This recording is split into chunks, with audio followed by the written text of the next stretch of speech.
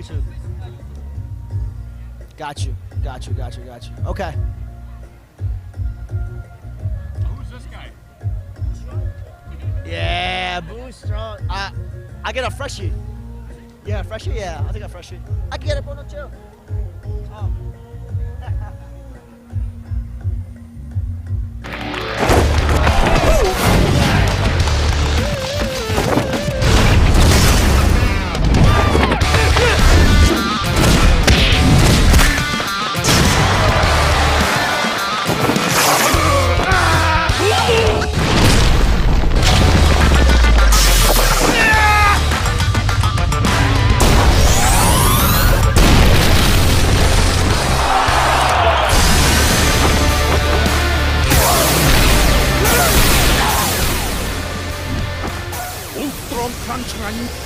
គុនខ្មែរខ្លាំងឈ្នះ Boostrong ជួយគុនខ្មែរប្រឡាញ់គុនខ្មែរញ៉ាំ Boostrong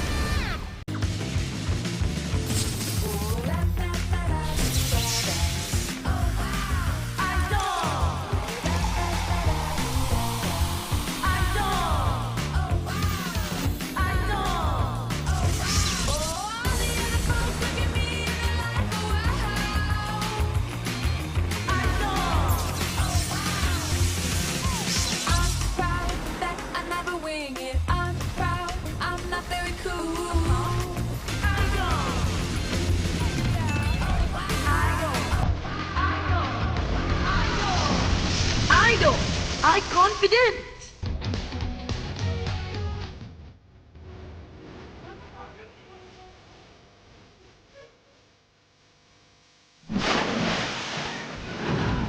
Ta khổng pressy, chẳng chén, chẳng hana mấy, lượt đi tay chuột quá bà đà.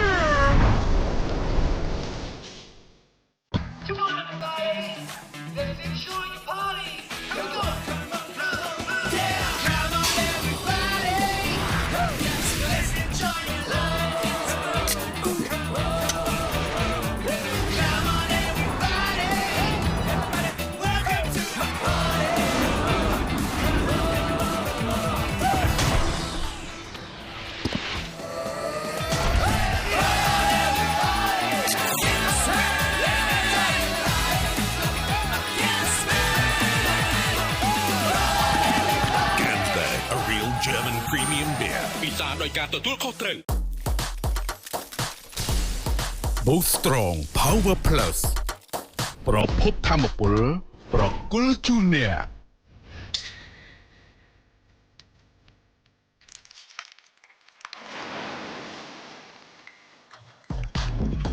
គ្រប់ដំណក់មានអស់ជារស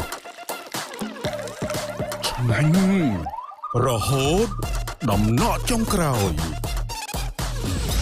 Boostrong Power Plus ខ្លាំងឆ្ងាញ់ខ្លាំងឈ្នះ Boostrong Power Plus Power to win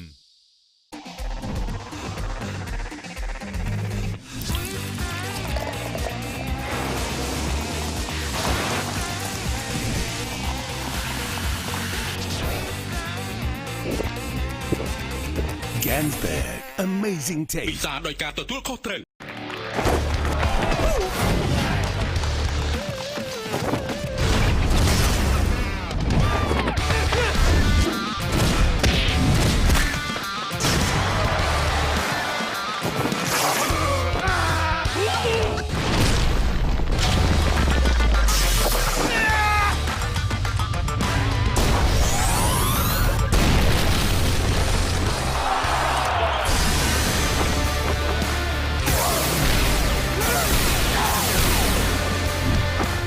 Boostrong ខ្លាំងឆ្ងាញ់គុនខ្មែរខ្លាំងឈ្នះ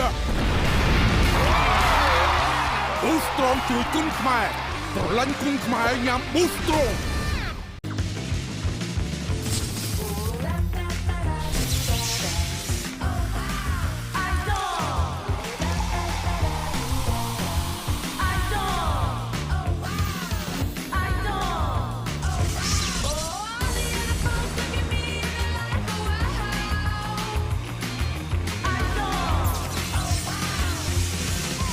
I'm proud that I never wing it. I'm proud I'm not very cool.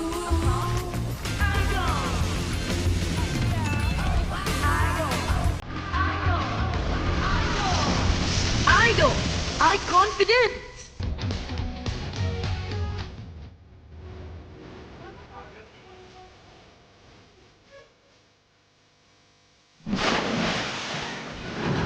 តែទឹកឃ្មុំប្រេស៊ីទាំងឆ្ងាញ់ទាំងហិនណាមីលើសពីតែជ្រក់ធម្មតា Come on, everybody! Let's enjoy the party! Come on! Yeah! Come on, everybody! Yes, let's enjoy it live! Come on, everybody! Welcome to the party!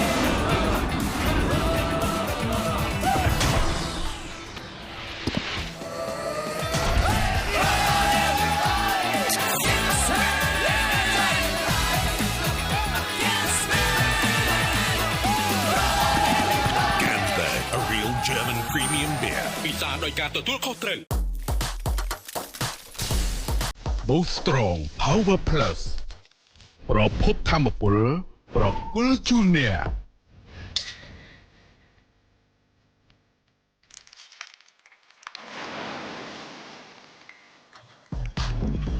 គ្រប់ដំណក់មានអស់ជារស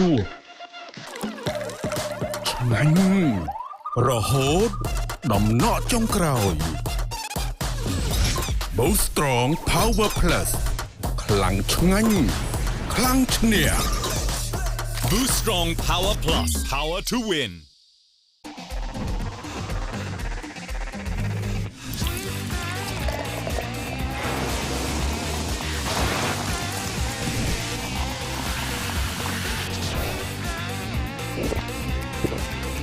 Gansberg Amazing ពិ Taste សាដោយការទទួលខុសត្រូវ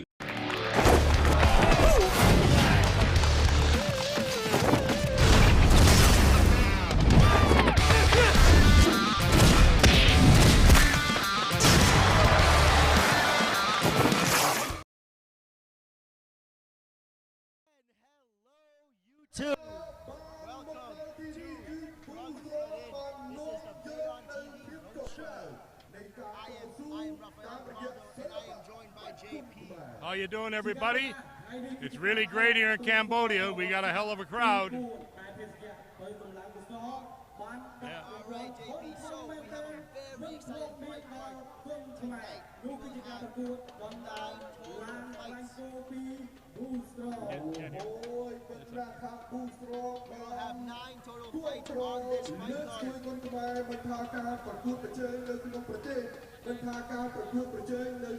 Yeah. Hello.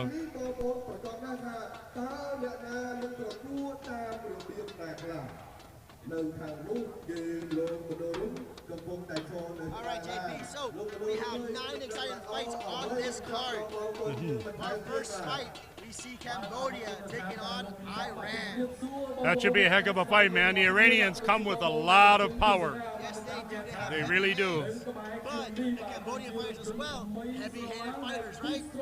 Well, remember I told you today, the Cambodian fighters remind me of the Mexican fighter. They're just in there, and they are really tough. Yes, they are. And right after that first opening fight, we have an 8-man tournament. Yes. And what's the first prize in the tournament? Oh, JP, you're going to love this. It's a Mazda 2 that's right there up on that stage. You're kidding me. I am not. So, Mazda 2. not a 1 and a 3, but a Mazda 2. Wow. Okay, so that tournament's being held at 63.5 kilograms, JP. We see 4 Cambodian fighters taking on 4 international fighters. Fighters from Iran, from Laos, from Peru, and another one from Iran. Well, I'll tell you, the Iranian fighters came here a few years ago, and it didn't start out real well, you know. But I'll tell you, you can't count them out. But Cambodia has come on so strong. I really believe in their program. I really do. It's just unbelievable. And moving right along after that 8-man tournament, we have a fight at 60 kilograms. See Cambodia taking on Turkey. Any insights about Turkey there, JP? Well, you know, Turkey. I'll tell you, years ago, Turkey came into the sport, and they're very good kickboxers. I don't know this individual, but they have some really good kickboxers and taekwondo in Turkey. Very, very, very good. Moving right along, our 7th fight of the night, we see Cambodia, the Buffalo, Pich, Sambath, taking on a very experienced Thai fighter, Petchlampun. Yes. I know the Thai fighter, but I've heard a lot about that Cambodian fighter. I heard he is just tough as nails. We are in for a treat. It's Sambath the Buffalo. He is relentless. He keeps coming forward. He takes shots and he gives shots. I'm so excited. That's the one I'm really excited about. I tell you, to be honest with you. High level Thai versus high level. Oh man, that's great. Yeah. And our penultimate fight, we see Cambodia taking on Tunisia at 80 kilograms. Well, I'll tell you, you didn't see that heavy of fighters years ago, you know. But now, because of KFC and McDonald's, we have a little bit bigger fighters. The fighters really are. Really Yeah, they're everywhere. I don't have a fight anymore. McDonald's, Burger King, KFC, have it all. Big boys fighting. Yeah. And then in our final fight, we will see whichever two fighters make it past the 8th round, the 8-man tournament, will compete in our final fight for that Mazda 2. And that's for the Mazda. That is for the Mazda, JP. Oh my gosh. They never gave prizes like that years ago. No, they do not. Can you imagine driving out of here in a new Mazda? I have seen it twice. I've seen it twice already. Wow. So I see they have motorcycles, they have Mazda. JP, so actually those horses here, those being wrapped away to all the people that get to see. That's fantastic, man. Kun Khmer, really the leading martial art here in Southeast Asia. Lots of giveaways, taking care of the fighters, taking care of the fans, taking care of the people of Cambodia. I tell you, I was here over 20 years ago doing fights, and now I can see they have a real first-class operation. If you could just see how they put this together, folks, it's like I'm just so impressed. The production value in this show brought to you by Boostrong against and Idol Fight on TV. Production value is super high end. We got 3 big LCDs, we got lights, we got projectors, we got the whole bells and whistles. I'll tell you what, I didn't want to say this, but I tried one of them beers. How was it? It ain't bad. After the first one and the second one, I'm just going back for the third one after a while, you know what I mean? German for beer. Oh, German for beer. you know, it's got its own distinct flavor, man. It's really good. It really does. It really does. And then besides alcohol, you also try a Boostrong energy drink, Oh. Idol energy drink. So the whole crowd here, I noticed they have like Freshie.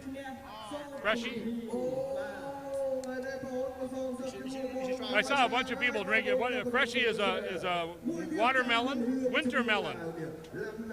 Huh? It's not bad. It's not bad at all, actually.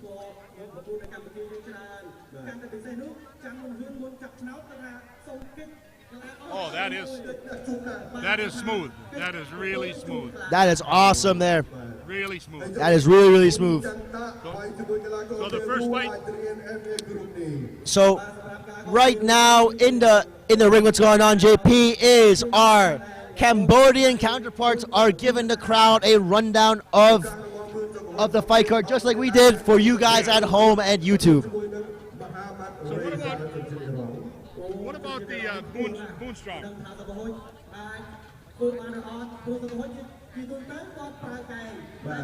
So JP, the Boostrong energy drink, it's actually really strong because it's Boostrong. I'll tell you, the energy drink business, they're sponsoring everything nowadays. I tried that. You know I eat and drink a lot. Yes, you do, JP. Yeah, you got to keep your weight up when you get older, you know. So it's like, first I tried one beer. Then I tried the Boostrong, you know. And I'm telling you, they're fantastic. They really are. Cambodia not only putting on great Kun commercials, but giving out great drinks here. Gansberg, Idol, Boostrong. Can't beat it. You Cannot beat it. JP, so you said you were here 20 years ago. Yeah. How? I brought fighters here from international fighters, and the sport has developed naturally a lot here. It's really refined. The Cambodians, their program 20 years ago wasn't really the greatest, but now I watch each fighting fighters, and like I liken them to the Mexicans, like I told you before. They're tough, resilient. I mean, they just get into the fight. Yes. And they don't back up. Actually, JP, very interesting here. Our seventh fight here, Pich Sambath, the Buffalo. He has only been fighting for 3 years, and he has over 100 fights. I believe it. Oh yeah. That's really moving. 100 fights in 3 years. You are fighting every weekend, every other day. Just fight, fight, fight. I guess he doesn't take a day off. He really doesn't. All right. So let's just talk about our first fight here. We will have Kun Somali from Cambodia taking on Farzan Sedighi from Iran. Well, we had Iranian fighters years ago, and like I said, every country has developed a lot better program now. Every country, and they have made these fighters so they actually are so much more competitive. The Iranians, they've come to fight for, let's say, 20 years. Yes, yes, they have. Now, Farzan has a very tough obstacle in front of him in Kun Somali. Let's just look at the stats of Mr. Somali here, the Cambodian fighter.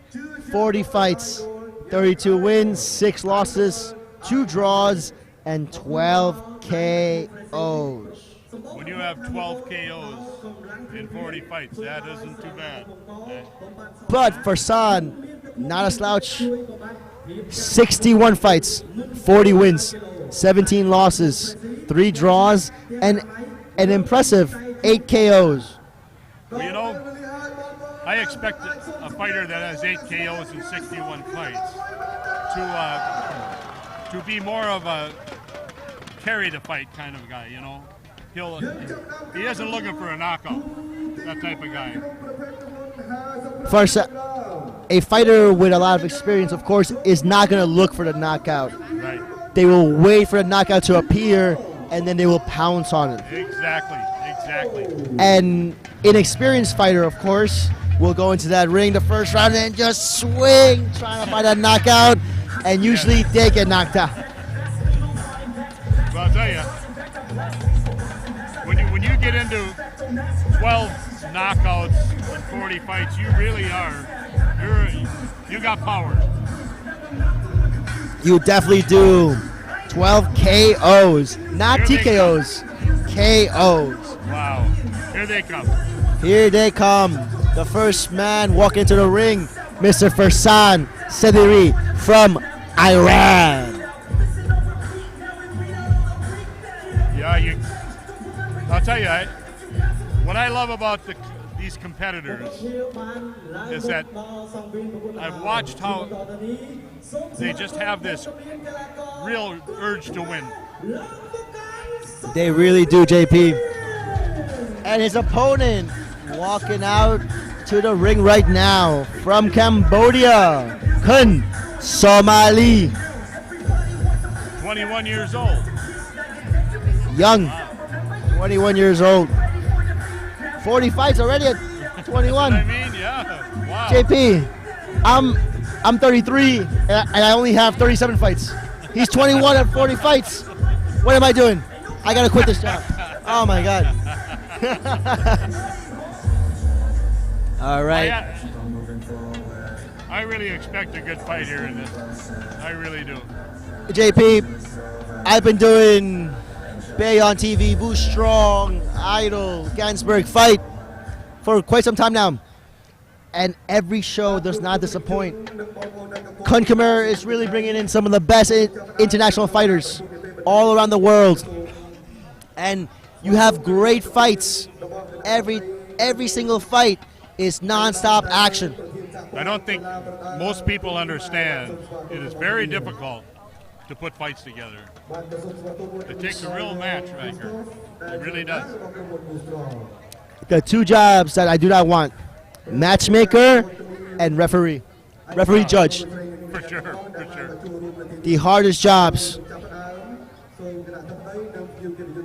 All right, JP. So now our Cambodian counterparts right now just introducing the Cambodian national anthem.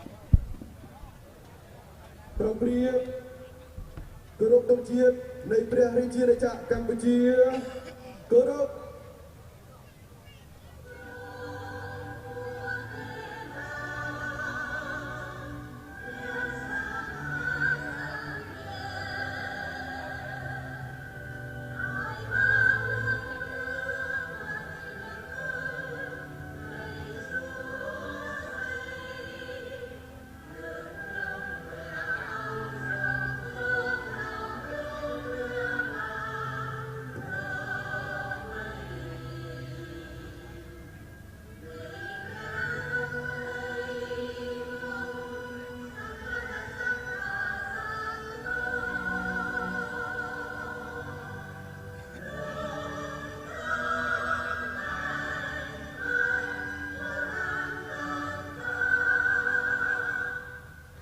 បាទសូមអរគុណសូមសម្រួលអរិយាប័ត្រនៅក្នុងការប្រកួតទូអន្តរជាតិទី1នេះយើងមានចៅក្រមទី1លោកមេរតនៈចៅក្រមទី2លោកឡាយស៊ីណាចៅក្រមទី3លោកលួងពីរុំចៅក្រមទី4លោកគួនសំណាងចៅក្រមទី5លោកទេពស៊ីបុថានិងអាជ្ញាកណ្ដាលលោកទុយសវណ្ណរា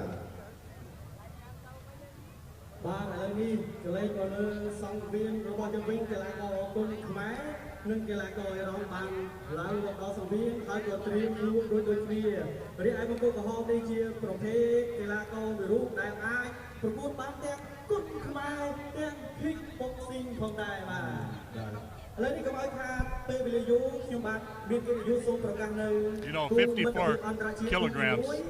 I'll tell you, it might sound small to a person, but if you get in the ring with them, absolute killers. Oh, they're unbelievable. People don't understand the power they really have. Lots of powers, small frame. Lots of power though. JP, take a look out at this crowd here. Cambodian people really getting behind Kun Khmer. People are shoulder to shoulder already. You gotta love it, man. You gotta love it.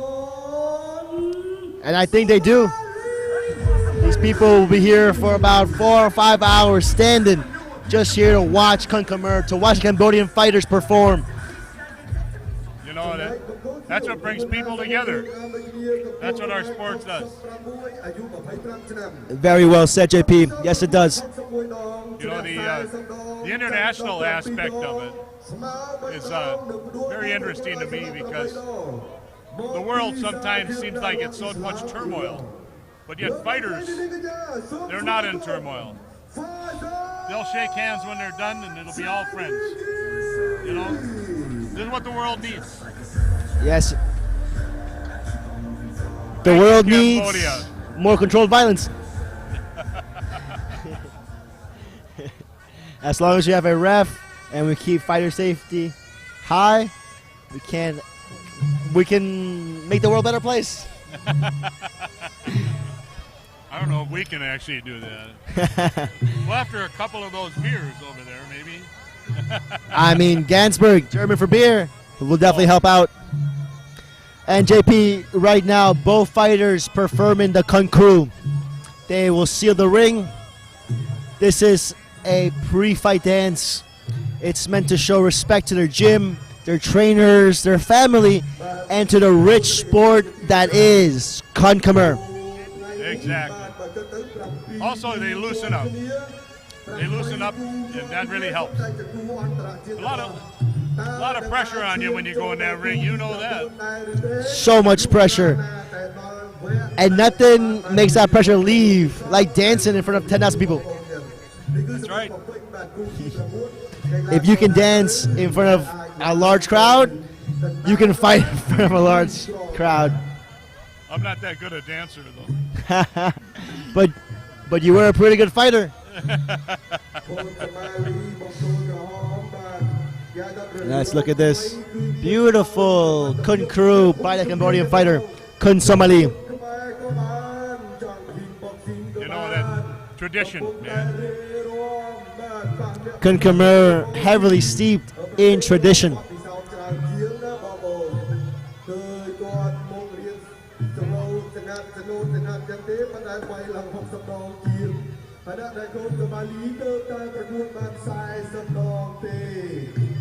Yeah, the sport has come such a long ways. It really has.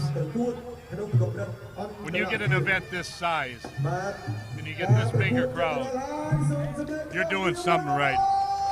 I think for sure Bay on TV, Boostrong, Gansberg, and Idol are definitely doing something right here. All right, seconds out, JP. I'm so excited. We've been waiting all day for this. We literally have. A long day. And our beautiful ring girl now coming into the ring. JP, what round is it right now? I'm not married. It's round one. Thank you to our ring girl for letting us know. It is round one. Do you think people notice the sign? I know it's a sign. All right. Touch of gloves here from both fighters. Iran taking on Cambodia. Here we go. The Iran fighter in the orthodox stance. The Cambodian fighter southpaw stance. Left inside kick. Quick slip there from red. Head kick missing for blue.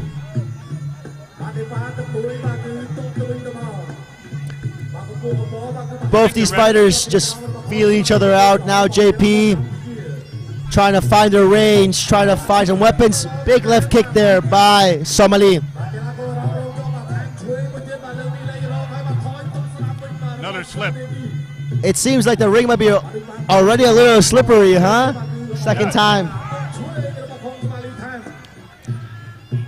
Big right kick. Ooh, being countered there by Somali with the hands and followed by a tip to the head. The Cambodian fighter having a little bit of a height advantage here, JP. Yeah, it seems like the Iranian fighter's a little bit thicker, you know? He is thicker, but he just took a 4-piece to the face. Oh, Sanchai style. Inside scissor kick. Into the clinch they go. Yeah. Broken up by the ref. You watch the Cambodian fighter, he's really got control of his distance. He really does. He's doing really well using that right teep to gauge his distance. Using his lead hand to feint and feel where he is in range. Beautiful right teep to the chest of the Iranian fighter. Left kick there. Left kick again there from the Cambodian fighter.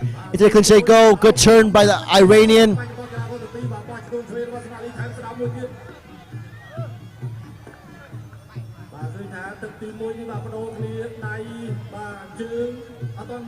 Really good round here for Somali, the Cambodian fighter.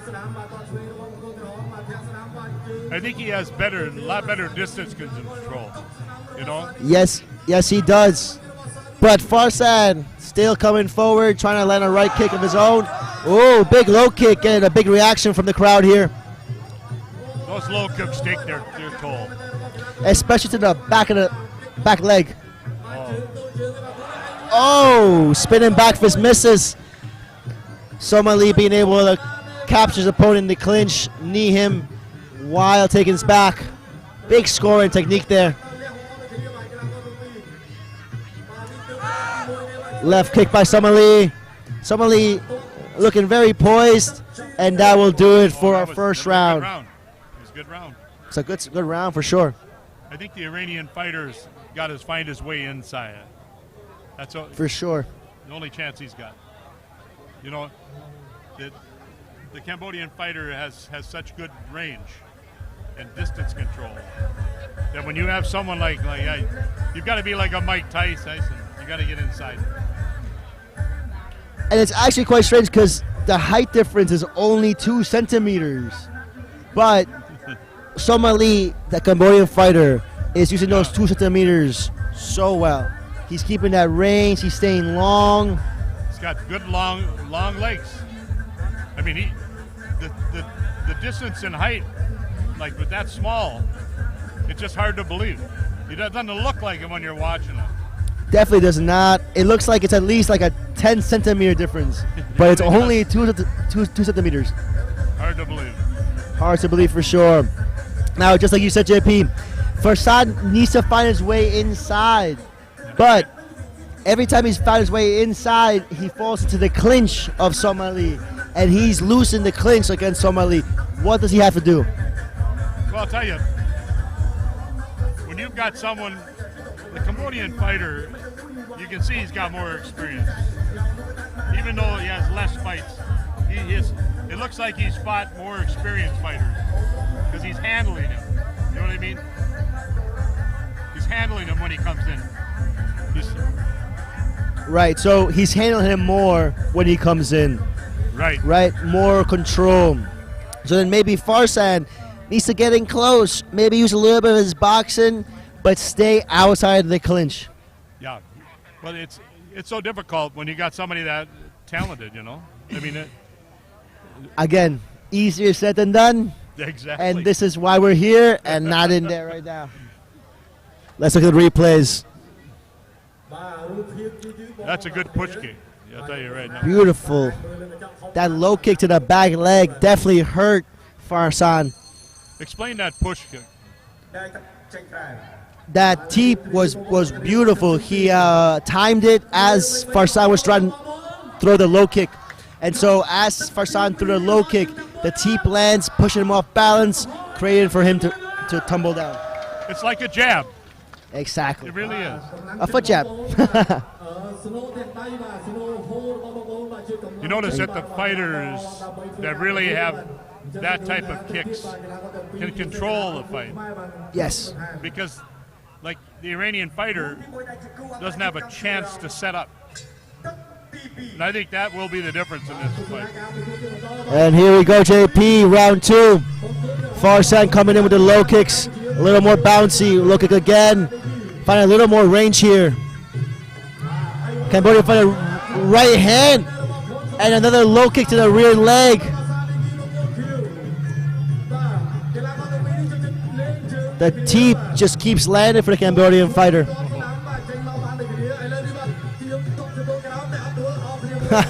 That was a move.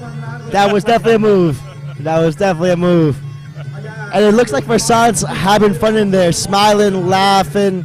That's what you like to see.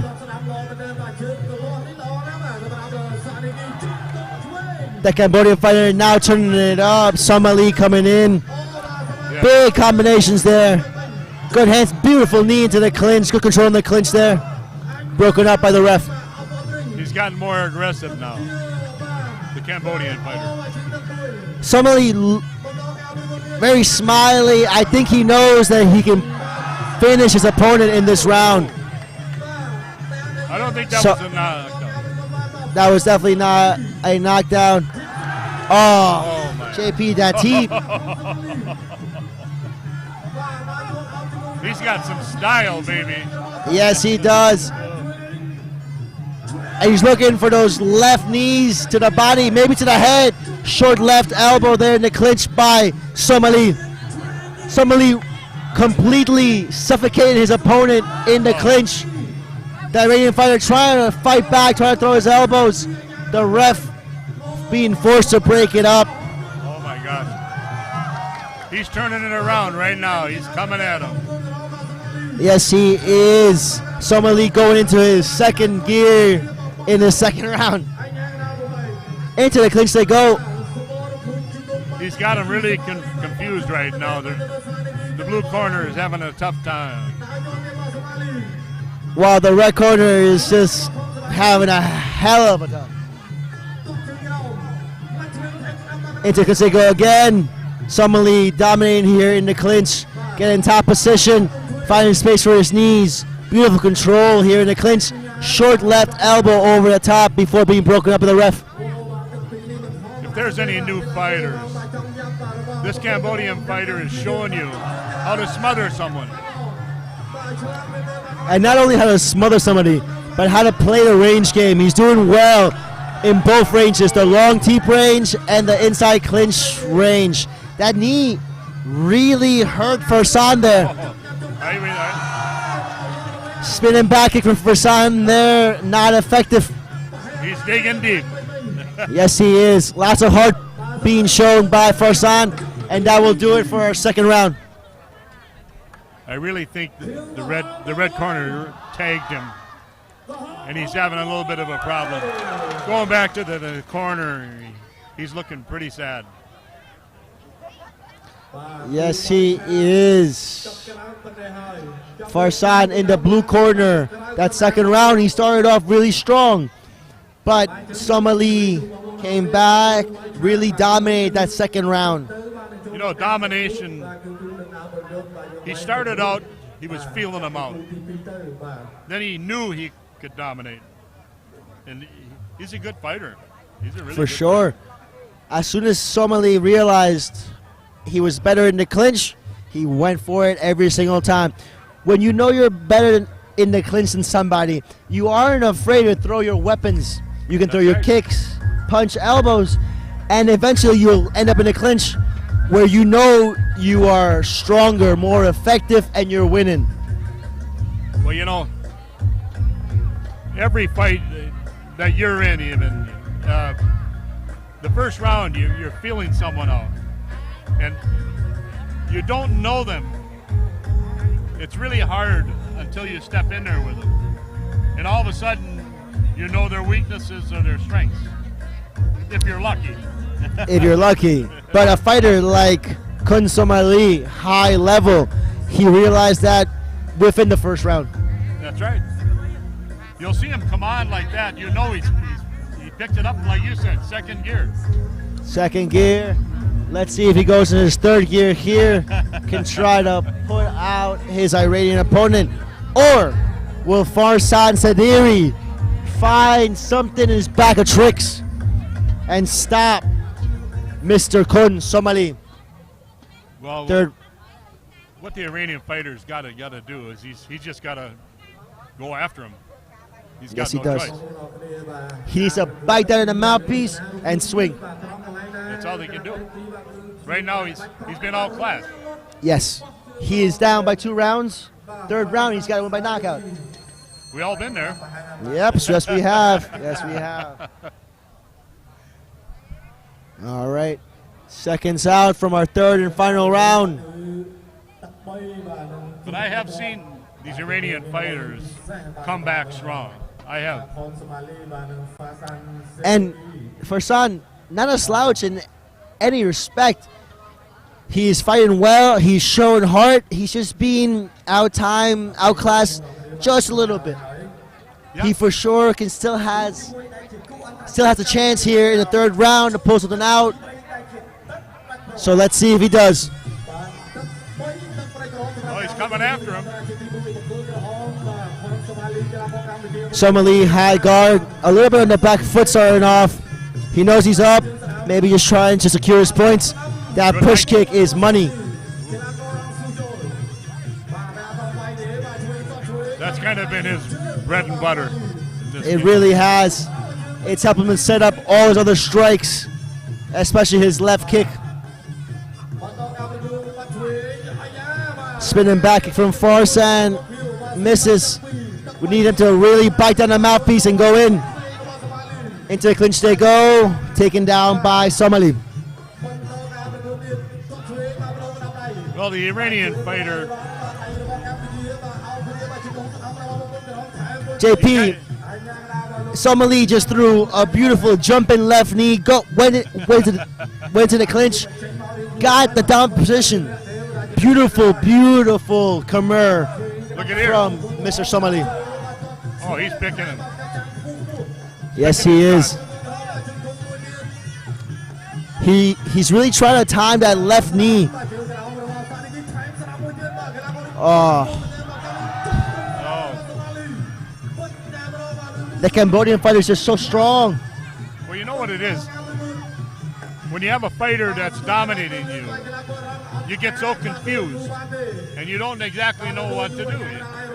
You know, like the Iranian fighter, he doesn't know what to do right now.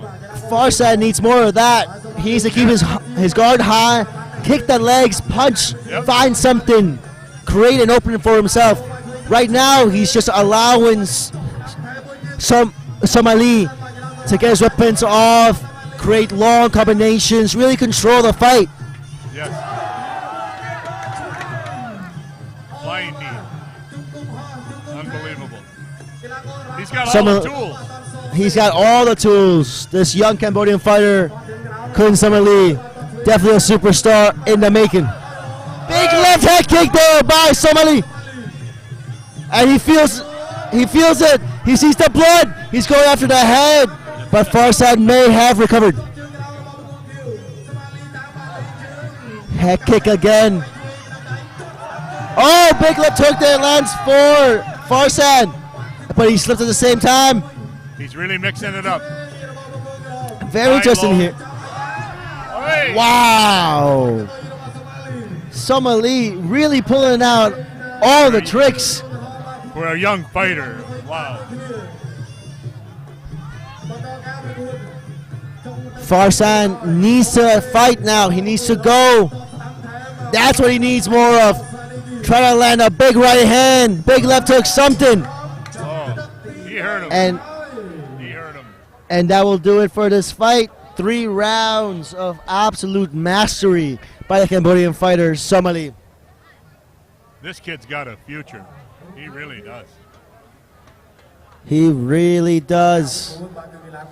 And gotta show respect to his opponent, the Iranian Farzan Sedighi.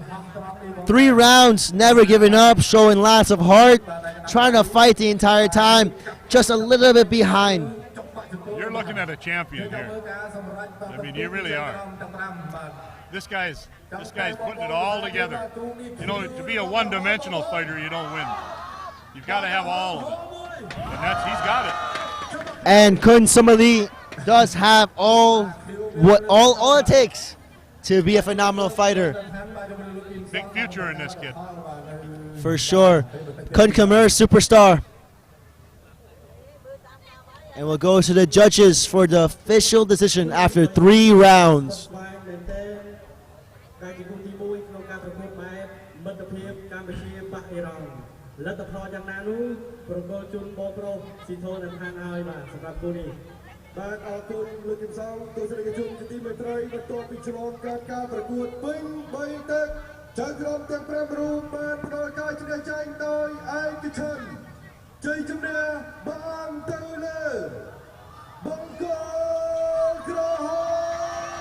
Wow. And your winner by decision after 3 rounds, Kun Somali. Somali, you got it, kid. You've got it.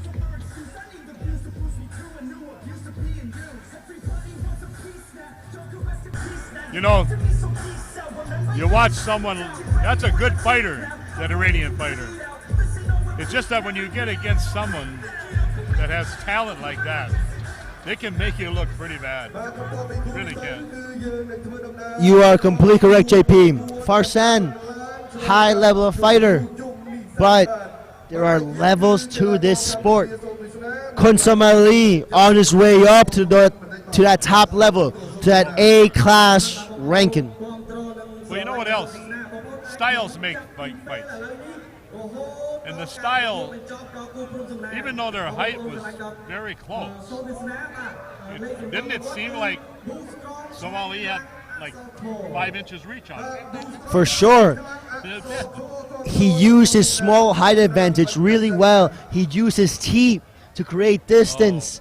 And then setting up off that teep, he landed good hand combinations. Yeah. And as Farzan tried to came in to stop those hand combinations, to stop that boxing, Somali just came in, wrapped him up in the clinch, controlled. What I really loved about Somali was that he went over the face, he cross-faced, breaking his opponent's posture, created an opening for his left knee to land against the body, and he was trying to go left knee to the head as well.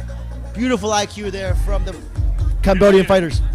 When you watch fighters, I analyze fights my whole life, and you watch a fighter, and you try to find his weakness, and really, Somali, I don't see a lot of weakness.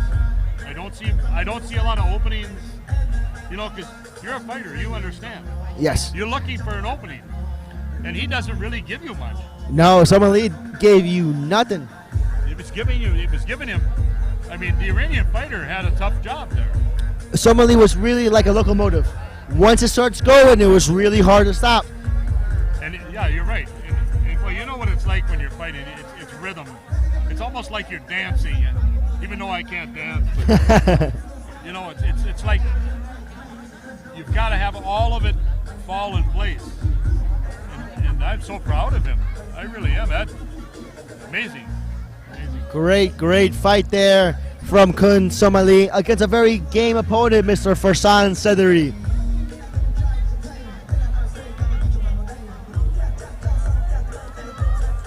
Our second fight, which will start very shortly, will be the first fight of the 8-man tournament.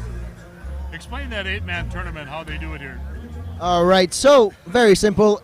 8-man tournament here. Cambodia taking on the international fighters. Whoever is able to win this fight here will be placed in a boat to see who will go into the final. Okay. So how many times do they fight to win the card? So they will have to fight twice. So let's say that all the Cambodian fighters make it through. There will be a vote to see who won faster, right? So like, let's say this fight here, if the Cambodian wins within the first round, so he has a higher ranking than maybe the Laos fighter who won in the third round, Sure. or won by points. Yeah, that's done a few different ways around the world. But I like that way because that gives you the incentive to go out there and just perform. So the faster you can take your opponent out, the better chance you have. For sure. And also, you want to take your opponent out in the first round because you might have to fight again. That's right. Yeah. Right? So let's say that you knocked out your opponent in the first round, but your opponent in the final had to fight 3 full rounds. Exactly. You are in a very favorable position there.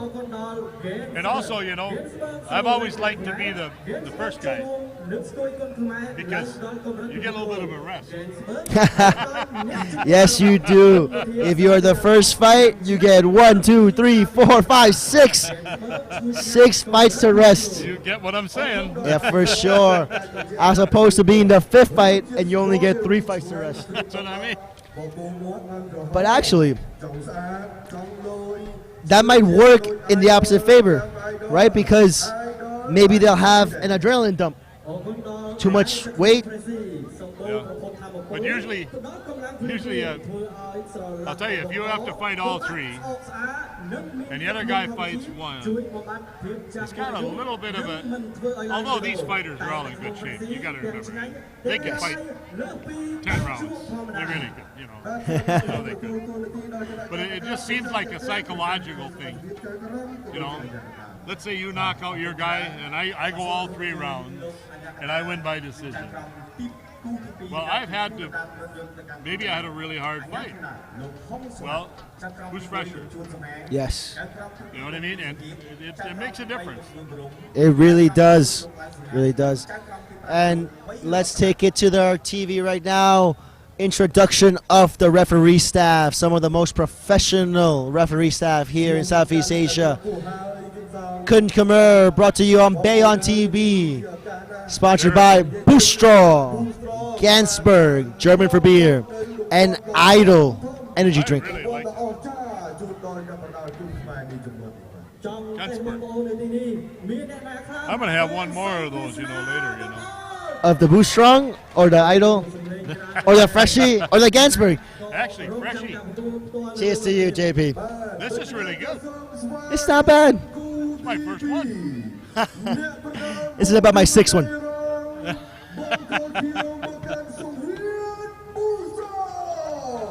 You throw a little vodka in this, and you'll probably be, Have a fun time. Vodka, they put a little Russia, you know what I mean? Yeah. And walking to the ring, our first fighter in the blue corner from Iran, Mr. Reza Razavi. We're stepping up a little bit of weight. 63 kilos. 63.5 kilograms. For our international audience on YouTube, that is 139.7 pounds. And when you're in the shape they are, when it's like you'd be like 160 pounds if you weren't in shape. Yes, These guys I had are to cut trim. down. There is no fat, it's all muscle. These guys are Ferraris. And his opponent from Cambodia, Soft Veasna. I like that name.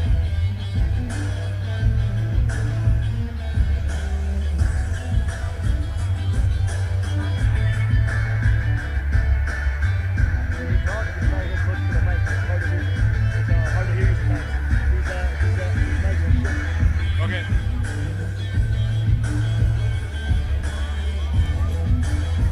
All right, JP, our second bout of the night, we see Iran versus Cambodia. I saw this Iranian guy, and he's really slim, tall. I mean, sometimes those are the toughest fighters. Yes, We they talked are. about that. Well, JP, how about Kun Somali? Yeah. A fight we saw before. Tall, skinny, lanky, beautiful range control. Well, people And have his- to realize a taller person, when you have a reach advantage, it's huge. If you know how to use it. Well, JP, according to our fighter stats, Mr. Soft Veasna from Cambodia in the red corner, he has a 6 centimeter height advantage over Reza from Iran. He's a tall dude. Tall, lanky, skinny. For that weight, he's tall. Very, very much so. I was watching him work out, and I got a feeling he knows his range just like the other Cambodian. These How many Cambodian, fights does he have? he 56. he has 89 fights. Wow. And JP, get this, only 22 years old. Isn't that something? Absolutely amazing. Wow. Guess how many KOs? 15, 20. Pretty spot on. An actual 16 KOs. Wow. So the Iranian fighters has 20 fights. Yes, the Iranian fighter is having 20 fights, 17 wins, 3 losses, 11 KOs. Now that's something. Now, I have seen some of these Iranian fighters, you know, that just amaze you with their power. right. The last guy didn't have a chance. He might have been powerful, but didn't have a chance to show it. Well, hopefully this time around, Mr. Razavi will be able to show us some of that power. He is actually a 3-time kickboxing world champion. Also a former ISCO kickboxing champion from Germany. Wow. That's pretty impressive. Kun Khmer really is attracting these high-level international fighters. It's attracting them to come here to Cambodia to compete against some of the best in the world. Actually, the best in the world are here. Well, you know, the competition is what makes you a good fighter or not. If you fight not so good at people, you're not so good at a fighter. Right. You know what I mean? Now you have 2 fighters that are established. This should be a decent fight. Really should. I think so too, JP. I think we are in for a real treat here. Especially just as the Kun crew was being performed. Veasna stomping on the canvas next to the blue corner, showing that he will dominate this fight. Let's see if his words will hold true.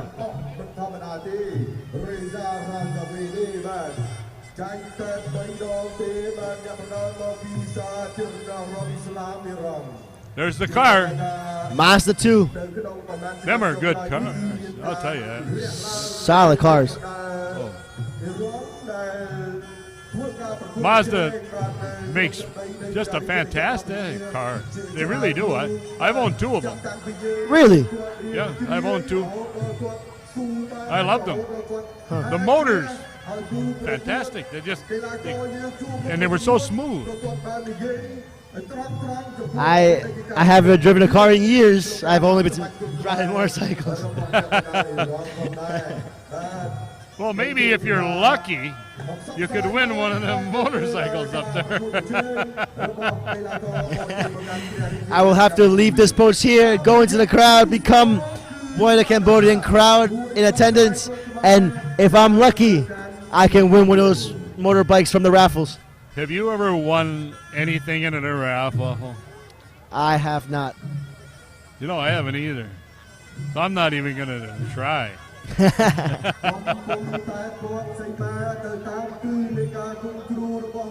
tell Beautiful. you what, you take a motorbike home, I'll take the car. Let's make that happen. Let's make that happen. A very beautiful Kun crew being performed by Soft Veasna, showing respect to his gym, his family, his coach, and to the sport of Kun Khmer. This Cambodian fighter is the kind of guy that could step up in weight classes because of his frame.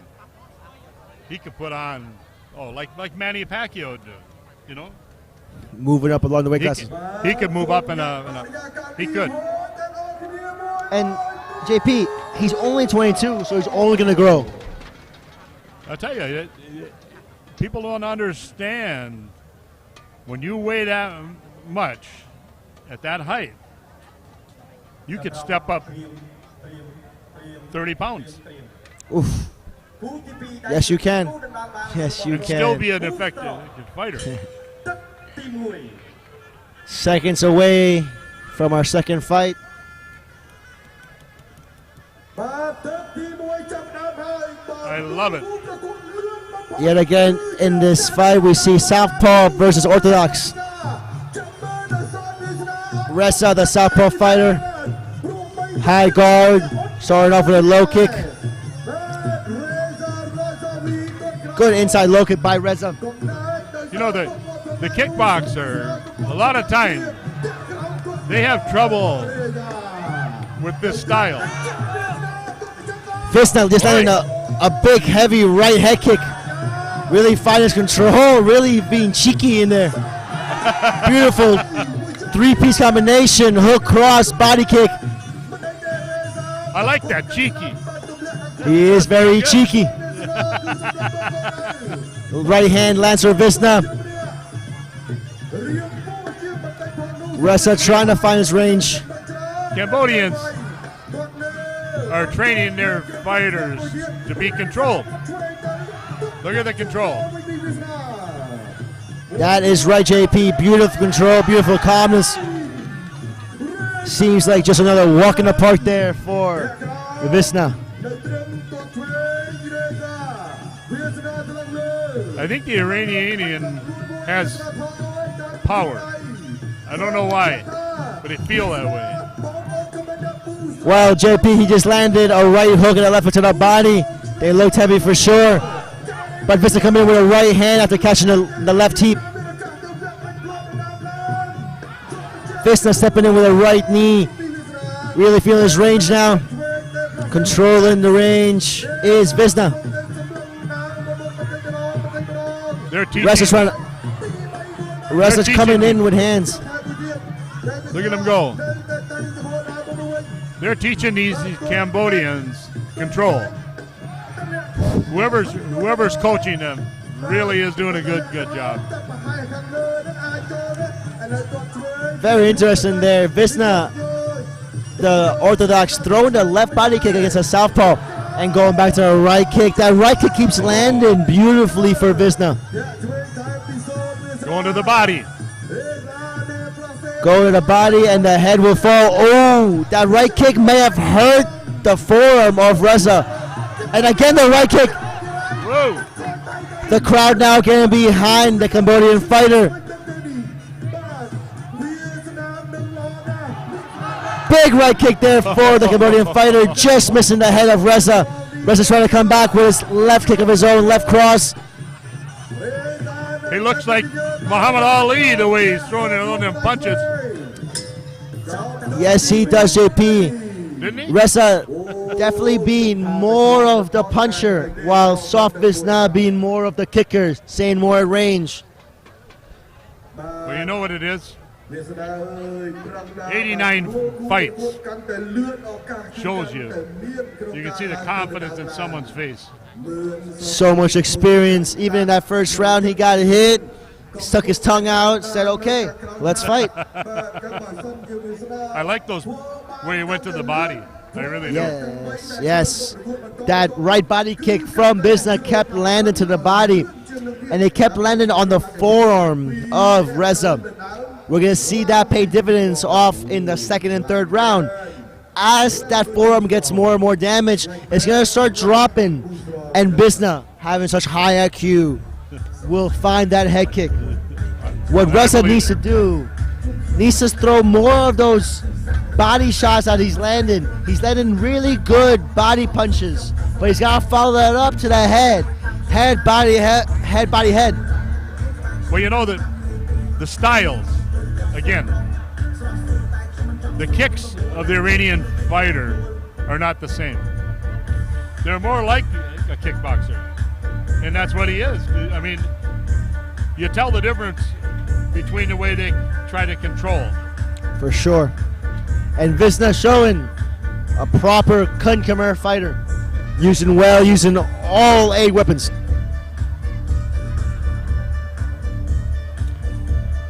Seconds out here. That's good music. Yes, it is. Definitely entertaining for the fighters, for the crowd. The crowd again, it just keeps swelling. There's a lot of Yeah. people here, isn't there? There's a lot of people here, JP. Lots of kids on shoulders. Let's look at the replay here. You see that knee? Yes. Veasna doing really well catching the teep and either throwing his right hand off it or, if we saw in the replay there, the right elbow.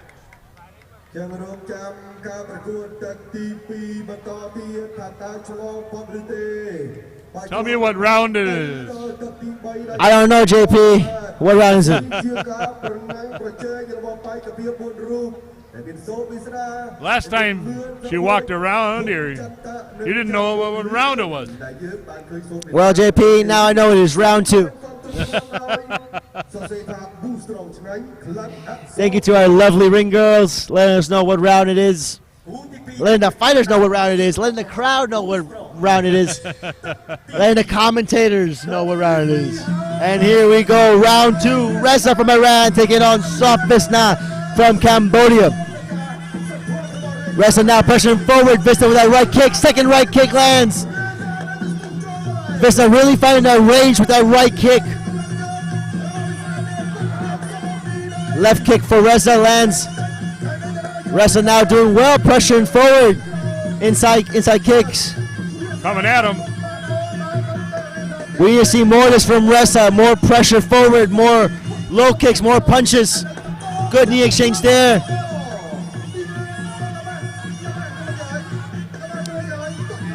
Inside kick for Reza and a big overhand.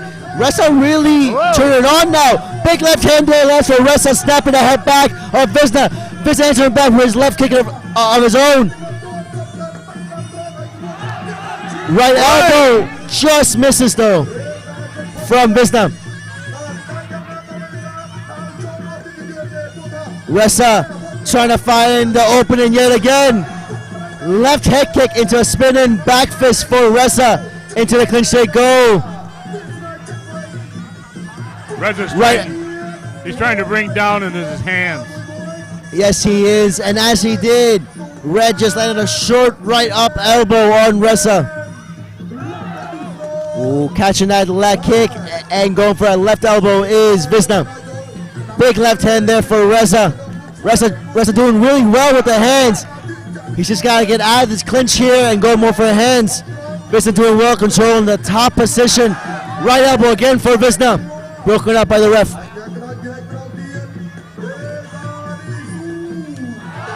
Big right kick there for Veasna. That right kick is money all night. But Reza coming back with hands of his own. He's trying to wear him down. Yes, he is, JP. That left hit to the body lands really well, but being countered by that left kick to the body from Veasna. Veasna using that teep, sapping away Reza's energy. I don't think that he'll be able to take all those body shots. The Cambodian's tough. The Cambodian is definitely strong here. And the Cambodian fighter coming in with the elbows. And Reza is caught. Big head kick for the Cambodian fighter. This crowd is going crazy. Another head kick for the Cambodian fighter. Veasna really opening up in this second part of the second round. But Reza, no slouch, keep coming forward. Tries for a head kick there in the clinch. Reza is game. Look at how cool he is.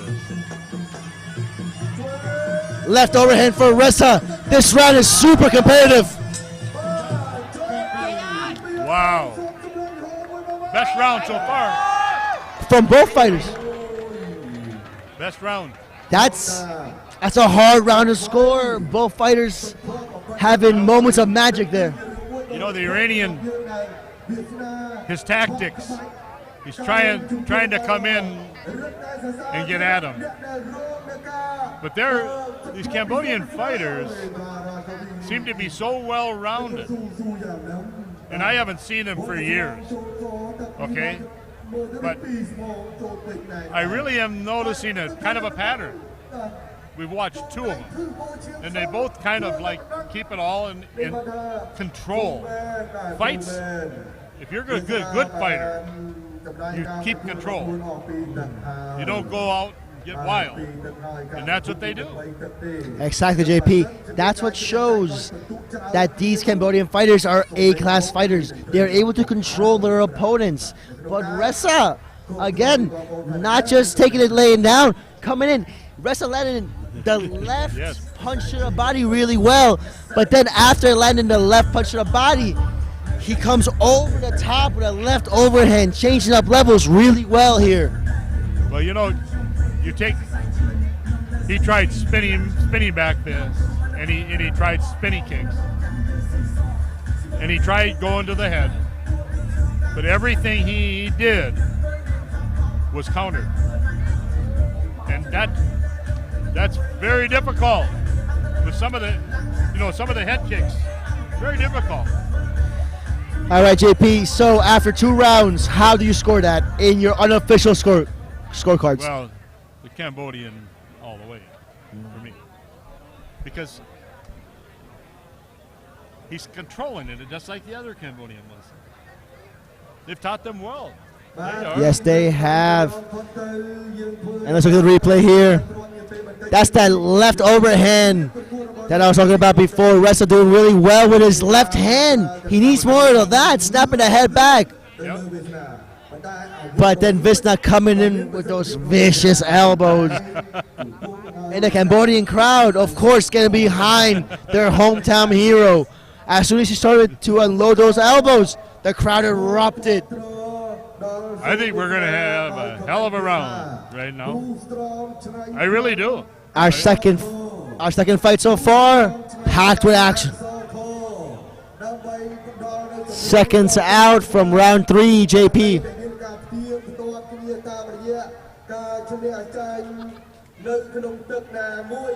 I'm loving it. Little hug there, showing respect. Beautiful to see, JP. Beautiful to see. That's what it's supposed to be.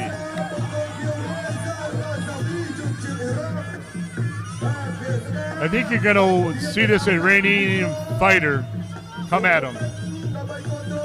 That's what we need to see. But now Veasna on the front foot. Ooh, big head kick there by Veasna. Another head kick by Veasna. Oh, but Reza playing around. The ref almost counted him for that.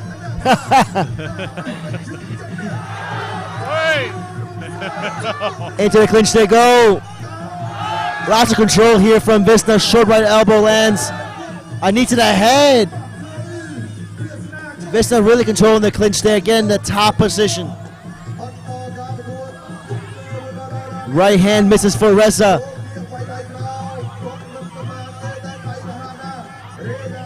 Reza really pressuring forward, but finding himself in the clinch again.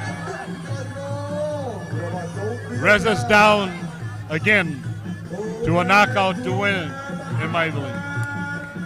That teeth by Veasna was super sharp. You can see the pain in Reza's face. Oof, what a head kick by Veasna. Veasna again unloading that right kick. Oh, big left hook there by Reza. Right elbow by Veasna. Again, right elbow Veasna. The crowd's into it, baby.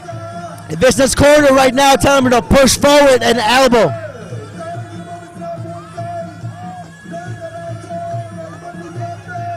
Veasna needs to go. Reza's recovering right now.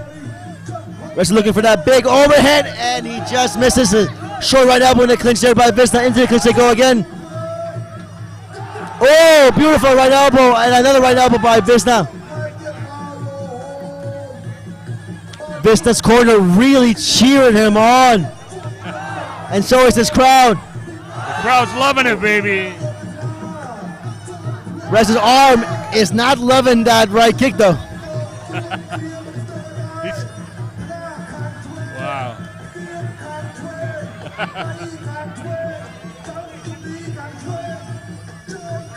Oh, and a big right head kick there by Veasna. Veasna really controlling this third round. He knows he's up. He's just controlling the game right now. Teep to the face. Look at the redness on Reza's side. spinning heel kick attempt by Reza. And very cheeky there by Veasna, giving him a little butt bump. Reza's going to have some sore ribs. Reza doing well with the hands, though. We need to see more of that. And that will do it for our final round.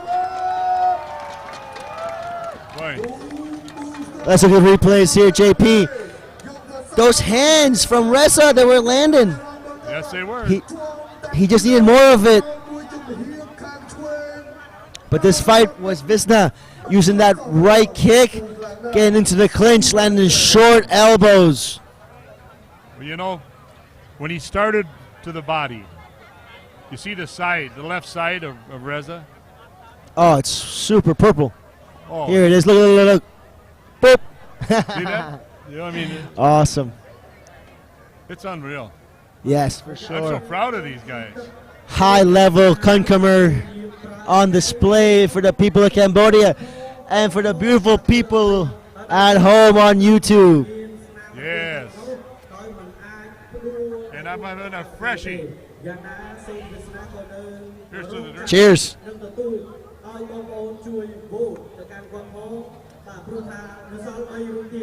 And now I we. really like that. It's not bad, right? Freshie. It's great.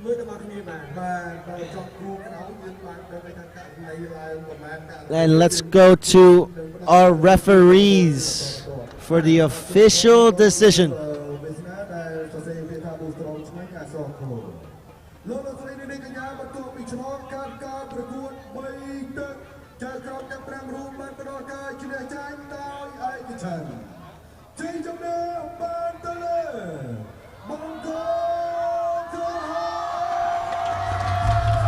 And your winner from Cambodia,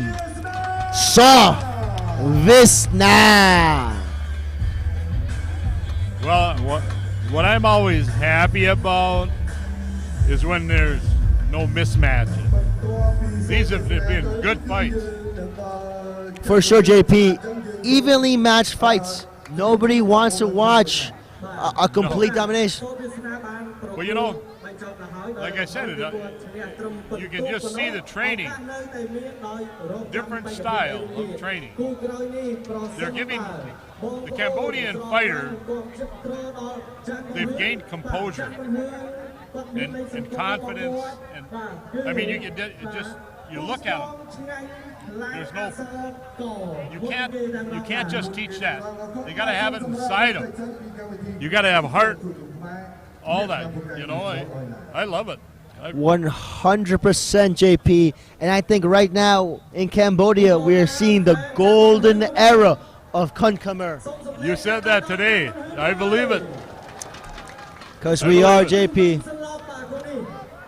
These fighters really improving within the past couple of years. Cambodia and Kun Khmer really making a statement in the international fight scene.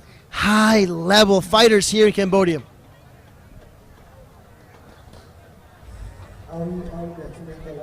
So we can't win the car, huh? JP, I wish we could, but unfortunately we can't. I like that car, you know. I mean, do you want to fight? No, I don't. Okay. Hey, I'm 72.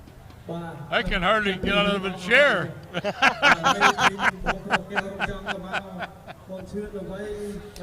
Well, if you win a Mazda from a fight, you won't have to get up. You can just drive around everywhere. True. I believe in that one thing. The older you get, the better you were. This is very true, JP. The older you were. All right. So in the ring right now, I think we might have our first raffle of the night. Oh, wow. Can't we please get in on that? I mean, you know, it's like, I don't have a motorcycle. You do. Well. So you can't win that. What's better than one motorcycle? Oh, yeah. 2. And what's better than 2? 3. So maybe You know, I'll tell you, events giving away motorcycles is Look at this crowd. Fantastic. There's my car.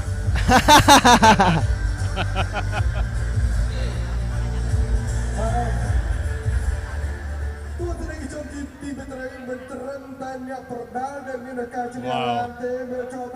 អតិថិជនរបស់ Boostrong ត្រៀមទទួលពន្ធនេះគឺជាក្រដាស់ពន្ធដែល Boostrong ត្រៀមនឹងផ្ដល់ជូនទៅដល់បងប្អូនដែលបានឈ្នះរង្វាន់ខ្ញុំចង់សាកសួរពួកអ្នកម៉ាត់ណាបាទមានមួយរូបខ្ញុំពីរបងពីរបាទ Are these the winners? មានអារម្មណ៍មិនដែរបន្ទាប់ពីឈ្នះមក I don't quite know, JP. សប្បាយខ្លាំង But anyways, let's look on to our next fight coming up after the festivities conclude in the ring. Our next fight in the car tournament, in the master tournament, we will see Bunheun from Cambodia take on Lamnamkhong BS from Laos. Laotian fighters haven't seen a lot of them over the years, really. They don't have that big a program, but yet I've seen some of them that have been pretty decent.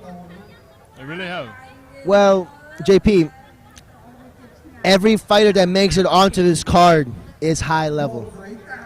We may not heard of them because they have fought in their own countries, but in their countries, they are A-class fighters. Kun Khmer is bringing in A-class fighters to fight against these Cambodian killers. But they're superstars. They're superstars. Yes, they are taking on any and all competitors. You know, the international scene has picked up over the years. And other countries like Laos and Iran and that, they really are competitive now. I mean, it's really become competitive now. And that's what you like to see, right? You like to see high-level competition because it raises everybody. Yeah, these are, I would say, where you take the athletes from over the years, you do see an improvement. The athletes are bigger and stronger. They really are. And it's fun to see over your lifetime. Really Yes, it is, JP.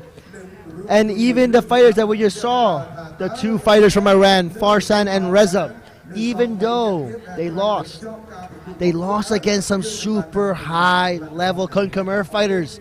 Yep. Just sharing the ring with Kun Somali and Veasna, just that experience is going to skyrocket their IQ. Well, you know, it's very difficult to figure out a fighter that's got all the tools. I mean, like we say before, you're looking for openings. You're trying to figure out what a weakness. You don't see any. That's very hard. Very hard indeed.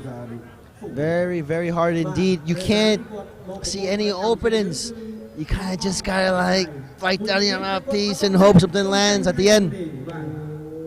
The Iranians actually did it right. They went in, but they were against two really good fighters. You know, there's no shame in that. Not at all. And like I said before, JP, I think that these fighters, we will see them back in a couple of fights. They just touch the peak, they'll go back down a little bit, and they'll come back up. You know, nowadays, when I fought, you know, there was no replays. You know, there's no television. But if you can go back and analyze your fight That's how you learn. That's how football players do it. That's how all athletes do it now. Big difference. You can actually go back and look at what you were doing wrong and try to improve. And when you see that kind of a fighter again, your knowledge that you learn from that fight is more evident. For sure. I completely agree with you, JP. All trainers do it now. Yes. You go back, you see what you did wrong, you see what you did right, and then you make that part of your training. You know, the technology actually sometimes really is it's to our advantage, you know. Really is. But it's if those fighters use it. Right. Our referee staff being introduced, and very shortly we will have our third fight, or our second fight of the 8-man tournament for the Mazda 2.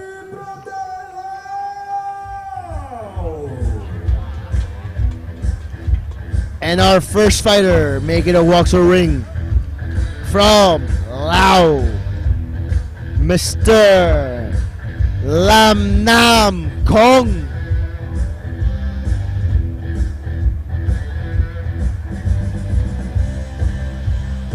I'd get tired just coming here on that long runway.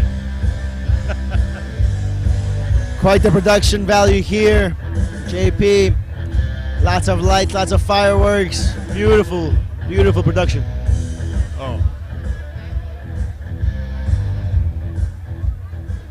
ขณะได้บอกกูผิวบานหลังมุกดอสองเวียนแต่หายชีวิตต่อก็ส่งสวากุมหัวตะเบียนกีฬากอคุณขมาไปกับพิบดำดำรานบูสตรองหลังบอกกันส่งเวียนโปรกู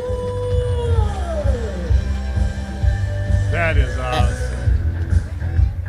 We got a front row seat to a light show. And his opponent from Cambodia, Bunheun. You know, I saw this fighter out back. He is really trim.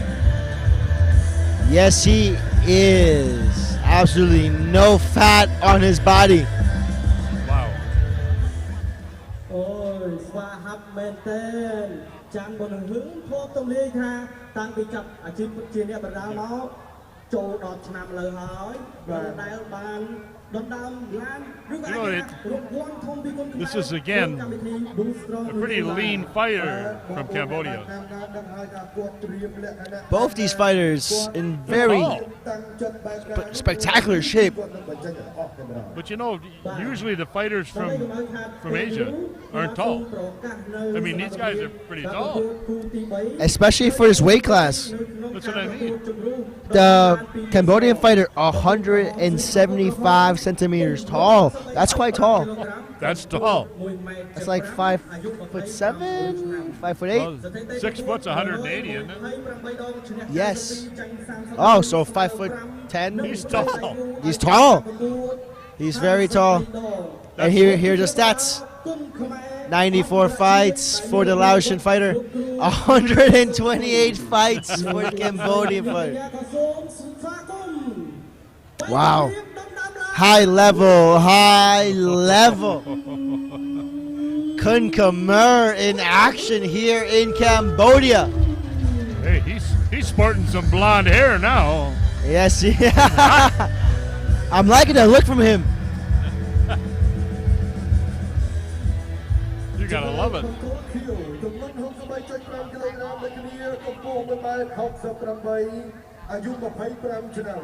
But I'm telling you, this kid looks so fit. And again, we got a guy with the reach.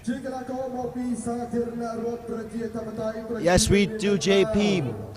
The Cambodian fighter, of course, having the reach, but the experience pretty even. Once you get past 50 fights, it's pretty much even for everyone, That's right? Yes. Lamnamkhong having 94 fights, Chan having 128 fights. It's a lot of fights. It is a lot of fights, but we are in for a treat. Both these fighters having lots of fights, having lots of experience, means their IQ will be very high.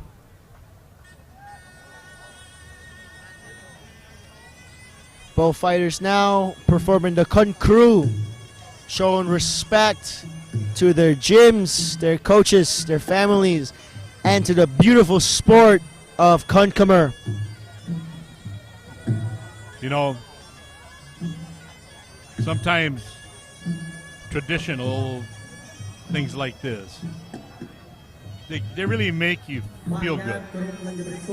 It's like we've lost so many traditions in this world, you know. And that's what's so beautiful about coming here to Cambodia. Even though the sport has evolved and has modernized, they still keep the traditions, the Kun crew. Beautiful to see, JP. Like I said, I haven't been back here for a long time, but I love it. I really do. The country and the food, because you know I like to eat. I can tell. And then, what kind of beer was that? Gansberg, German for beer. Little fried rice. Little fried rice, little Gansberg, little Boostrong. You got it. Winning combination. Oh. Gansberg, Boostrong, Kun Khmer. Winning combination.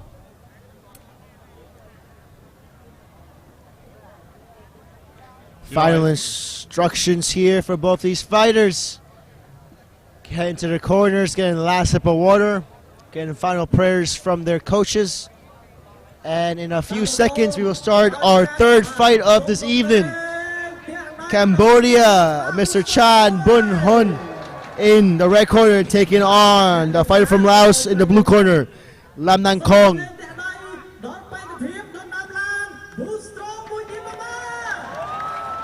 I'll tell you, the Laotian fighter is really put together. He really is. Yes, he is, JP. But wait till you see this kid, from the Cambodian kid. Let's see, let's see. He's a thoroughbred. Yes, that is spot on. Thoroughbreds. Kun Khmer thoroughbreds. Southpaw versus Southpaw. Look at the height of Mr. Chan.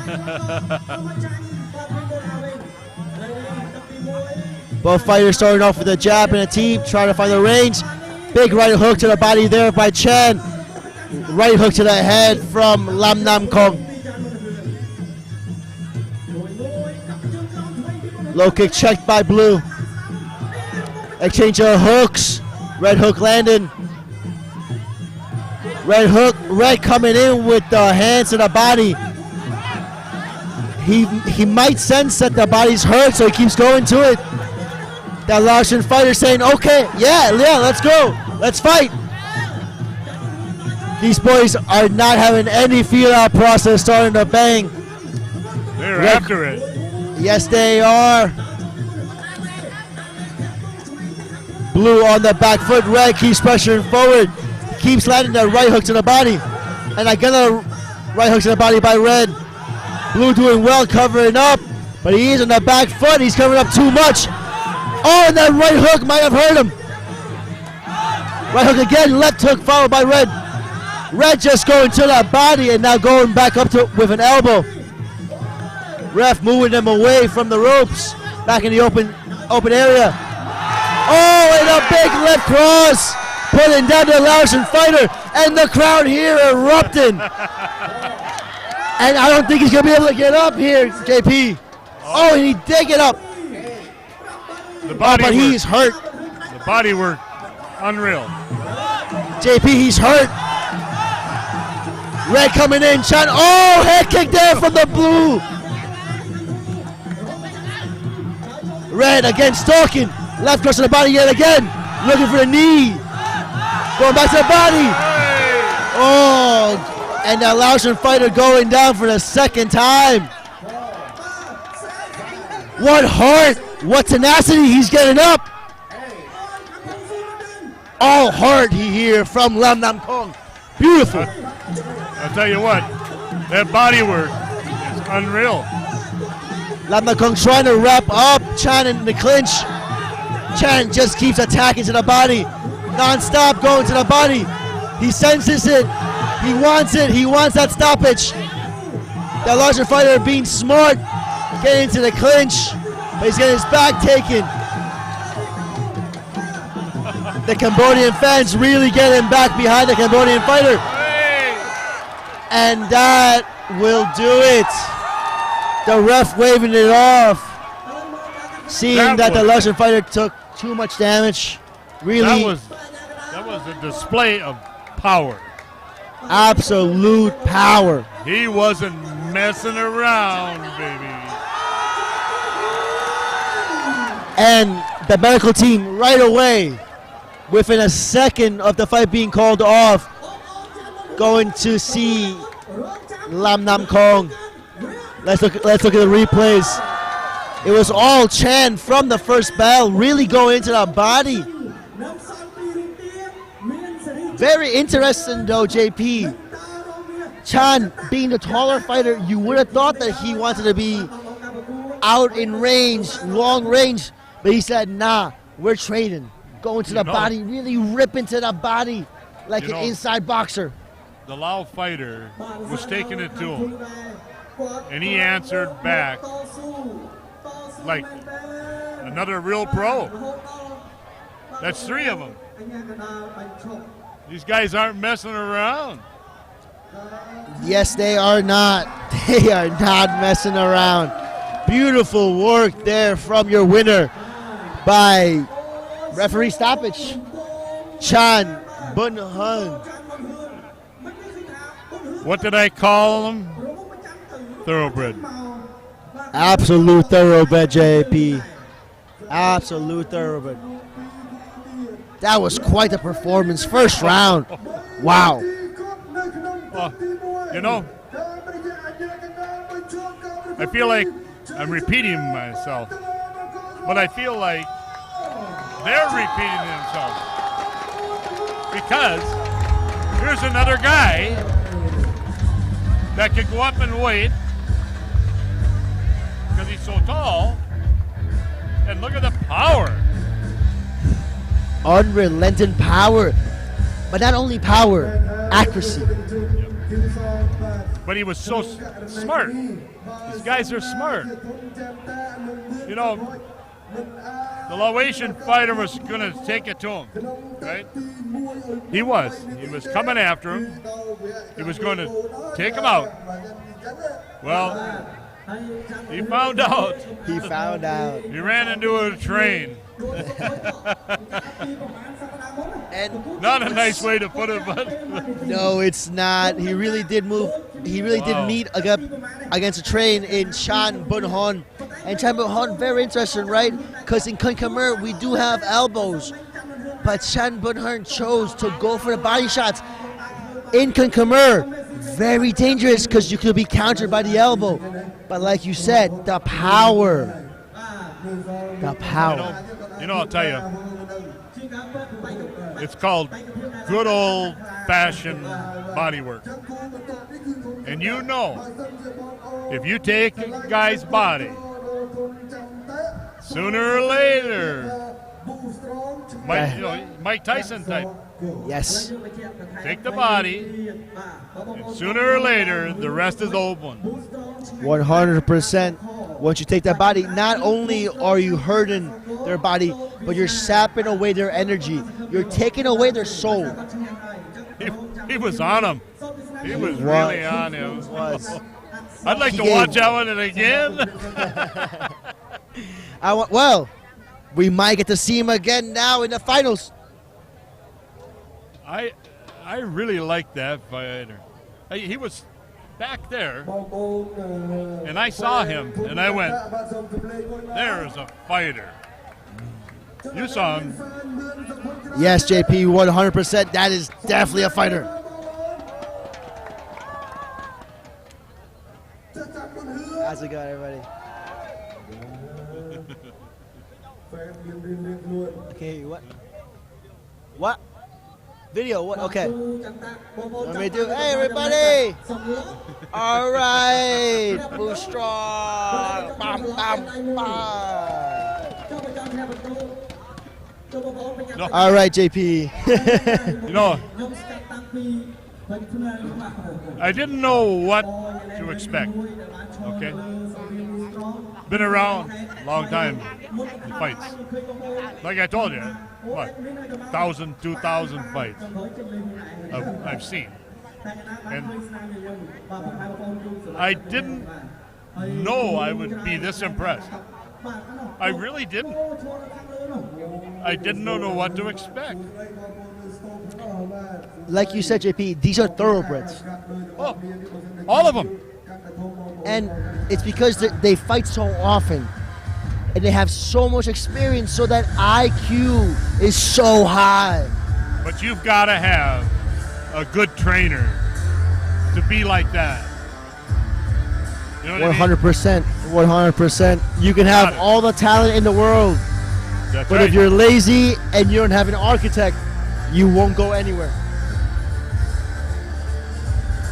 JP, this crowd just keeps getting bigger and bigger. Everyone is here. Everyone brought their wives, their kids, their grandparents, their parents-in-law. Unbelievable. When they started coming, I didn't realize how many people. When we first got here, completely empty, right? As soon as 7 o'clock hits, full. And it just keeps getting fuller and fuller and fuller. That's what you've got to have. Absolutely, JP. 100% JP. You need to have that support. And as you see, the Cambodian people love Kun Khmer. You love Kun Khmer, and that's why you're watching us on YouTube.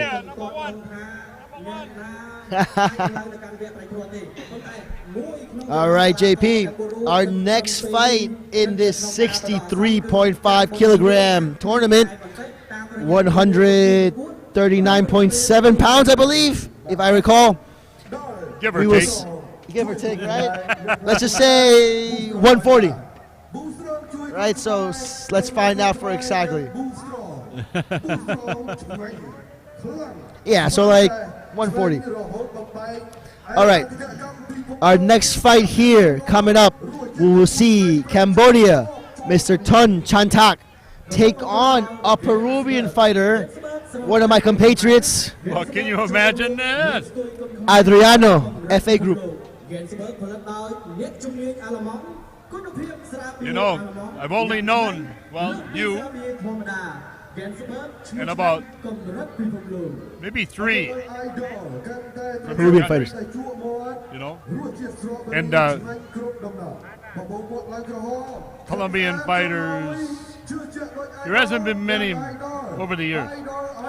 So actually, JP, Peru is actually really strong in the fighting martial arts. There are some Peruvian fighters. Gotta give a shout out to my friend Nicholas Young and Giovanni Massetti.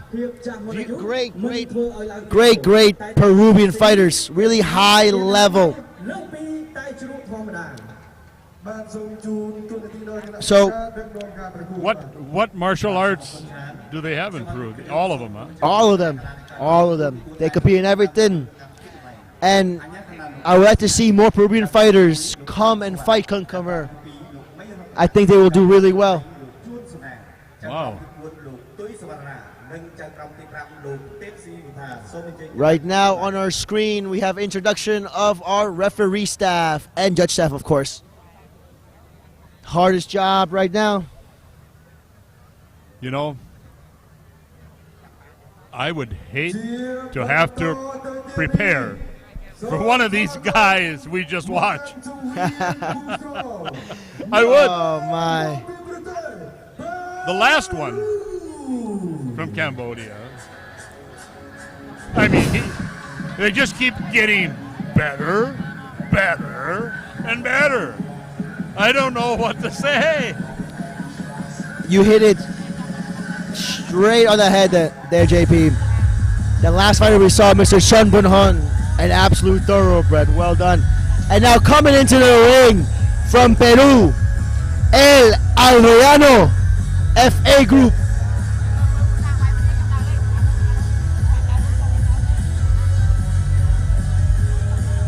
All right, all you guys from Peru, good looking. I'm like average looking. Those guys are definitely way better looking than me. But thank you. You're a good looking young man. Good looking young man.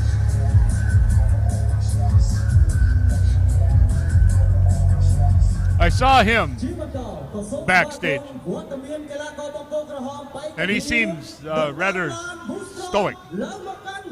He seems like no nerves, no nervousness at all. And some people can take the pressure. Oh! He's calling it. From Cambodia, Thon Chantak. He was saying, "Give me the keys, baby." JP, he wants your car. He can have it. Dang right, he can have it. All right. I don't know who I would pick if this guy, if he's the same. We could probably be here a long time. Yes, we have could. Somebody win. Let's see. The Cambodian fighter, just like our fighter before, blonde hair. Another one. Could we see a trend? I don't know. Blonde hair Cambodian Kun Khmer killers. Unbelievable.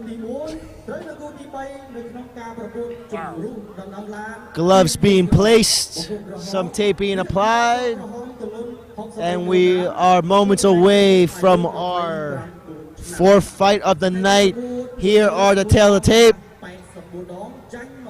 Pretty even height there, only 0.02 centimeter only a 2 centimeter difference.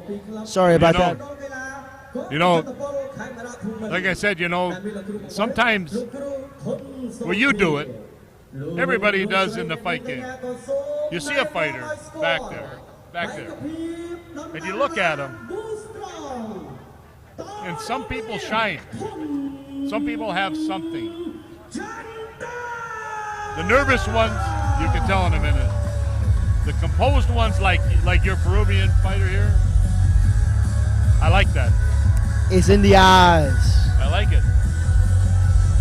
All right, JP. Lots of praise here by JP for El Adriano. Let's see if he can perform.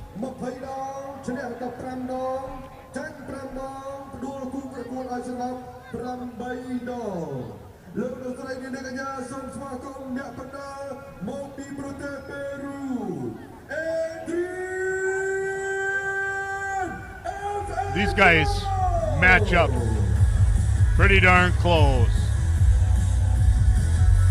Yes, they do, JP. Except for the fight record, of course. El Adriano giving up some experience, but like you said, stoic, ready. Oh. He is ready. Let's Was see he, if he can step up to the challenge. Is he a MMA fighter? So actually, Adriano was as a former professional MMA fighter and has made the move to Kun Khmer. Good move.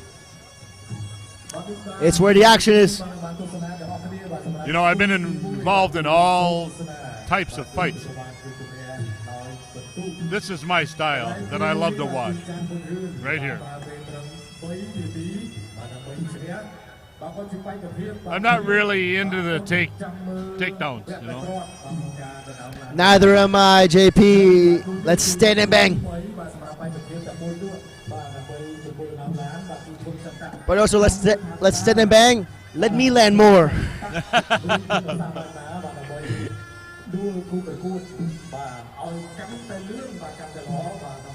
Both fighters perform in the Kun crew, as is tradition before every Kun Khmer fight.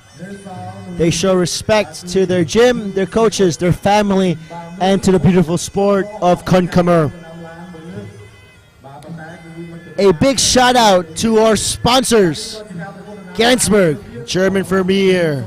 I love Idol. that beer. I love it. I do. I'm going to take a case home with me.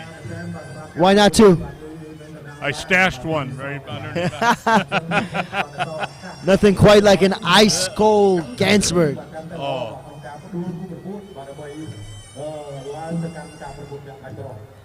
All you'd need is a Coney Island hot dog, wouldn't you? Just one of them. I like that reference because I'm from New York. Coney Island hot dog. Get down to Brooklyn, have a Gansberg and a hot dog. Gansberg and a hot dog, baby. There you go.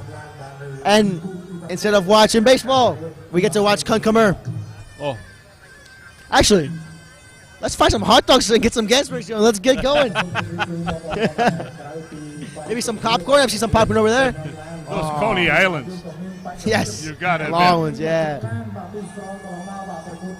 Every time I go to your city, I would have to go to down and get a Coney Island. I would. All the way down to Coney Island. Oh. Now I'm only really good at eating. Well, JP, you have earned it. You have had quite an interesting life, wear many different hats. Just talking to you, what an interesting man you are. And now, in your retirement years, you can have all the food you want. See? I cannot wait. I don't have to worry about weight. Tell me about it, man. Tell me about it. I remember not eat French fries. Before every fight. I absolutely hate it. I have to like cut out everything that brings me happiness. Just food. All right, JP, let's get back to the action here. Let's get back in focus.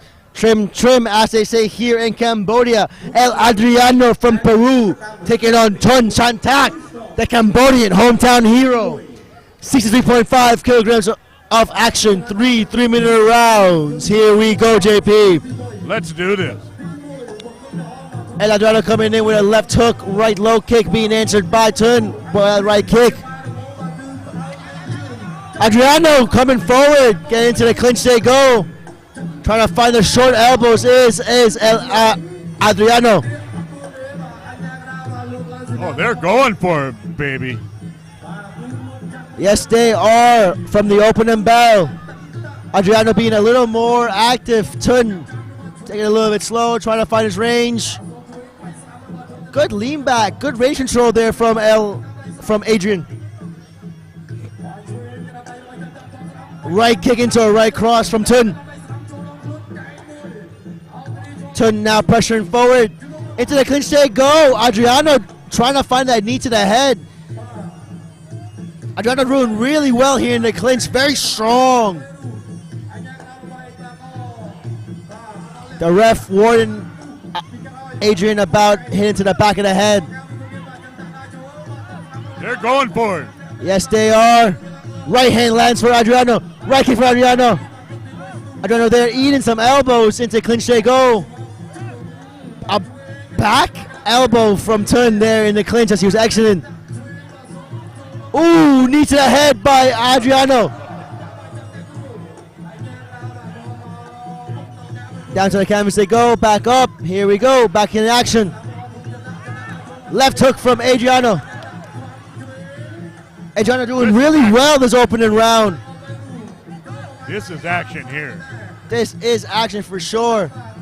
Thon trying to find that cross face, but Adriano really strong in the clinch. Really shutting down any and all offense by Thon. Thon trying to find that right elbow, but Adriano just so strong. Right knee by Adriano. Right knee again by Adriano. Broken up by the ref. Somebody's got to slow it down so they can be more accurate. Thon now pressuring forward, landing some straight punches.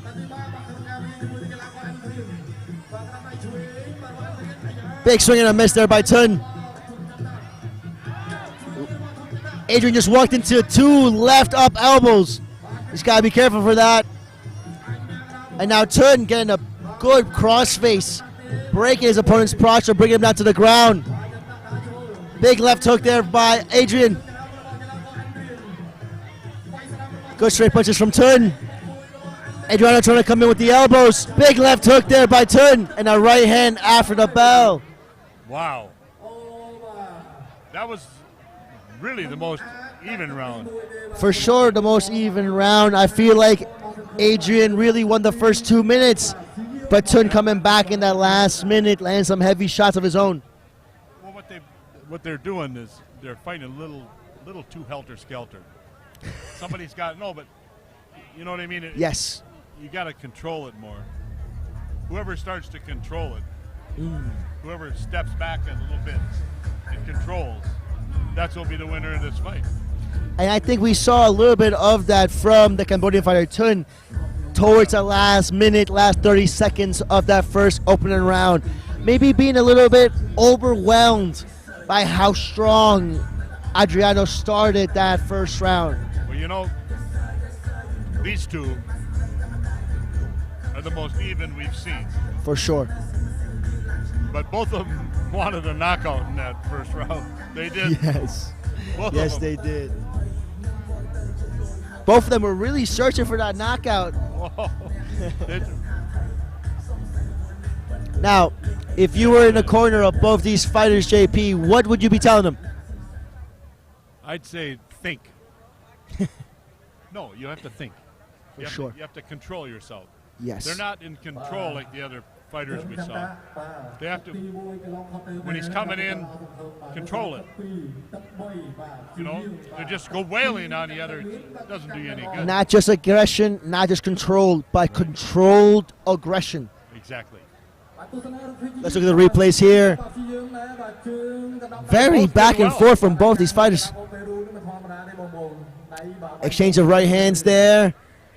Good work in the clinch by Adriano. He landed a couple knees straight up in the clinch. Beautiful work from Adriano. And he also had some very good left hands. Yes, he did. The check left hook. But he got caught with a lot of jabs and a lot of crosses from Thon. But you know, when you're scrambling like that, it's very tough to fight like that. 100%. They both want it. That's what it is. Yes, they do, and that's why we are lucky to see the second round.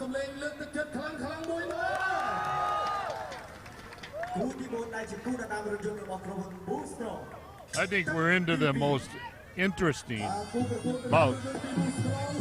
And here we go, round 2. Straight back into the action. Left elbow by Adriano, spinning elbow by Adriano. And a long combination by Adriano. Left knee to the head by Adriano, but Thon just persevering, coming in with elbows of his own. Right hand lands for Thon. Adriano very active, short left elbow for Adriano. Adriano doing really well here.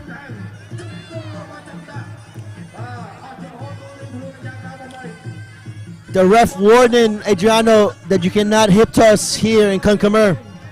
Stepping elbow for Adriano. Thon trying to find his range, really pressuring forward though. Right kick for Thon, right looking for Thon. Thon needs to stay on the outside, stay away from the clinch, and maybe go for that leg. That's what he's got to do. Good catch there by Adriano and going into the knee, broken up by the ref. Thon with a big left hook. Left hook of Adriano by his own and a right hand from Adriano. Whoa. Spinning back elbow from Adriano. Really great work from Adriano. These boys are training elbows. Into the clinch they go. Thon getting the down position there, getting in the top position.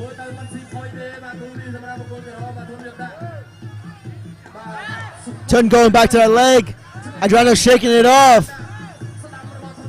Right hand for Adriano. Right hand again for Adriano. Thon just coming in forward. Get caught with a knee to the head there. Short right elbows by Thon. Thon's got to go back to the kicks. Yes, he does. Thon needs to stay on the outside. Spinning back elbow on hits on the guard for Adriano. Thon really here trying to find his weapons, trying to find his openings. But Adriano making it hard for Thon. Exchange of elbows there. Thon just keeps coming forward, but Adriano doing really well, finding some counters. That right elbow counter for Adriano doing really well. Thon coming in with a big step in left elbow, gets to the clinch, gets the cross face. Thon's got to go back to the legs kicks. Big left hook for Thon. Right elbow for Adriano, doing really well. Little slip there for Adriano. Oh, great hands there from Adriano. And Well, that know, will do it for our second round. I'll tell you, some of the most effective punches landed were by the blue corner. Adrian. Very back and forth action there. But I mean, the most effective, I think, in that round. For sure. It's close. It is really close. It's really close. And thankfully, we are commentators and not judges. Right. I'm happy. You know, the red corner, if he went back to those low kicks, I think he'd take it. Yeah, but he's got to set it up. He's just throwing them blind. That's what I mean. He's got to set it up. Of course, easier said than done, right? Yeah, exactly. Adriano doing really well, finding the counters. These guys are very aggressive. Both of them. Yes, they are.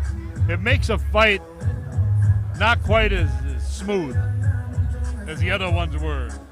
Right. You know what I mean? Yes. It's like it takes away the crispness. But it's like two rams just butting heads. Yeah, exactly. But the hunger, they want it. Let's look at the replays. Again, just lots of output from both fighters. A little more from Adriano. That check left hook from Adriano is doing really well. Oh, my God. The spinning elbow from Adriano. Really great round there.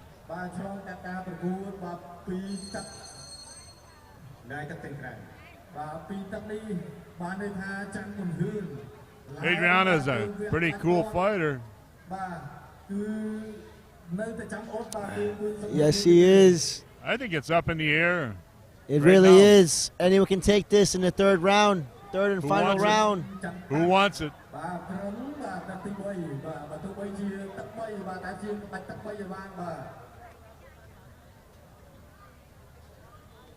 Here we go, baby.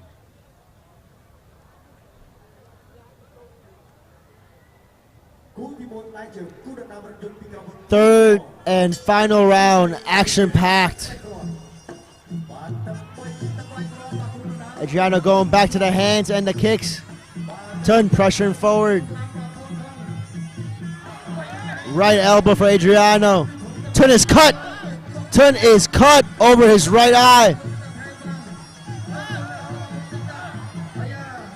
Sweep there by Adriano. Thon coming in again. These boys are trading elbows. It's going to be an elbow war. Someone's going to drop.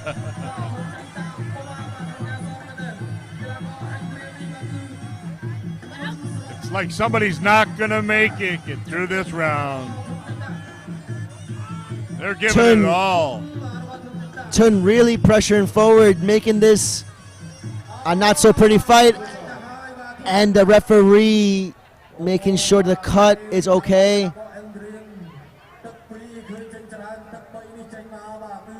Doesn't look too bad. No, I'm sure he'll be able to continue. And here we go. Oh, good kick. Thon pressuring forward, going back to that low kick. Beautiful head movement there for Adrian. Adrian really doing well here, finding his range. Really finding his counters. Right elbow there for Thon. Being countered with a right elbow by Adriano.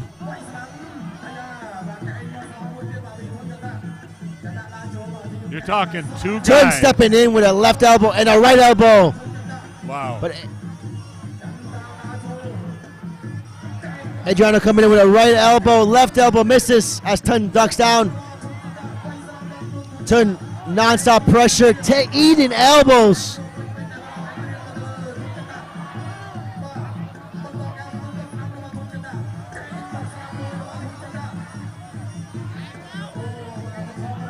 Thon just keeps pressuring forward. These guys getting a little gassed. They put out some real power here. High output the whole fight. Of course, you'll be a little tired. Boom! That right elbow from Adriano. Really landing right hand by Thon. Thon going for that leg. Oh, Adriano with the elbows.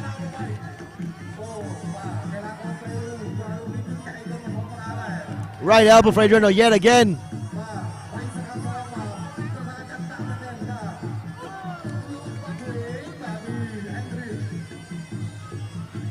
Beautiful fight. Pretty even fight. Pretty even fight for sure.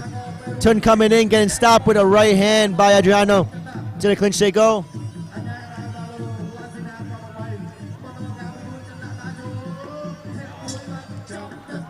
And that will do it for this fight. You know, these guys put out more than anybody else. They're both winners to me. Yes, they are. Look at the replays here. Thon taking some big shots, but just not bothered, just kept coming forward.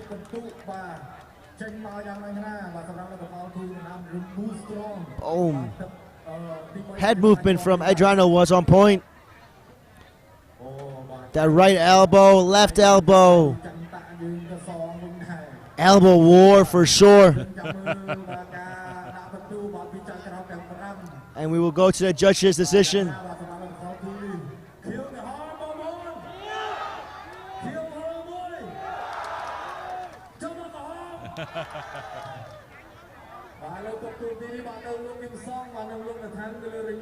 Hard to judge. Very hard to judge, JP. Very hard to judge. There was so much in close.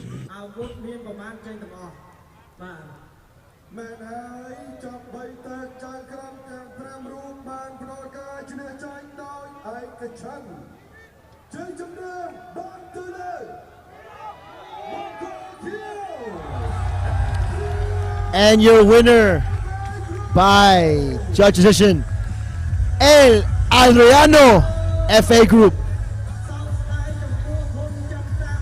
You know, he did land a lot of good punches. He landed good punches, good elbows, lots of control. Beautiful performance from this young man. I did not hear the score.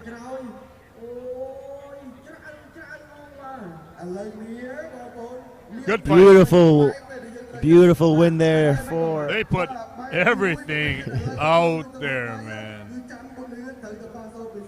Great fight, great fight. What would you call that? Laying it on the line?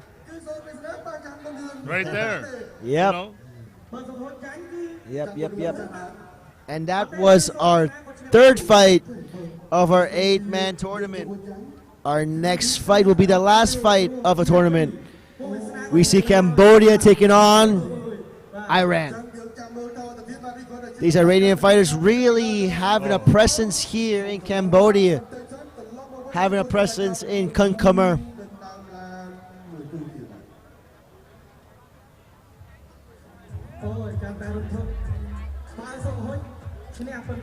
How about the passion that those guys just showed us? Lots of passion, lots of hard work, lots of heart being shown there by both fighters. They'll feel that one in the morning. I will feel it in the morning.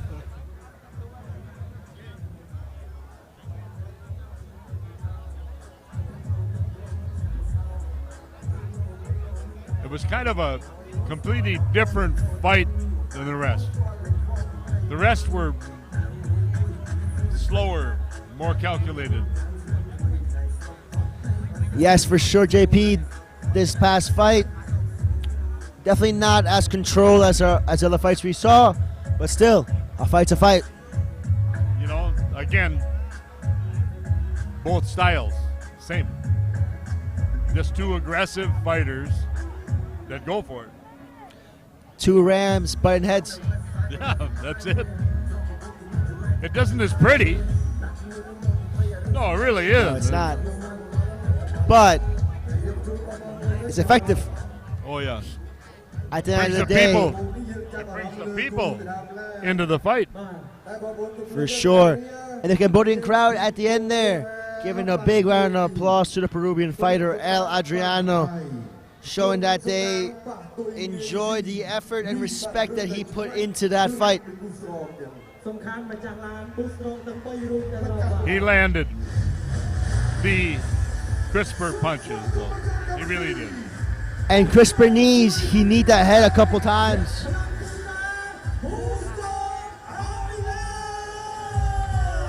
Wow, look at that crowd. For those of you on YouTube, right now the screens, we're getting a beautiful view of this entire crowd. I gotta say, at least 10,000 people? I would guess. For sure.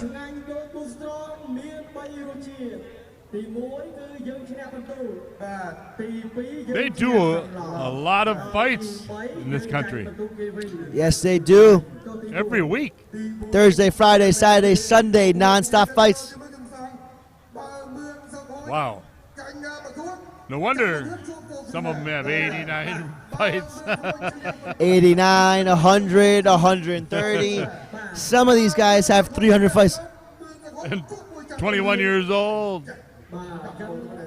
Unbelievable. Absolute warriors.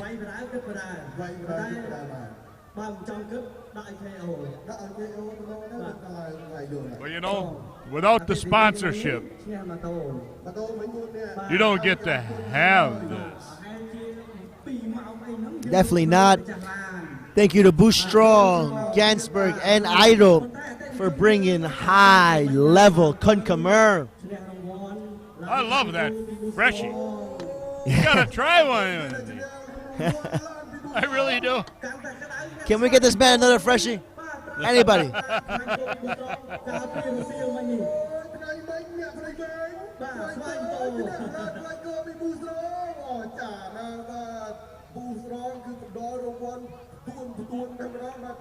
You know, energy drinks are very popular. You tried this. Yes, I have. Boostrong. I tried it once, but I am very sensitive to caffeine, so I was up for like 3 days. I got a lot done though. Super efficient. That's great. That's great. It really is.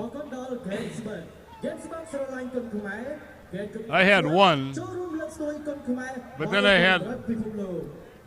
What kind of beer did I have? Well, it's great that you asked, JP. You had the one and only Gansberg German for beer.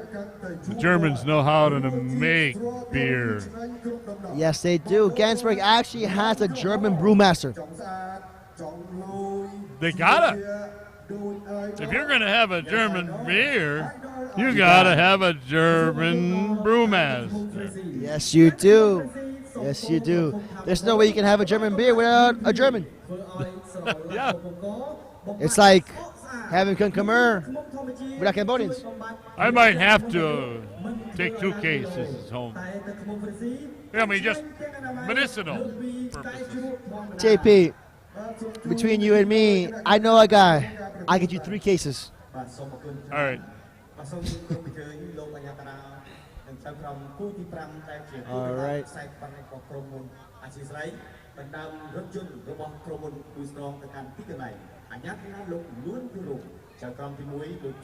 But you still need one of those Coney Islands. That's one thing I miss. Man, you make me homesick. And beer. Yeah. Beer and hot dogs. Oh. Beer, hot dogs, and Kun Khmer. The trifecta. Yes.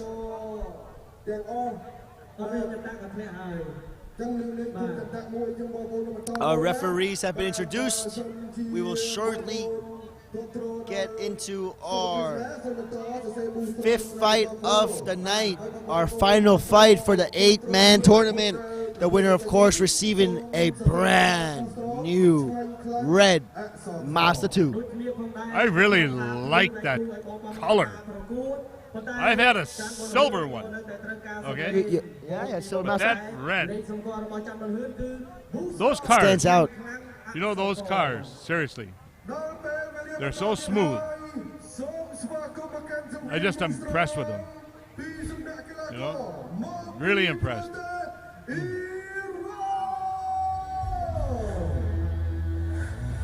All right, here we go. Our first fighter from Iran, Mohammad Reza.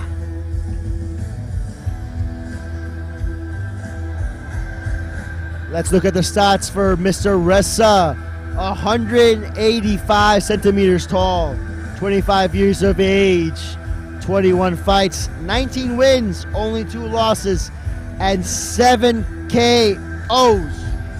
You know, that's the tallest fighter. 185 is pretty tall. 6'2", 6'1". Yeah. Wow. Pretty tall.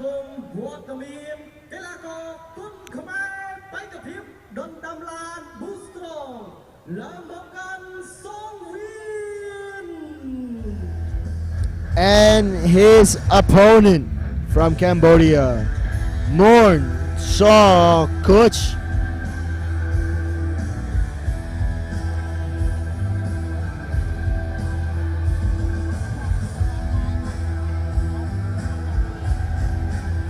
One of the first times we've seen the opponent taller.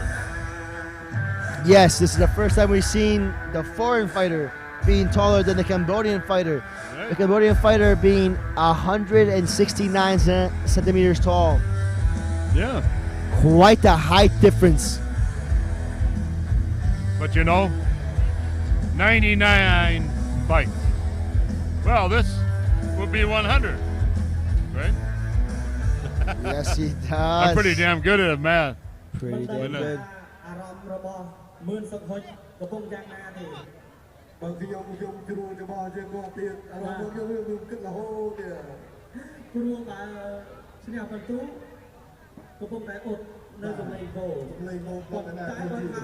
JP, I've actually seen Moen Sokhoch fight before.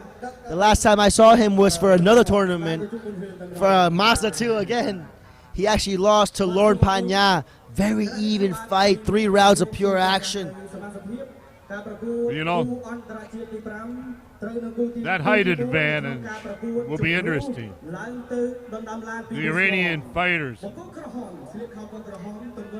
usually they aren't tall and skinny. Usually they aren't. Most of them I've seen have been shorter in stature. Mr. Mohammad Reza, of course, being the outlier, quite tall, 185 centimeters tall.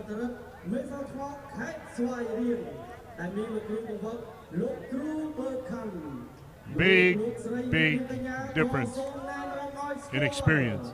Yes, big difference in height.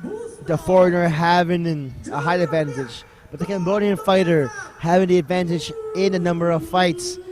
126 fights, 99 wins, 36 KO. Wow.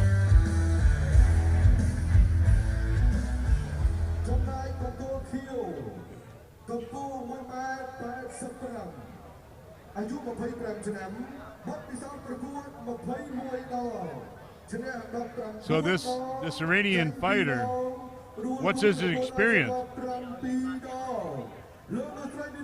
What experience is Iranian fighter? This Iranian fighter, he has 21 fights, 7 KOs, 19 wins. He's a technical knee fighter. Very interesting, right? Very tall. You can use that long knee. Let's see if he can pull that off. I'll get some more experience. More in Sokhoch. Has he fought in his own country or around the world? He is mainly an international fighter, Mr. Mohammad Reza.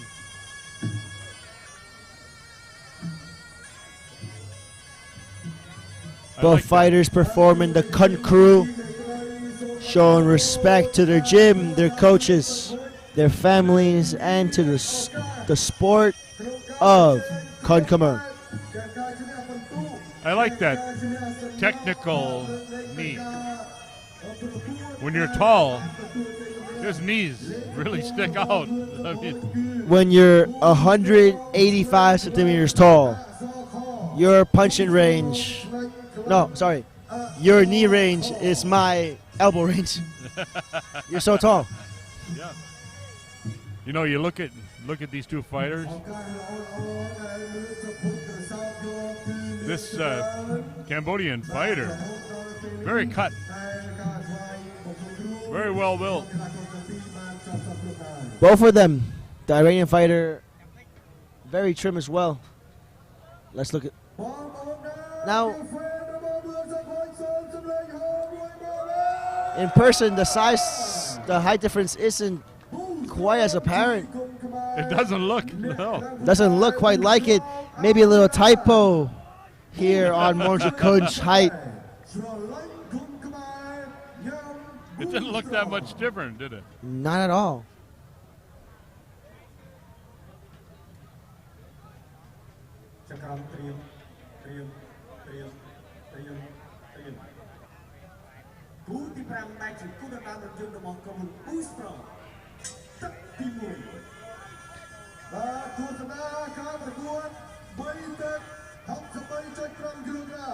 The Cambodian fighters got 36 KOs. Hands of stone. Hands of stone.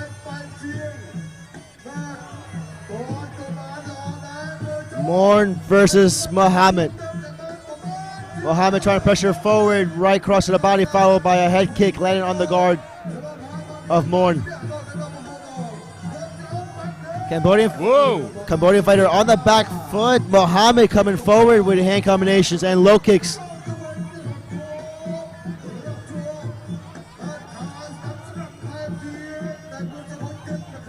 Very high guard from both fighters. Low kick missed for both fighters. Low kick from Morn. Mohammad pressuring forward with hands. Into clinch they go. Right hand lands for Mohammad. Morn landing a low kick. Mohammad is swinging. He's throwing some leather, baby. Wow. And now we see the height difference. It's much more Adem in here. 2 left body kicks landed by Mohammad. Doing really well his first opening round. Right hand for Mohammad. Left hook missing though. Right hand, left hook for Mohammad. Right push kick for Mohammad. Moern still very calm. You can see the experience. Going for the low kick. Left body kick for Moern. Right body kick for Mohammad. Very tit and tat. Mohammad, he gets in there. He's Mohammad aggressive. very confident in this opening round. Right hand lands for Moern. Mohammad loading up his hands there, allowing Moern to see it and escape.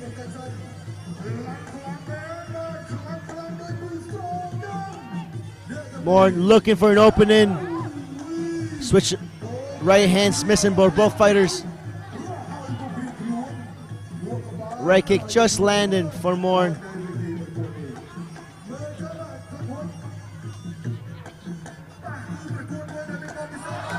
Moern coming in. Spinning back with another rose. Mohammad invited Moern to come and fight. Into the clinch they go. Broken up by the ref.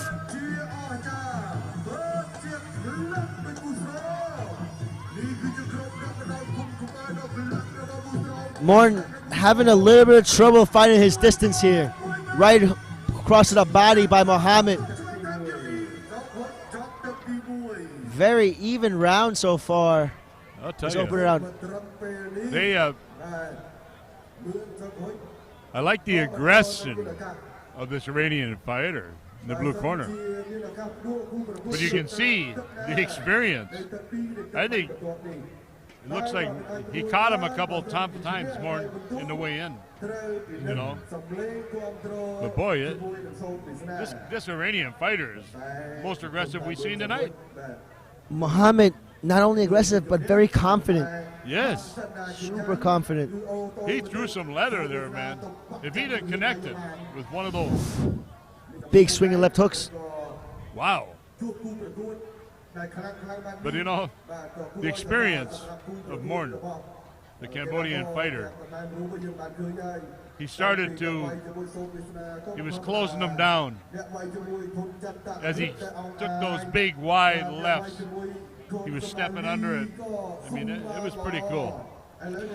Moern, that entire first round, having a very good poker face, very calm, very relaxed. Even though he did get caught sometimes by Mohammad's shots, he still kept his composure, still kept him coming forward. Yes. But you know, if he connects with one of those roundhouses, I'll tell you what, he's powerful. Very powerful.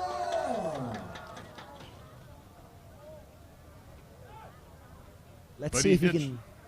You know, Moern shut him down when he came in there, and he took the aggression away. See if he can do it again. For sure. Mohammad really came in with that power. Let's see if he can hold that power for rounds 2 and 3.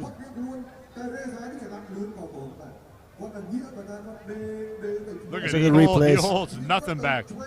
Nothing. Swinging from the hip.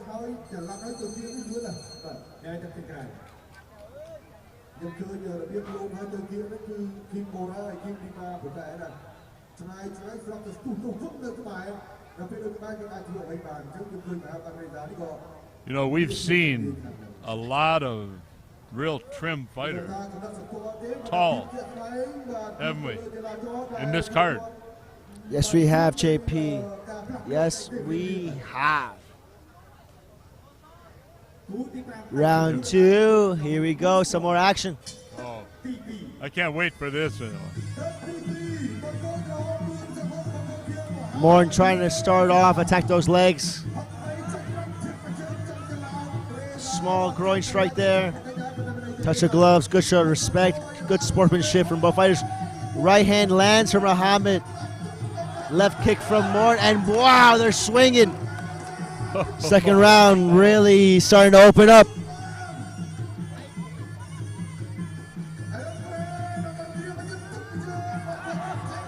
Mohammad doing really well, stepping out of range from Mourn's kicks.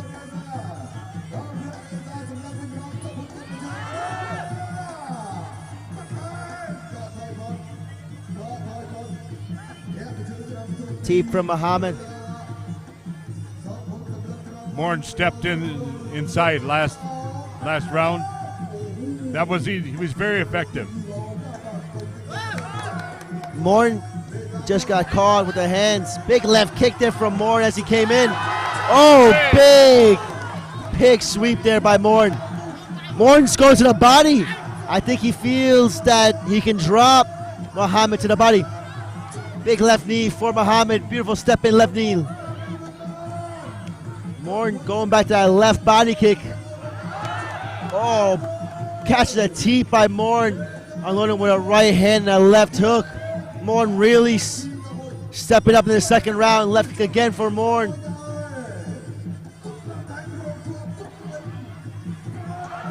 Left body hook for Mourn.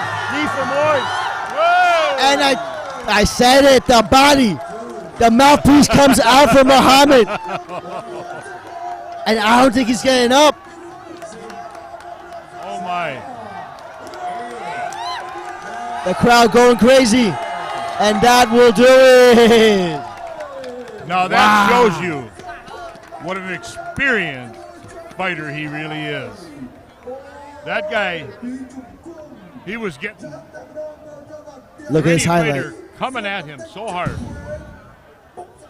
So it was a left hook to the body first, followed by a left knee to the same exact spot. Boom.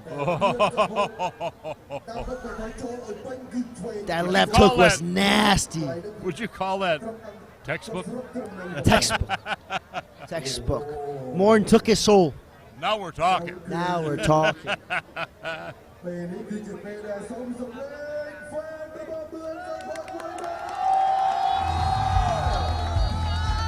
JP, that was a great first round for Mohammad. He came in really strong. Well, you know, okay, we got 126 fights for Mourn, right? That's what a 126 fight guy will do. You come at him, he's going to watch what you're doing.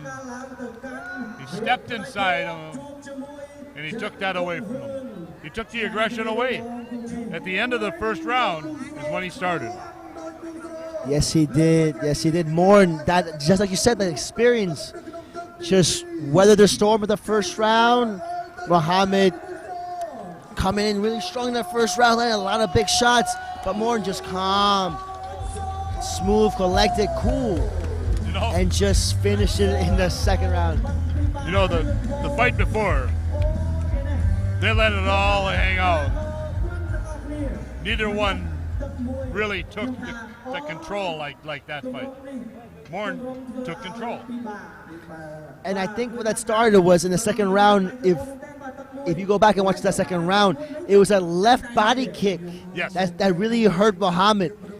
And the experience of Mourn, he saw it. And then he started attacking the body. Well, you know, we've seen it tonight. The body work. That's old-fashioned, but it works. Taking souls. And that will do it for the 4 fights of the 8-man tournament. Our next fight will be 60 kilograms. Cambodia takes on Turkey. In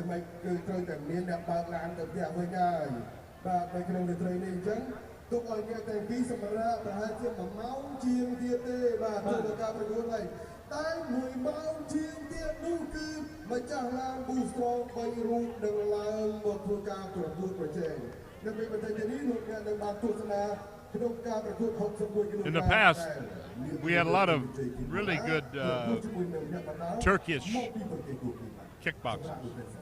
In the past, I saw a lot of them. And Taekwondo also.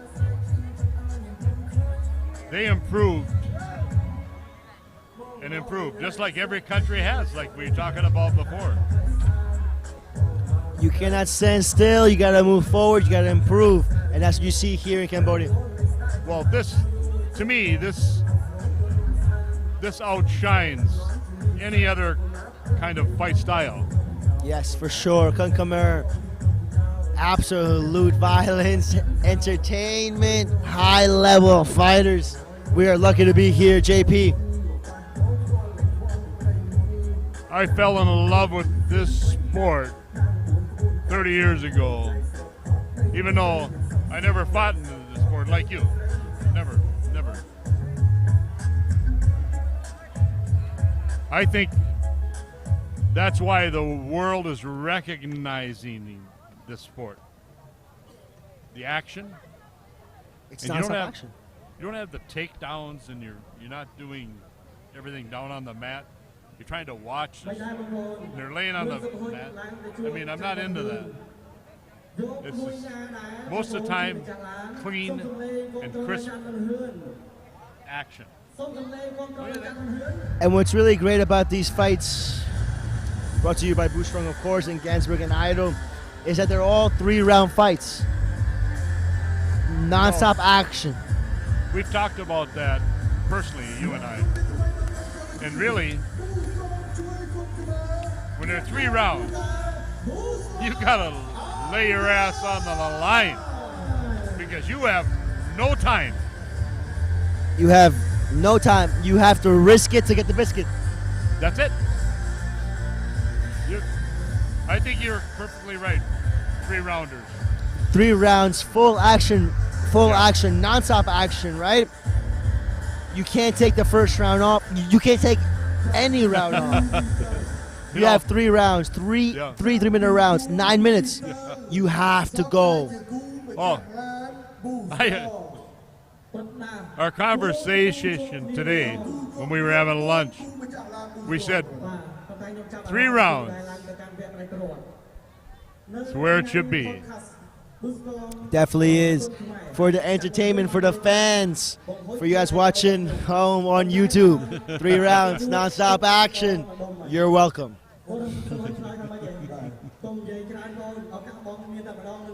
Oh man, we're moving right along this fight card, huh?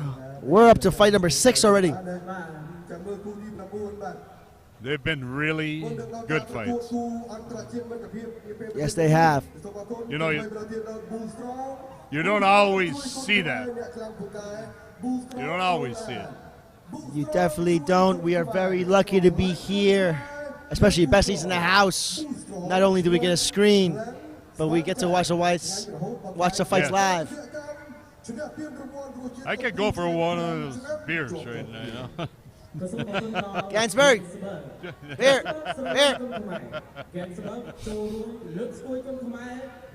Maybe I'm just that way. Maybe a freshie, just something. Hey, the pressure's not on me. Hey, we can't get the motorbike. We can't get the Mazda. Can we at least get some Gansberg?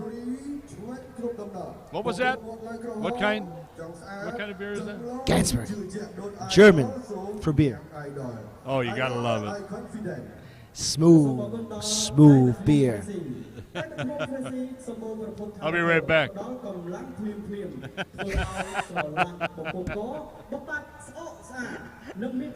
Never seen again. Lost in the crowd. Cambodia has him now. You know what they did? They had these great big containers, filling them full of ice. Yes. While you were taking a shower, I was watching them put the beer on all this ice. I'm just saying, you know. Ice cold Gansberg. Oh. Gotta go. Quick introduction here of our referee staff, our judging staff as well.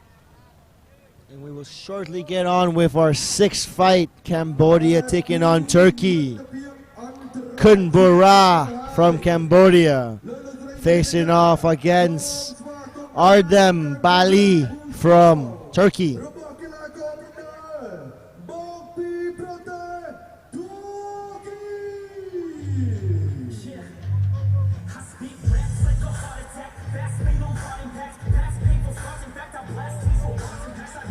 walking out to the ring from Turkey in the blue corner.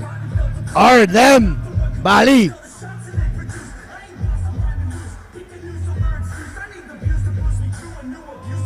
Oh, big There's a hop. guy. No, he's, you get a chance to see these fighters before the fight, and he looks all business. I mean, I think he's eating raw meat before he comes here. He's locked in. You saw those eyes Did you see? focus. Did you see it before? Right? Wow.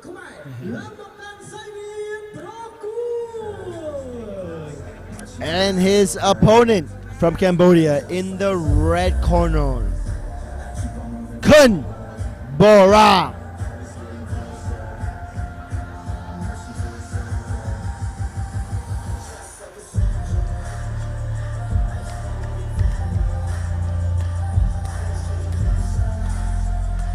Good looking fighter, this guy.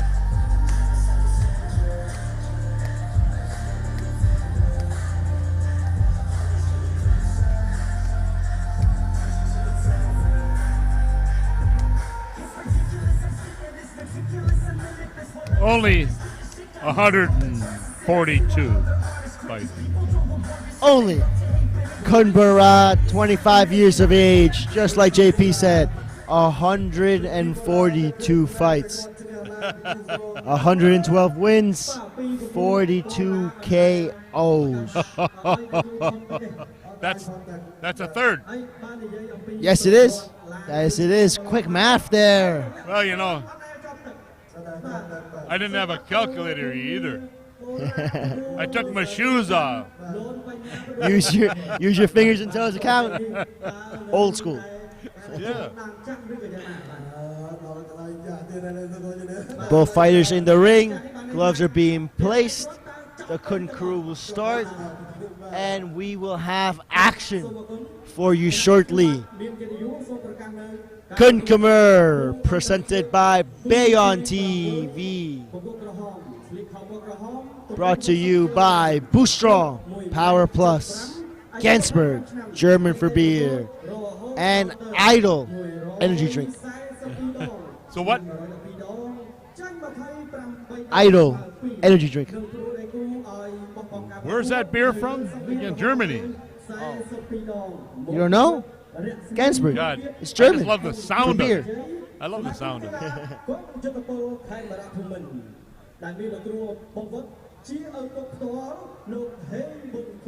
I like this fighter right here. He's got like a air about him. Yes, he does. When Very you fight- calm. When you fight that many times, you aren't nervous. Not at all. Just another day. It's your job. It really is. Professional fighter. Professional. What do you do professionally? Oh, you fight.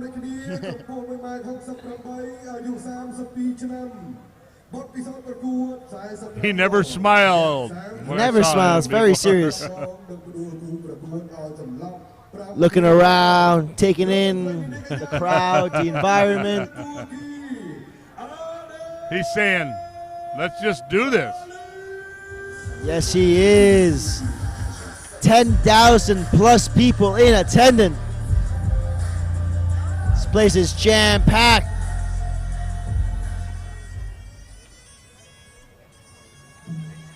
And here we go, the Khun crew being performed, showing respect to their gym, their coach, their families, and to the great sport of Kun Khmer.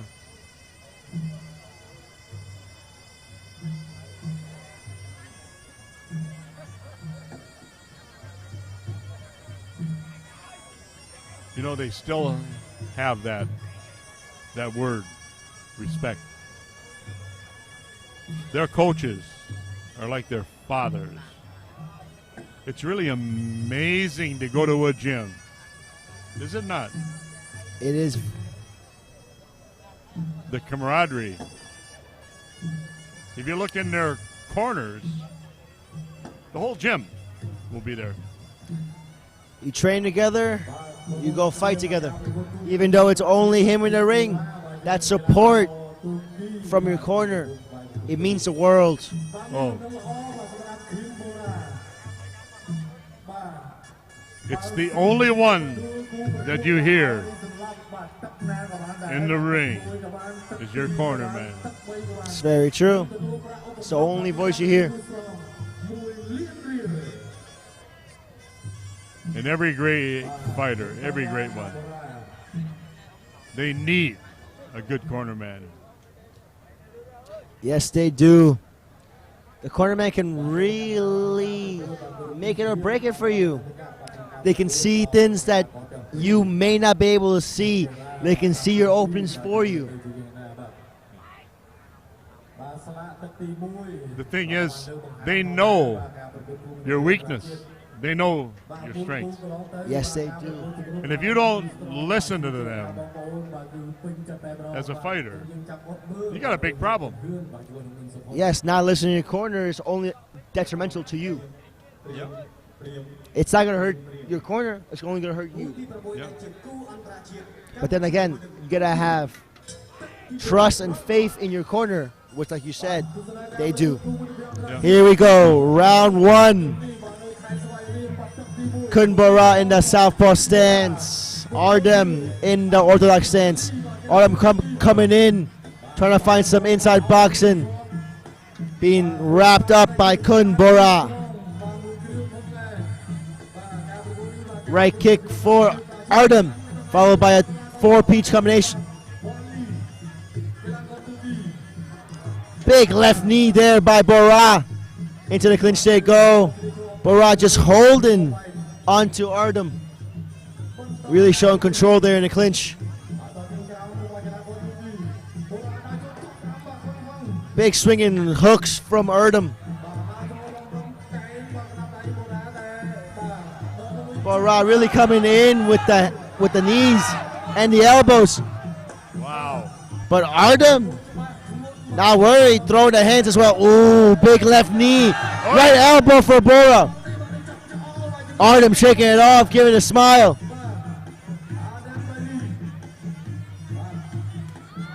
Big left kick for Bora. Bora now measuring. Adem on the back foot. That low kick missing for Adem.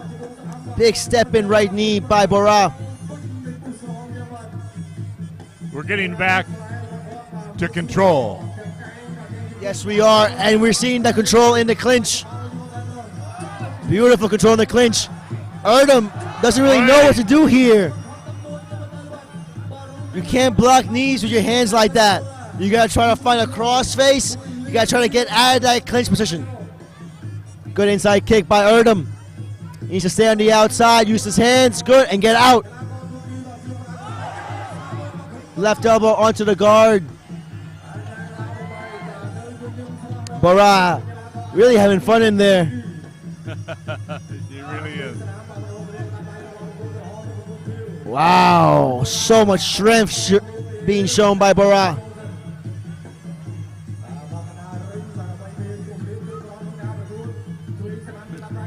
Bora really doing well here. Ooh, big left knee by Bora. That right hook from Bora as well. Big left knee again. Left knee again from Bora. He's got to keep his going. Oh, big right hand by Bora. The crowd getting behind the top there. Cambodian fighter. That is a beautiful left knee.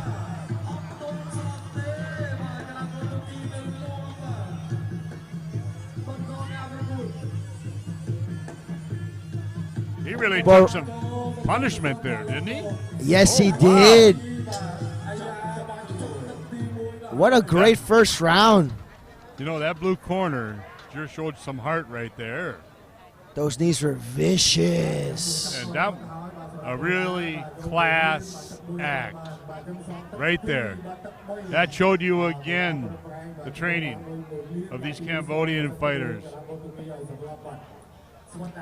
I really liked how Bora, from the southpaw stance, he realized that the knee was landed, and so he kept throwing it, and it kept landing. And I think he realized that from the first time they clinched up, right? Because as soon as they clinched up, Bora very easily got this hand lock here, controlled the head here, put his head up to show more control, and just held him down. And then there was no answer from Adem in the clinch, which just creates so much confidence for Bora. So he started throwing those almost jumping, almost like lunging in left knees. Yes. And then he ends up in the clinch, ends up using controls. Beautiful work there from Kun Bora. I think what you're going to see is this Cambodian fighter has now got a game plan. Yes, he does. But Adem doing really well once he starts getting more than 1 or 2 punches going. Yep. He's not good with single shots, but once he gets up to 3, 4, 5 shots, he lets the hands go. He's doing well. He took some really good shots. And he come out of it smiling. Smiling and wanting more.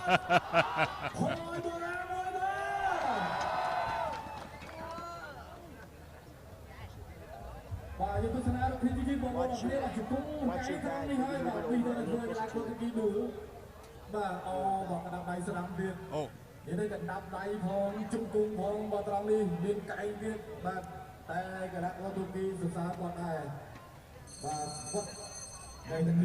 All right, JP, going into our second round. I think the Cambodian fighter is going to come out and show you what he's about. I think so. I think Kun Bora's going to come in. He's going to touch the lead hand, throw that big left knee, get into the clinch, and then unload more knees. But Adem needs to stay on the outside, circle, use his hands, and use his boxing combinations. Good right hand from Adem. Big left hand by Bora. Into the clinch they go once again. Look for a turn, and big left knee by Bora. Another big left knee by Bora.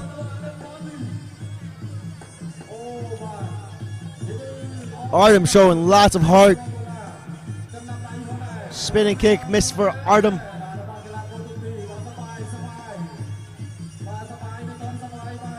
Another spinning kick attempt. Bora waiting, finding the opening. Into the clinch they go. He's finding knee, spin, beautiful. Oh, right elbow over the top of the left knee. And Adem asking for more. Give me more.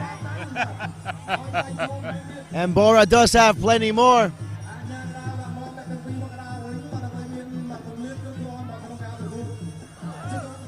Good hand combination from Adem. Elbow from Bora. He needs to get in the clinch again. In the clinch they go. Good spin, good turn. Oh, beautiful knees, beautiful clinch work from Kun Bora. I'll tell you, Adem, he is a tough little guy. He really is.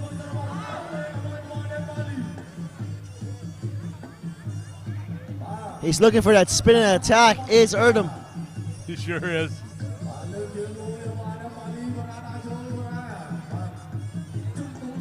Oh, beautiful right elbows. Another right elbow there by Bora. And Adem just kind of taking him. He can just He doesn't take seem it, bothered. can he? Yeah, he just took like 3 right elbows.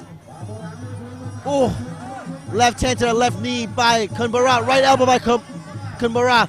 Another right elbow by Bora. Being broken up by the ref. How is he standing? Right elbow from Bora, left knee from Bora. He feels it, he sees it. He's looking for the elbow, elbow again from Bora. Elbow, left elbow from Bora. Right knee from Bora. And right knee again from Bora. Adem's taking a lot of damage in this second round. Raging Bull. That's what he is, Bora, Raging Bull.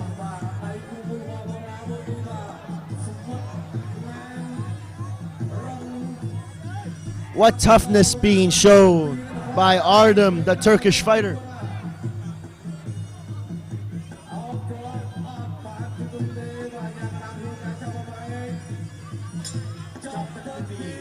You know, when a guy takes all those punches and really didn't seem to really affect him as much as I thought they would.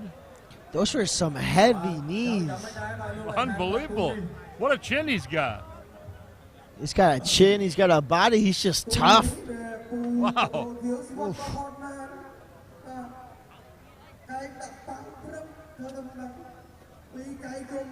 I mean, right now, he's so far behind on points. He needs a knockout. I don't see that happening. But Not at all. I think we're going to see Kun Bora control the third round just like he's doing the first and second round. He's so much stronger in the clinch. you know, composure again comes back. You can't, you just can't really teach that to a person, to sit and think. Well, 142 fights. That's a lot. That will definitely teach you composure and control. 142 times. But Arden's got a head like a rock.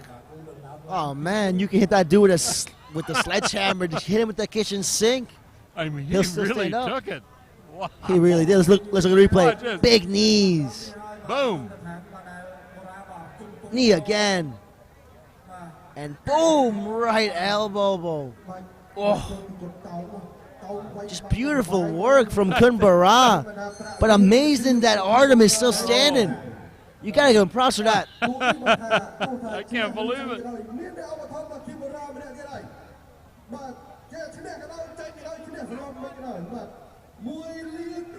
If he doesn't go down, you gotta hand it to him.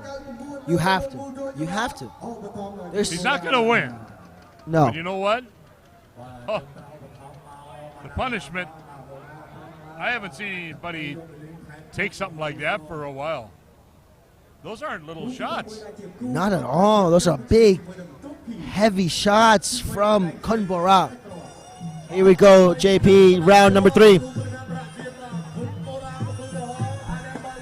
Kun Bora stalking forward. Using the teep to the body, really attacking the body a lot. Not only with knees, but teeps. He's looking for that left kick, left knee. Oh, got caught with a left hook as he came in.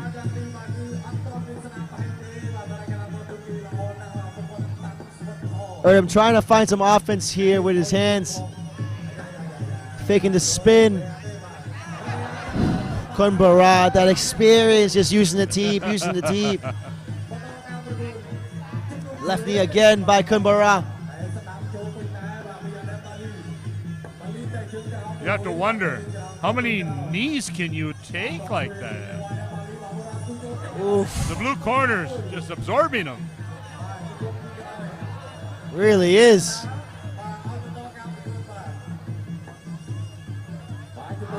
Going back in.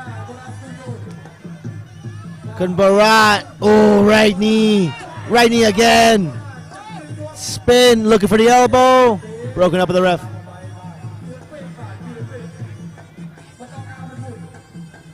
Arden in the blue corner is just a pit bull. That is spot on, a pit bull.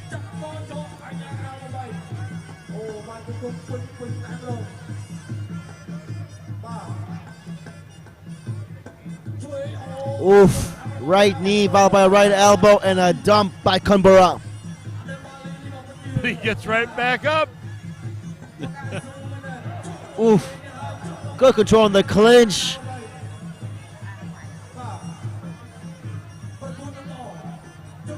Right knee from Kun Bora. Uh-oh. Kun Bora just really like steamrolling forward here. Beautiful to see. Oh, left knee. Good check and good hands from Adem, but he needs more of that. I need to see more hands. Not me. We need to see more hands. You know, if he makes it, look at it. The elbows are to rain down. Adem being saved there by the ref. Step in left elbow by a right elbow at the top by Kun Bora. But Adem's still there. Right elbow off the break for Kun Bora. The crowd cheering on Kun Bora. They want to see some blood. Left, Adem asking for it. Can you believe? What a cut over the left eye of Adem. This was the whole story of the fight. Adem trying to land hands. Kun Bora landing knees, controlling the clinch. Elbows, vicious elbows. But Adem just not going down. You know, that is another Cambodian fighter that I put on the top of my list. I really do. Absolute vicious. But can you believe that little Turkish guy took that? Nobody can take that. How is he standing? Like, how is he standing? That was pure heart, pure grit. You gotta give it up to Adem. You gotta give it up to him. Look at him. He's fine. He's absolutely fine. I know. What? What are they feeding them over in Turkey? Unbelievable. What a great fight.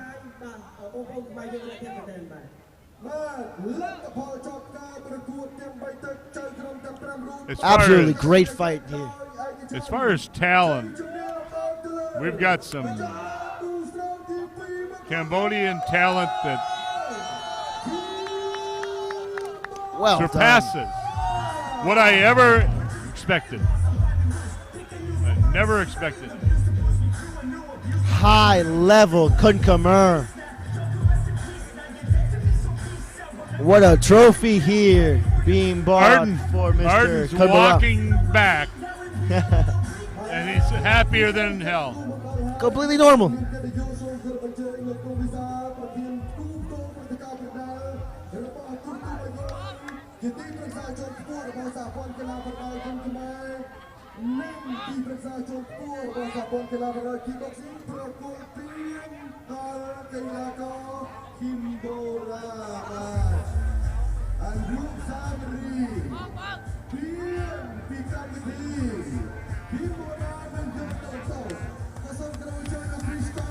You know, he's hard.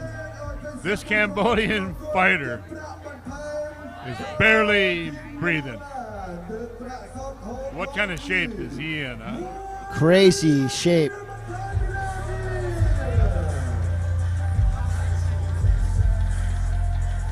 And look at that. Cash money. Wow.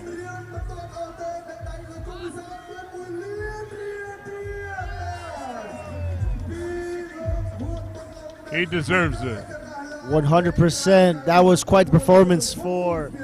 He is a master. Kun Bora, just what a performance. Absolute masterclass. Knee, clinch, disc control. Beautiful. Kun Khmer at his highest level.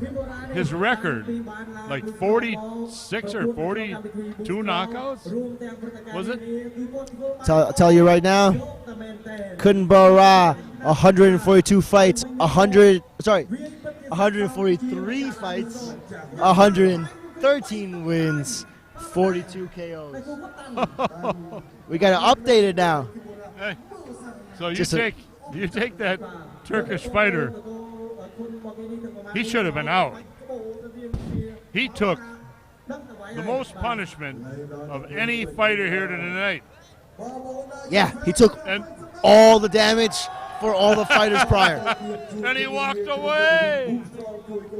That was amazing. Yeah, how did do you walk away? How do you not go down? He was going like this all the way up the runway, all the way up there. He was going like this. Hats off. Hats off to him. Wow. Adem Balli, you are a superstar. Oh. But he was fighting someone there. I mean, yeah, he was outclassed. For sure. You know. But just to make it. Just took it very tough.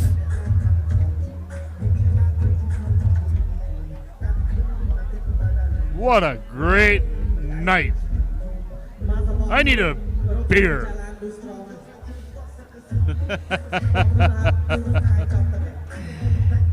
That's been us the whole night. We definitely need a beer. So is that a German beer you said? Only the German beer. Wow. Gansberg. German for beer. You gotta love it. You have to. Beautiful fights, beautiful ring girls, and beautiful beer. For those of you watching at home, why aren't you here?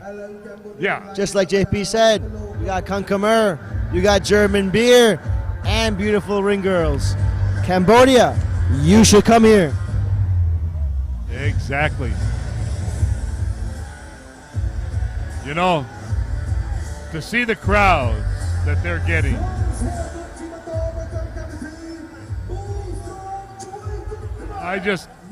I saw pictures of some of their events before I came here. And I'm going, what the hell? Look at the crowd. Now, I see it. Definitely, definitely. It's an ocean of people here. This sport is growing and growing and growing. Just like we mentioned before, this is the golden era of Kun Khmer. Oh, for sure. High-level Cambodian fighters taking on all challengers. Well, you know, you can just feel the spirit in this crowd. You know, it's like, I don't know how to explain it any other way. It's energy. Energy, right? You feel the energy of the fans. They're here to watch Kun Khmer. They're hungry for it. They want it. And you feel that energy, and it makes you want to fight more. And it's electric. You know what this does really? When you attract this kind of a crowd with these kind of sponsors, it attracts young fighters. It attracts the kids to come in, and you'll see more great fighters in the future. Exactly. In the crowd right now, we have lots of kids here. Maybe some of them future Kun Khmer superstars.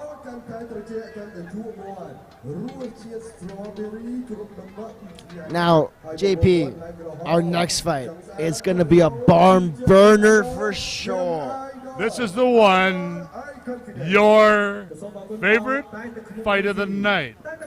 I think it might be. We see Sambath from Cambodia taking on Petchlampun Bumrungsit from Thailand. If this one doesn't get you out of your seat screaming. I've seen Petchlampun fight a lot. His nickname is the Buffalo. The Buffalo. Because he just comes forward like a buffalo. He is the Buffalo. I heard about him. But his opponent, no stranger to the fight game. No. He's dynamite. we got 2 fighters here, man. Yes. And I don't know who I would pick, because what I've heard about the Cambodian fighter and what I know about the Thai fighter, I'm looking forward to it. This is the one you were so excited about today. I woke up at 6 a.m. excited, waiting for this fight. All right, ladies and gentlemen, the first fighter from the red corner, Petchlampun, Bumrungsit.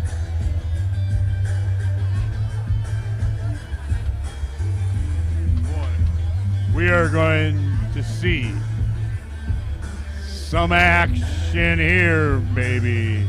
We definitely will, JP. This fight will not disappoint. Look at that crowd. Look at that crowd. Look at that.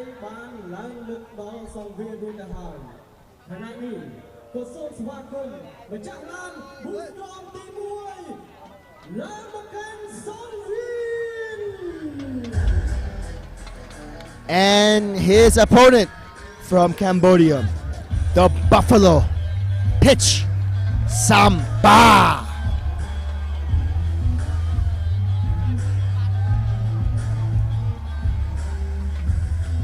When they call you a buffalo,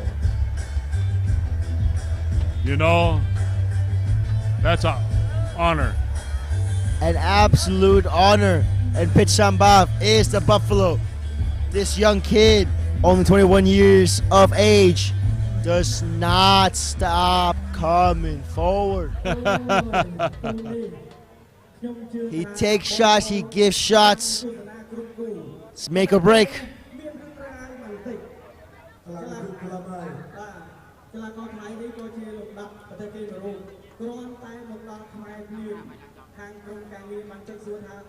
Oh man, I'm excited for this fight.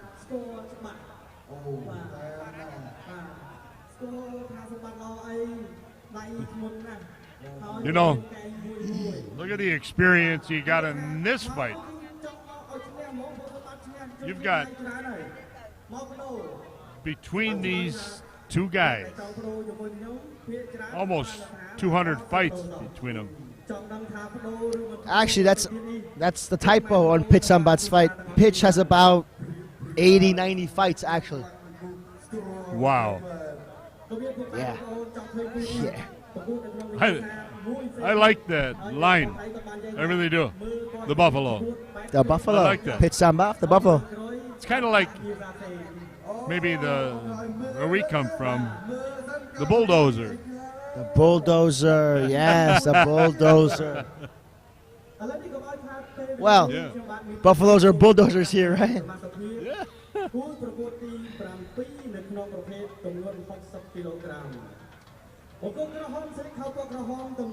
Here's some real confident fighters. This will be no messing around. Definitely not. Both these fighters, highly experienced. Both very technical, lots of experience. Just, we are lucky to be here live.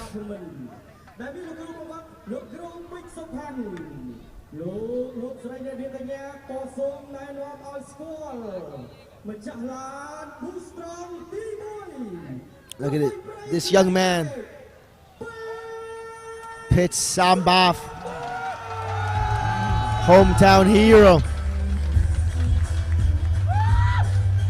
You know, sometimes 21-year-old fighters can surprise the hell out of you. They really can. สถิติประกวด123 ดอกชนะ101 ดอกចាញ់21 ดอกស្មើម្ដងនិងផ្ដួលគូប្រកួតឲ្យសម្លាប់24 ដកលោកលោកស្រីនាងកញ្ញាអ្នកប្រដានមកពីព្រះរាជាណាចក្រថៃភេទលំភូនបំរុងស៊ី The ultimate professional right here. Absolutely. Petchlampun takes on Pich Sambath.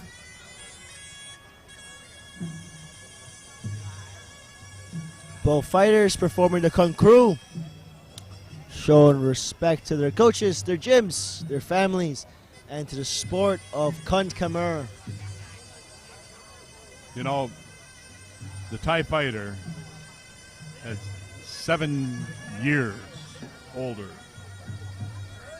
You wonder, when you look at these two, you got the Buffalo, but you've got a real experienced fighter in front of him. Yes, he does. Yes, he does. But both these fighters, super experienced. It's going to be a lot of back and forth action. I think we're going to be in for 3 rounds. Either that, or it's going to be quick. Because they are not going to mess around.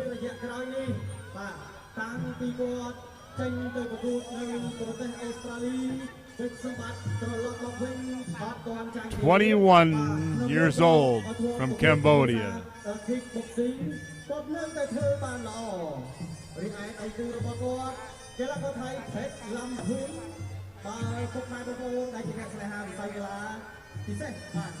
I guess these are really 2A fighters. Yes, they are. These are A-class fighters for sure. True A's. 100% A-class fighters in the truest sense of the word. You know, people don't realize fighters are judged like A, B, C, D. You know, to be an A fighter, it's a real honor. Takes a lot. Takes a lot of years, lots of fights to get up to that level, and both these men have gotten to that peak. And we are in for a treat.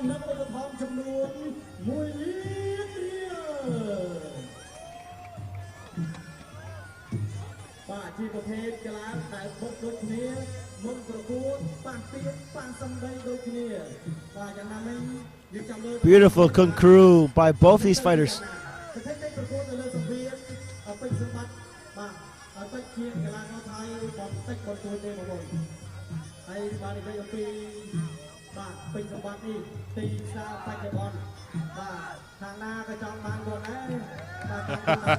And the crowd really loving Pich Sambath's Kun crew.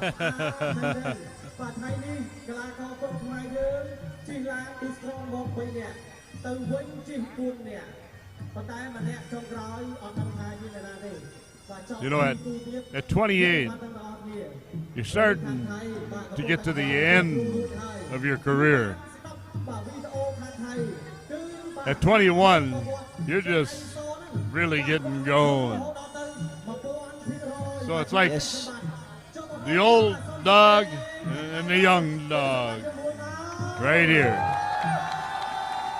But at the end of the day, they're both dogs and they're both going to scrap.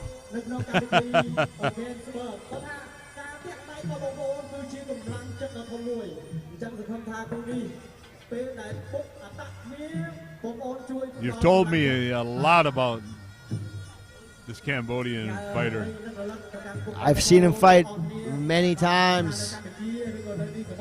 I'm happy he's getting a challenge right now. This fight should be very even, very back and forth. Or someone gets knocked out first round, and that's why it's so exciting. I'm not kidding. You've been so excited about this fight today. I will be disappointed if it ends in the first round. I want to see 3 rounds. These guys are such high level.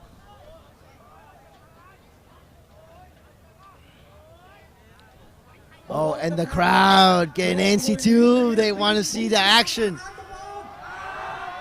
You know,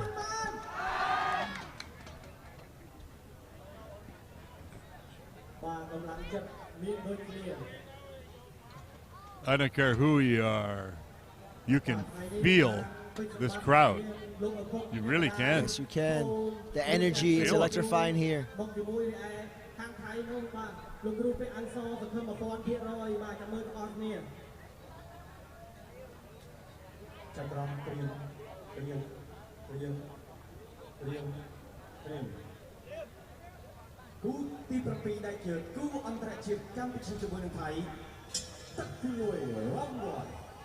Here we go, baby.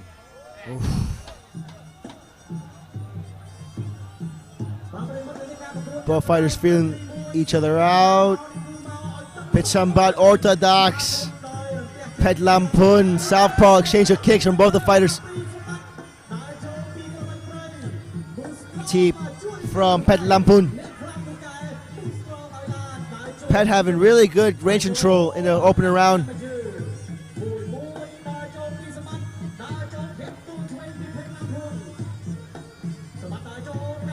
Pich with a right kick. Left kick from Pet.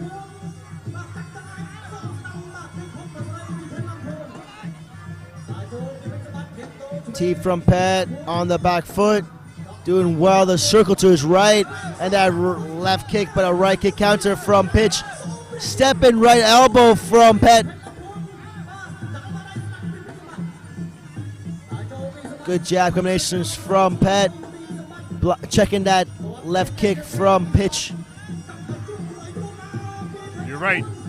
Pich coming forward. Pich really is a buffalo. He doesn't know how to go back. Right cross to the body, left hook to the head by Pich.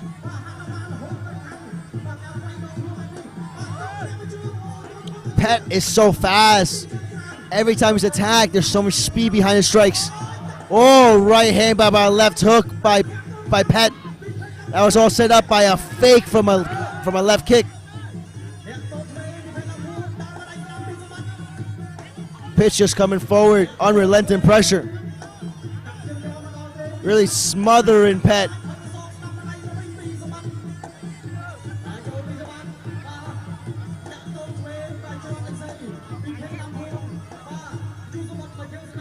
Pet on the back foot, using the long weapons, using the left teep to create distance to stop the forward pressure of Pich. Pich coming in, right hand, right kick. Left kick from Pet, but Pich just keeps coming forward. Good hand combination from Pet. Oh, Pich coming in with a left hook, right elbow. Pich really letting those hands go. A lot of great technique. A lot of it. We're seeing a great matchup of styles here. Pich coming forward, Pet on the back foot, trying to use the longer weapons, creating a little more openings with timing, whereas Pich is creating openings with pressure. And that will do it for our first round. You know, that is a real duel right there. You're looking at these guys with the experience, and they're both keeping control. That's what I like about it. It's so even in this first round. I don't even know who to give the first round to. I called it even. Yes, for sure. It has to be even. Because aggression is the aggressor doesn't, you know how that goes. Right. You can't just win off aggression. No. But Pich, again, coming forward, being the aggressor, landing some big hands. Pet, on the other hand, being on the back foot, using his teep, using his left kick, using his range, also doing really well, doing a jab, right hook, circling out, almost like a matador. Well, I'll tell you, I'm usually about 80% on who I think wins a fight. And right there, that was really close. Super really close.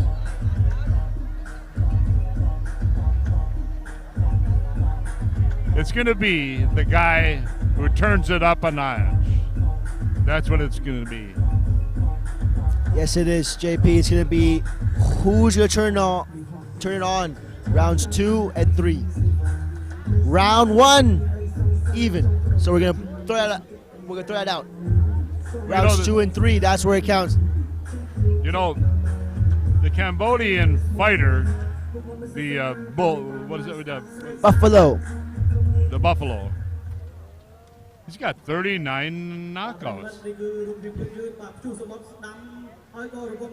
The Thai fighter has got more fights, but he's only got 24 knockouts.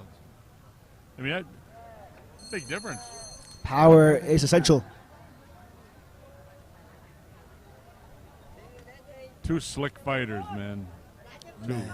Two completely different styles. That's love what it. makes Kun Khmer so interesting. These are the fights that are brought to you on Bayon TV. What's Round the name number of that beer 2. again? Gansberg. Yeah, Sherman. baby. For beer.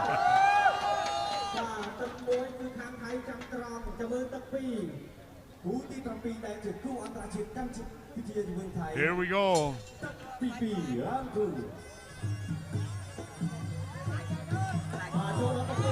Pet back, moving to the right, trying to angle out using his kicks.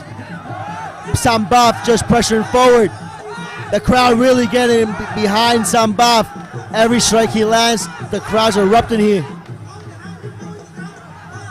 That left kick from Pet is money.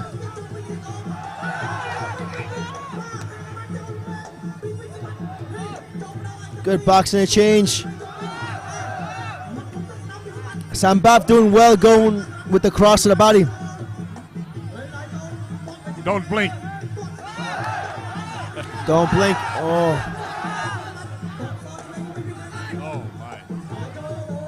Sambath really just pressuring forward, trying to find some type of offense. Ooh, just walked into an elbow from Pet.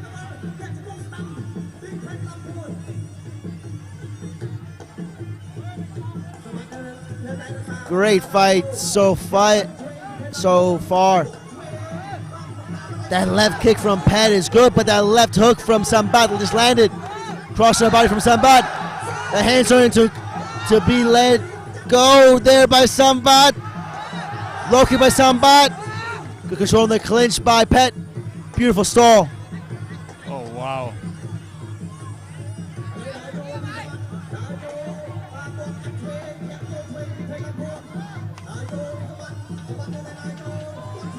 Pet chasing.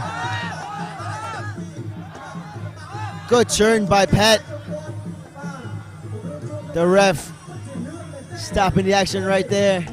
You're seeing some. Oh, big left hook real by skill. Sambath. Right hand by Sambath. Left kick from Pet. Sambath trying to let the hands go. Right hand from Sambath keeps landing. Left hook from Sambath. Pet very controlled. Good control in the clinch.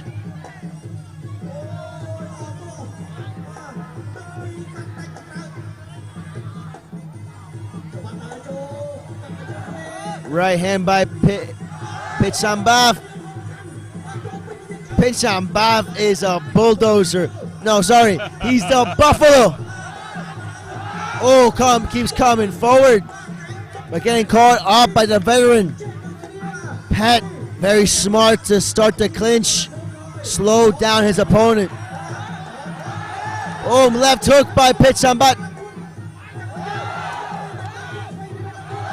Oh, another left hook by Petchlampun, but Pet's so smart. Again, using the clinch to his advantage. And that will do it for round number 2. Well, you know, that Buffalo, I think the next round, he's going to be coming. I think they're both will be coming. That round's so hard to score again. Super hard to score, JP. It's close, but I would say, I would give the advantage right now to the Cambodian fighter. Very good Luckily- defense from Pech, though, from Thailand. Luckily, we are just commentators, and we don't have the hard job to be referees You know what or it judges. is? You know what it is? Is that the Buffalo has got something completely different. You know? He's got controlled aggression. He's not just coming forward. Right. He's using his eyes. He's trying to find the openings. So he's using pressure, not only for pressure's sake, but pressure to create openings. We saw tonight some uncontrolled aggression in a couple of fights. This is very, very professional right here. You're Yes, seeing it is. at its best. For sure. And Petchlampun doing really well, throwing that left kick, circling to his right side as a southpaw. Lots of really high scoring techniques here by Petchlampun. And he is getting a little bit better of Pich in the clinch. But Pich, you see that? That right hand keeps landing, keeps hurting. And he sneaks in that right up elbow once he Boom. starts his hands. Once he starts letting his hands go. Oh. I've been waiting all day for your Buffalo. And he's not letting me down, baby. No, he's not. But the Buffalo, of course, needs another dance partner to be the Buffalo. And Petchlampun has shown that he is the perfect dance partner for Sambath. I think so. Now, JP, this is a fight that I would love to see for 5 rounds. But at this pace. Yeah. I really like this Cambodian kid here. Of course, Yeah, I've been he's saying good. that about all of them. Pich keeps coming forward, trying to find that right hand.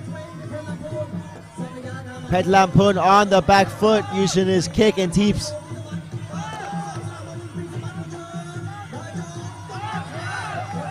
Pich just unrelenting coming forward. Beautiful teeps from Pet.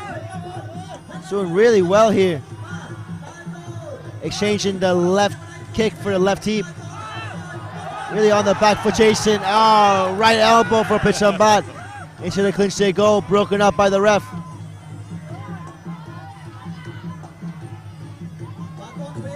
Kick, oh, right hand, right elbow from Petchlampun. Couple good shots. Those are some good boxing from Pet. And Pet doing really well with his defense.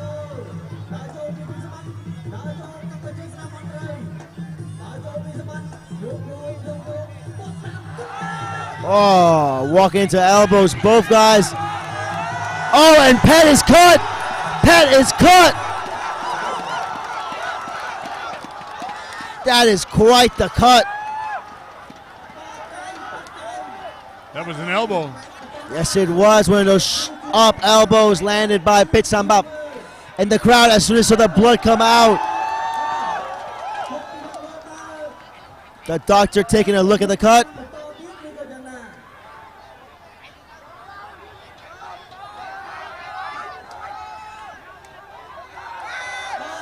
And they're gonna allow him to keep going. Sambath smelling blood, seeing blood. Hands by Sambath.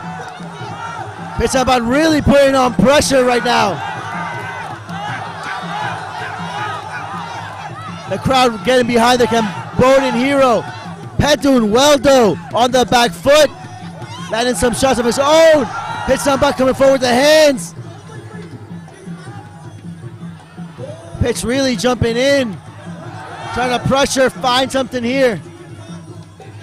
It's really hard for Peck to get set. It really is. The pressure from Pich is really unrelenting. Right hand to the body from Pich.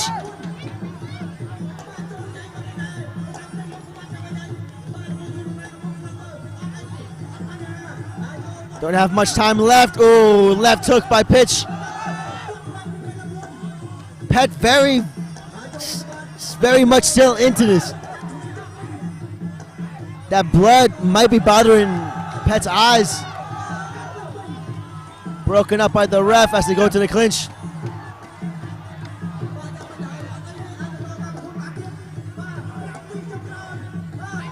Oh, left hook by Pech. Oh, and that will do it for our final round. The Cambodian crowd really getting behind their fighter. I tell you, that was a really good fight. That was a great fight. That Buffalo, his aggressive nature will win him a lot of fights. Look at that elbow. Just as soon as the guard was up from the hands, sneak that elbow in. But Pet doing really well, controlling the distance, controlling the range, using that left kick. I'm very interested. To fight, though. Hard guy to fight. Yes, he did. He's in your face. He really is in your face. Makes it really hard to find your openings. But when you're fighting going backwards, your power is diminished. To be able to just handle that, that's what the experience does. High level Kun Khmer on display here tonight. Wow.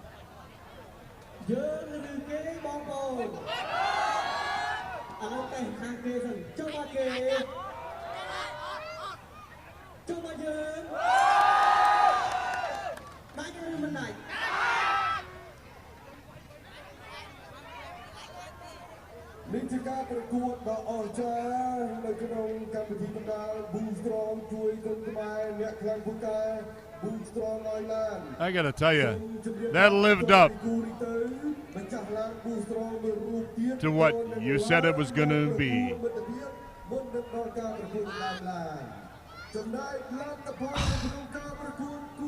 That was great. That was great. Whoever the winner is, we are the winners, and you are the winners. Oh, draw. You know what? That was my guess. That was my guess.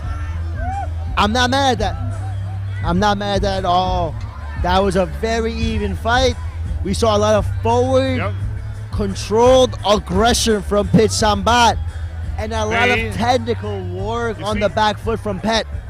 Well, you see, people watching this don't realize that defense has a lot to do with it.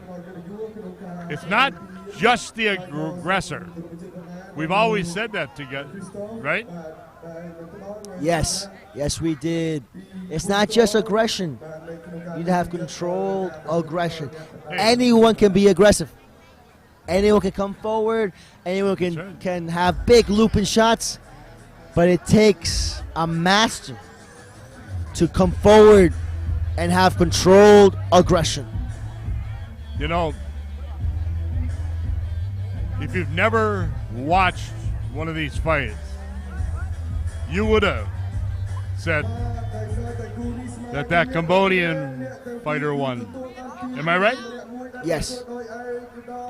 That's the beauty of these fights, is that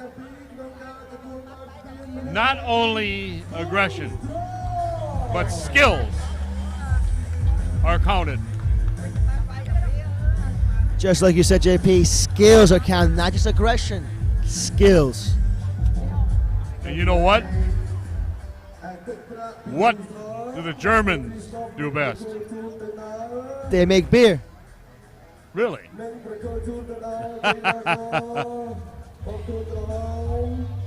Cash money. Wow. That's very deserving finish to me. How about you? Yes, it is. That was a great fight, very evenly matched. Yeah. Definitely a draw. I didn't want to see one of those two walk out with their head down. Amazing fight. That was just so evenly matched. It was great, great, great. Kun Khmer.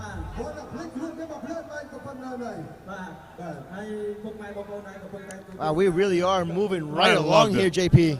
I just loved it. That was. I don't know how we can do any better. Huh? Well, our next fight is some really big boys, 80 kilograms. Yes. 80 kilograms. Like you said before, usually back in the day, they didn't have fights at this weight. 180 pounds, isn't it? 176. Yeah, you know, you never saw in Asia, you never saw fights 150 something. That was like the highest weight, right? Like 154 was the Something highest like weight that, class yeah. here. But now people are getting bigger, especially Like us. the Cambodian fighters getting bigger. Yeah. Well, I don't know what are they eating? It's so damn Rice. tall. Lots of rice, lots of Gansberg beer, some Boostrong in the morning. You know what? It sure can't be eating KFC. They definitely can't.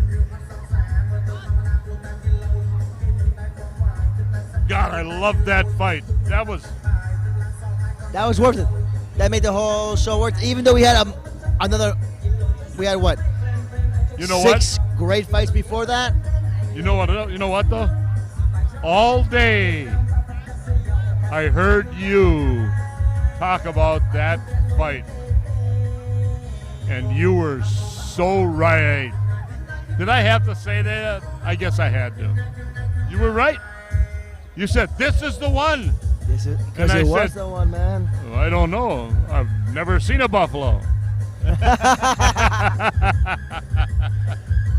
Well, now you have. I love the way he came out there. I really do. I don't care in any sport. That was great. That's amazing.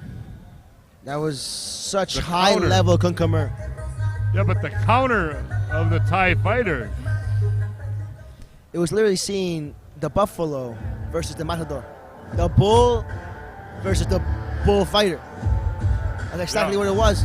Yeah, that's it. Yeah. Great. A little bit of pressure on this next fight, having to come up after that fight. Yeah. How do you beat that? I don't know, but I think they're going to try. As a fighter, you are still experiencing this. Yes, I am.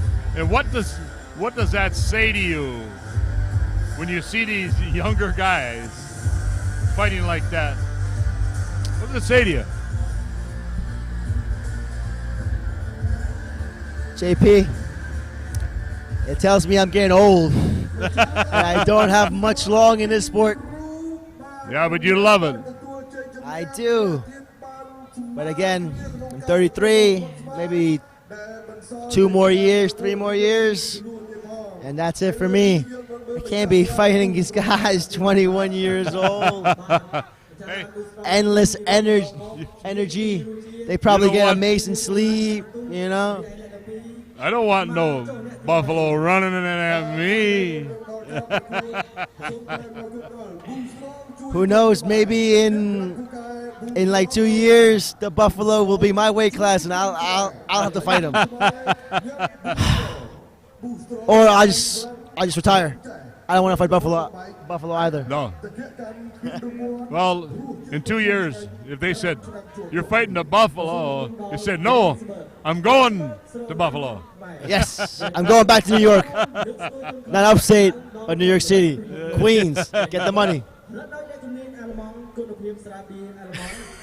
What a future. What a future he has. Man, these guys, a lot of these Cambodian fighters in their early 20s, but have so much experience, man. When we're talking about a Cambodian fighter called the Buffalo, and what you're going to see in the future with him is you're going to see actually a more refined buffalo.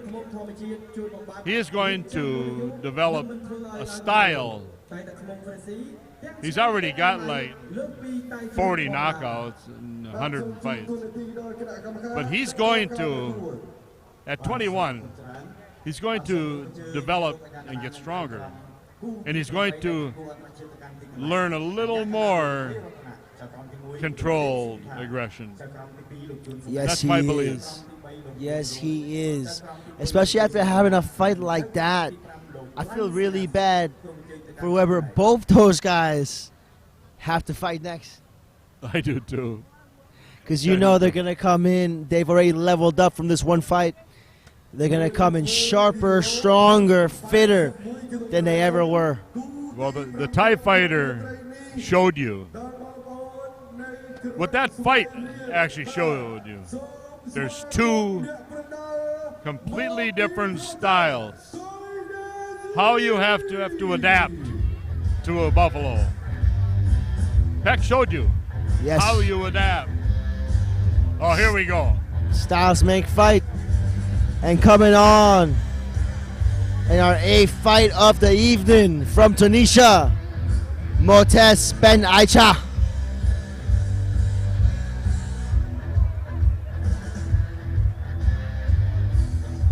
He's a big guy. Back yes, there. he is. How tall is he, JP?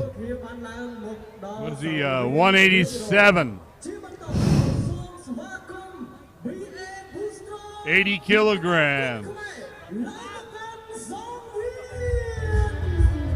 Is he out of Phuket? Is that what you told me before?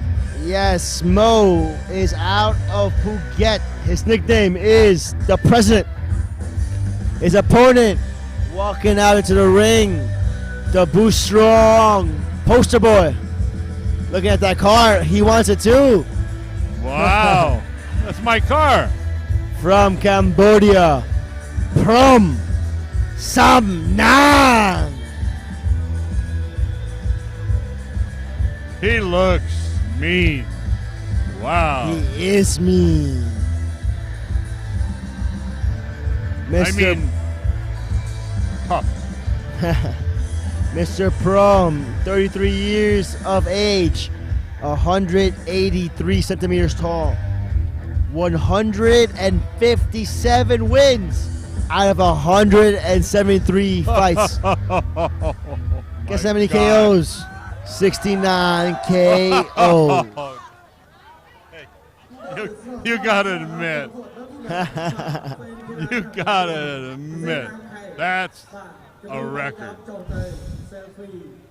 That's a record, man. That's the most impressive record we saw tonight.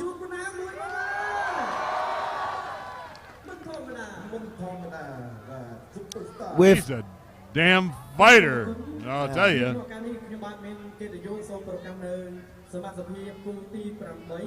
173 fights. That's crazy.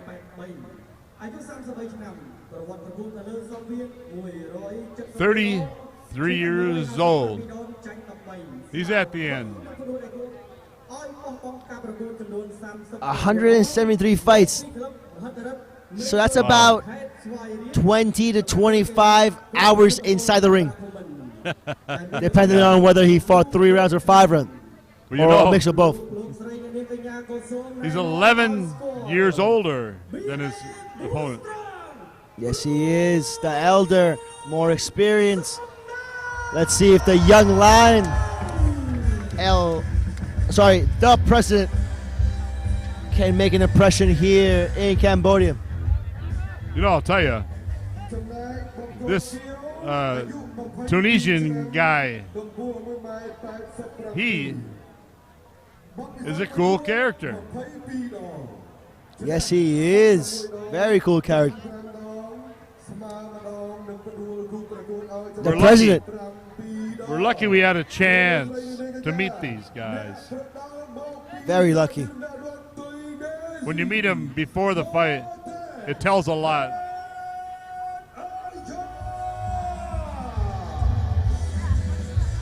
22 years old, baby. 22. He's dancing. Yes, he is. Both fighters performing the Kun Crew, showing respect to their gyms, their coaches, their families, and to the sport of Kun Khmer.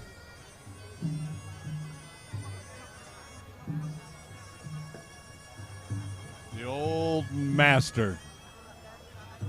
Huh? Don't you think? For sure.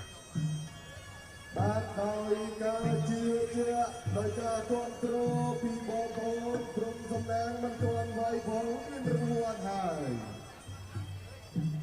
បើការប្រកួតនេះក្រុមសំណាង Remember when you were 22? You know? When I was 22, I didn't even know anything about Kun Khmer. I only started fighting really when I was like 29. Wow. Yeah. I had some amateur fights from the age of 26 to 29, but only like 10 or so. And then when I turned 29, really went full in pro. 37 professional fights now. I'll tell you, you fall in love with fighting. You really do. It's in your blood. It's the scariest, most fun thing I've ever done. You're all alone. You really are.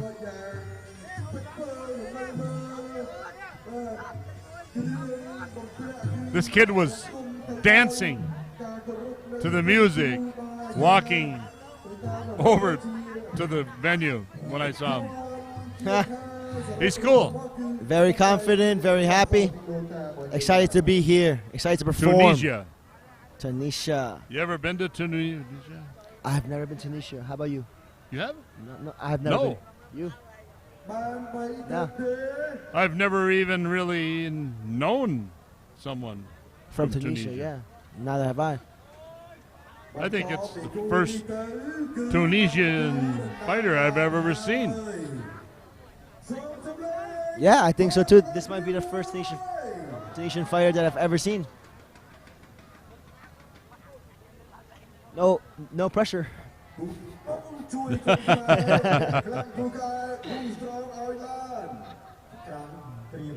when you're fighting a guy with this much experience, it is the biggest challenge of your life. Yeah, I got knocked out by a guy like this. I had like 17 fights. He had 300. Here we go. Round one. From Samnag versus Moetez Ben Aicha. These are big boys. Look at the back of Prum. Low kick for Prum. Starting a little slow here in the first round. Feeling each other out. Mo looking more like the boxer.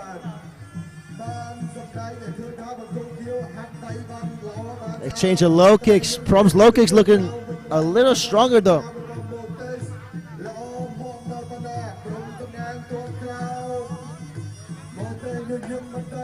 Mo very active, very loose. Ooh, that low kick might be problematic later on. Ooh, big right body kick from Prum. Oh, Prum might smell some blood. Oh, good right hand from Mo and a low kick from Mo. Right kick from Prum again. Ooh, jumping knee from Prum.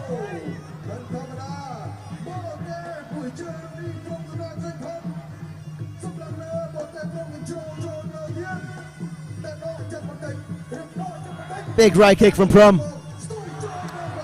Oh, a little slip as Mo tries to come in and feint.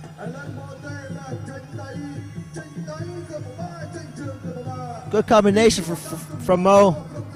Right kick from Prum. Oh, the crowd cheering on Prum. Into the clinch they go.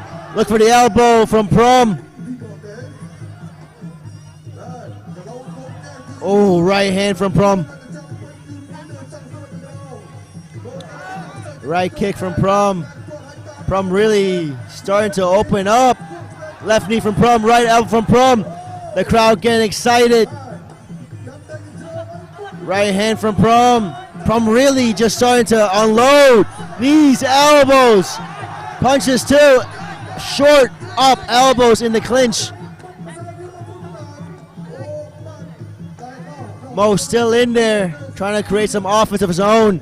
Head snap back by a jab from Prum.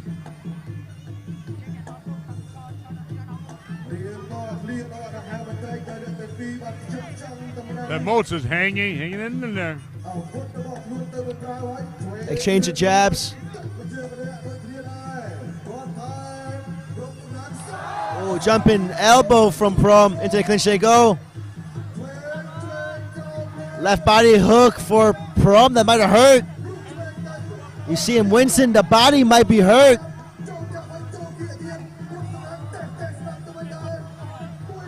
Oh, 3-punch combo from Prum. And that will do it for our first round. Tell you what, kid hung in there from Tunisia. The Tunisian kid The definitely blue didn't corner. hang out in there.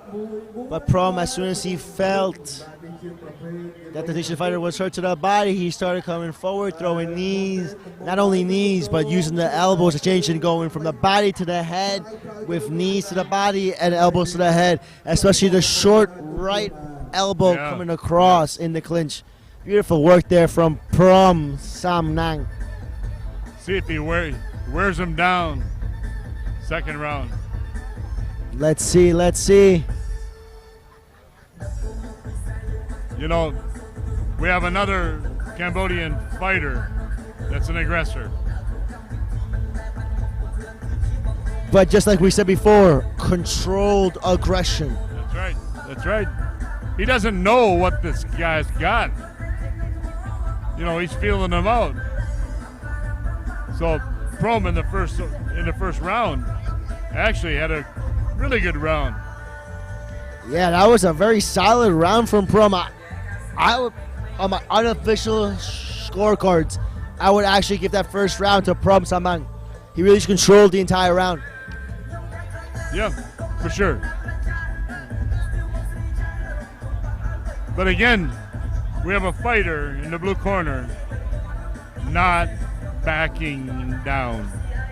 Not at all. He's showing lots of hearts. This kid wants to be in there. He wants to fight. He wants to fight with the best, and that's why he came here. Fight against the best fighters in the world.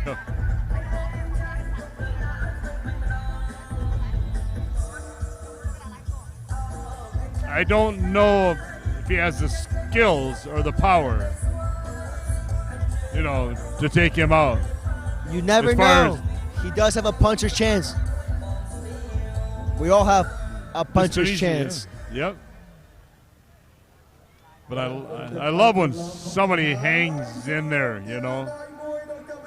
And he has. Look at his replays. Right knee, short right elbow up. 1, 2, 3. Oof. That was just straight punches. It looks like he is tapped.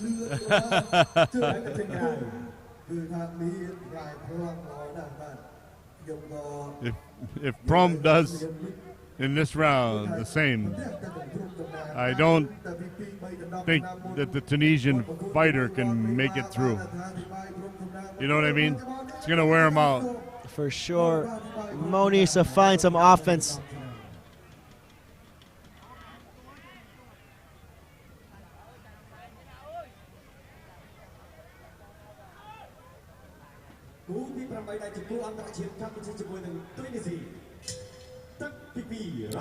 Round 2. Here we go. Prum very calm.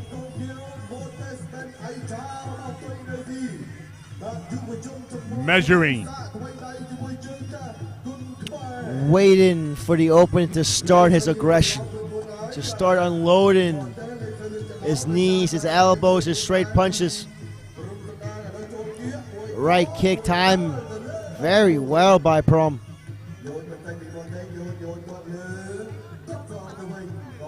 Another right kick from Prum.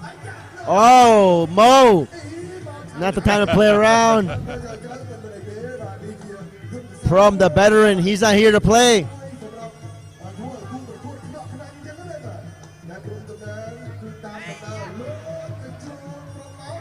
Oh. Prum really calm in the second round. Really only throw it when he needs to, trying to find big shots.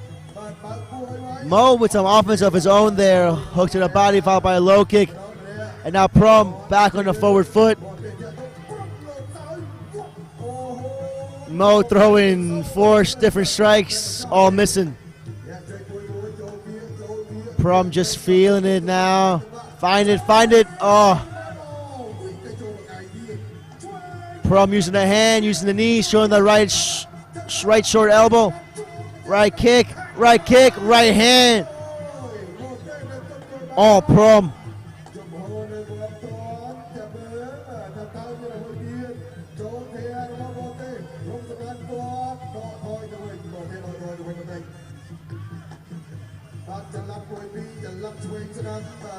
Ollie shuffle. Oh, right kick from Prum. Right kick again. Right kick again from Prum. Hands from Prum. Knee from Prum. Elbow from Prum. Prum just unloading there.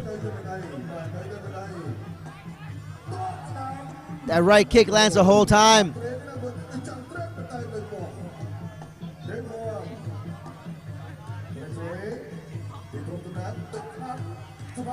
Prum into the clinch they go. Good exchange of knees and elbows. Folding his opponent over the ropes.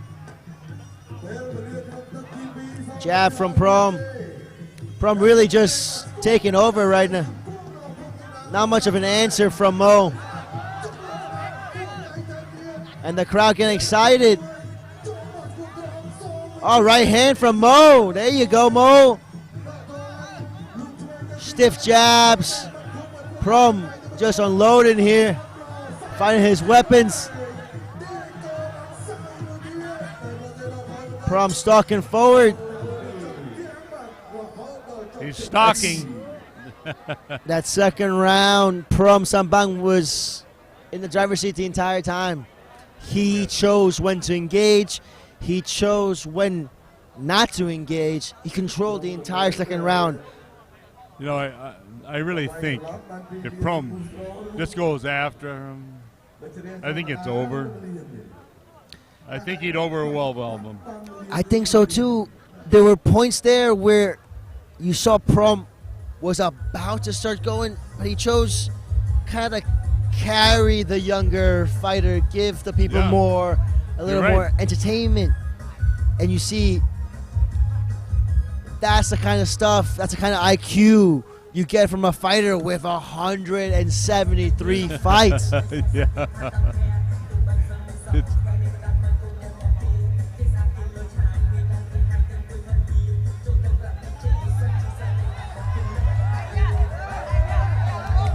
Both fighters now having a little dance off.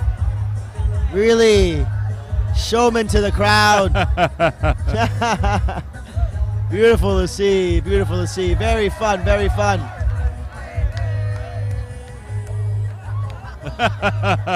Prum really dancing a lot.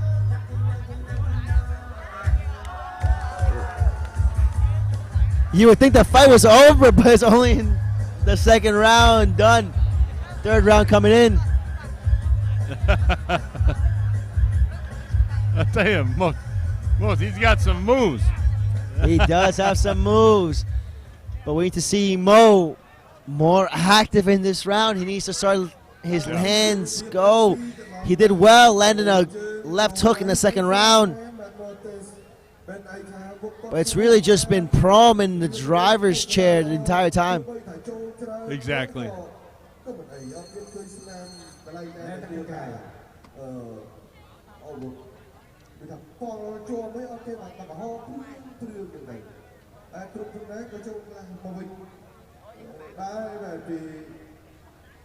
I like round 3. How about you? I love round 3. I might move to Cambodia, make a family with round 3.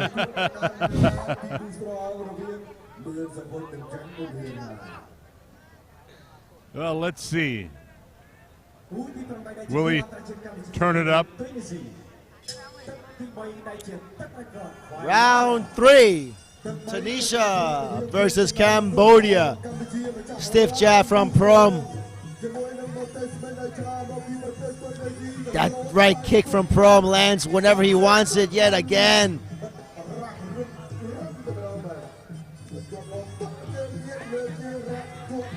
Mo really on the back foot, not having much of an answer for Prum Samong.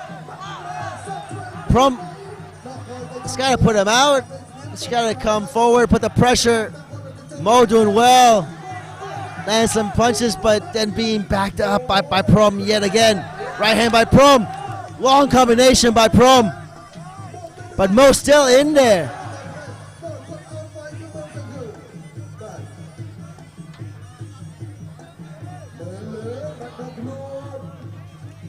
That right kick non-stop. And the hands. Right elbow from Prum. He's looking for it again. That jab is stiff. Good boxing from Mo. There we go, Mo.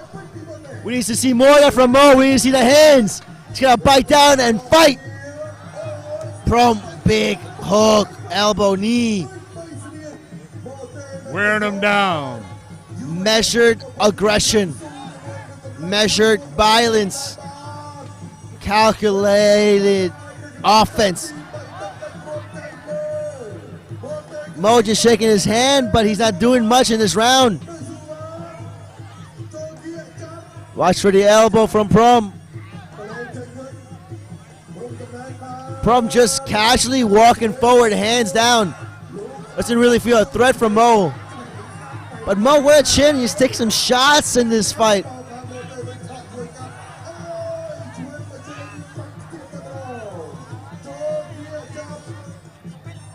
Prum again with the knees, looking for that right elbow. Good cross face from Mo. Oh, sorry, from Prum. And he tries to land a knee to the head.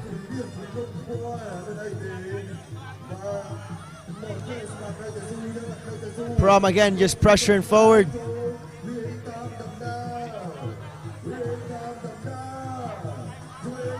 Uppercut from Prum. Elbow from Prum. Prum now just kind of doing whatever he wants. Good right hand from Mo. Knocking out the mouthpiece of Prum. He does have power in that hand, Mo. But he just isn't using it.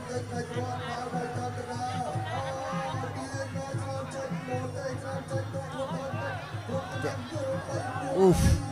Prum just having a field day here.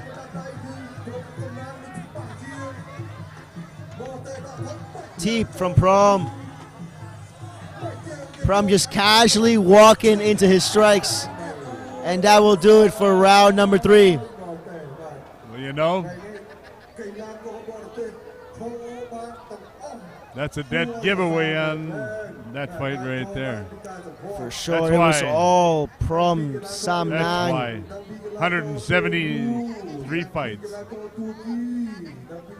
I don't think he came out of first gear. He was just casually fighting. Yeah. Never really felt in threat. Beautiful performance by the veteran Prum Samnag. Short right elbow. But you know, the Tunisian fighter, his experience level didn't give him a chance to come back. You know, once he was hurt. He was, but he didn't go down. Didn't go down. Lots of heart. Lots of heart from this kid. How old is he? Only 22 years of age. Yeah. And he came up. He faced the peak of the mountain, or yeah. Right. Prum Samnag is the peak of the mountain. He faced him, and now he knows what he needs to do. So he'll go back, train, get better, have a couple more fights, and we hope to see him back here. Oh, yeah. In like 10 fights, 15 fights. I think he will be able to give Prum Samnag a good fight after. It takes a lot to get in there with a guy like Prum. So Definitely. my hat's off to you. Kid, you did so well.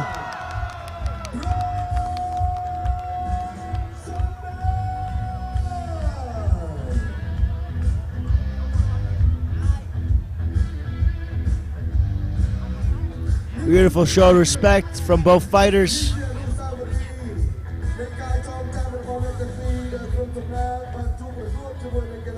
Ah, that's great to see. Great to see. So much respect. I'm really glad that we haven't seen really anybody get annihilated. No, not at all. You know what I mean? Yes. When it's 80-20, when the guy shouldn't be in the ring, all these fighters are accomplished. They all deserve to be in that ring. They're all here to challenge themselves.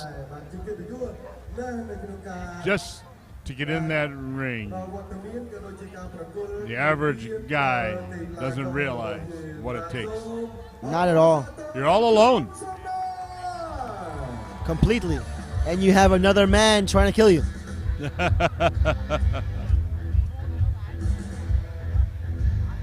But that's what we sign up for. I've seen him fight before. Prum. I swear So I've good. seen him. You definitely have. I mean, with his 174 fights now, Yeah. you definitely have seen him fight.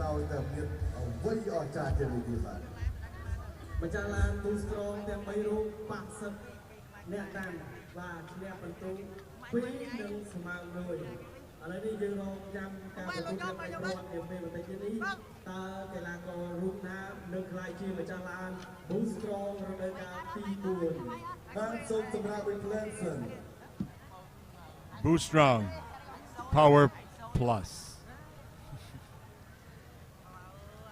That is an energy drink. Definitely is. Look at this crowd. Loads of people still here. 11 p.m. Cambodian time. Crowd is still packed. And you gotta take your hat off to the sponsors.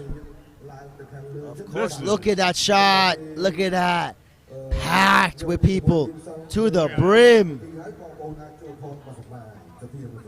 I'm so happy for the country of Cambodia to have this sport come back with the glory it is. I mean, this is part of their culture right here. JP, check it out. Prum on the stage, dancing with his trophy, and again touching the Master 2. He really wants that Master 2.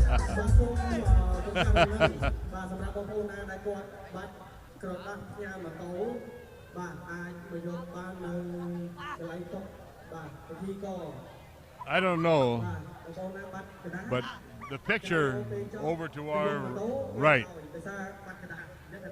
of this venue, I hope that people Look can at see that. it. It's amazing. The aerial view. Oh, They've got a drone up there. That's what it is. that's exactly what it is.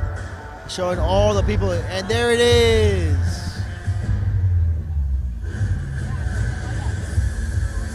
Fantastic.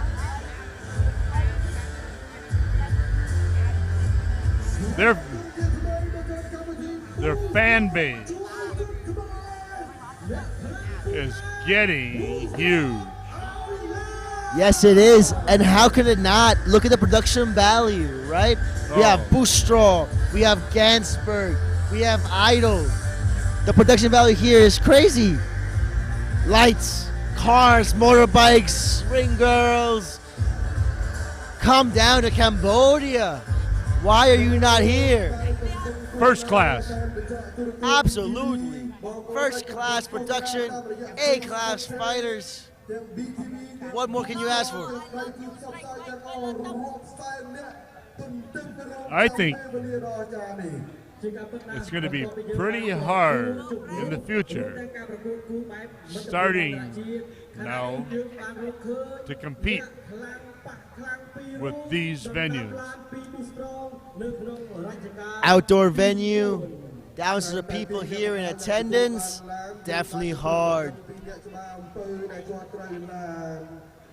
When we came up here,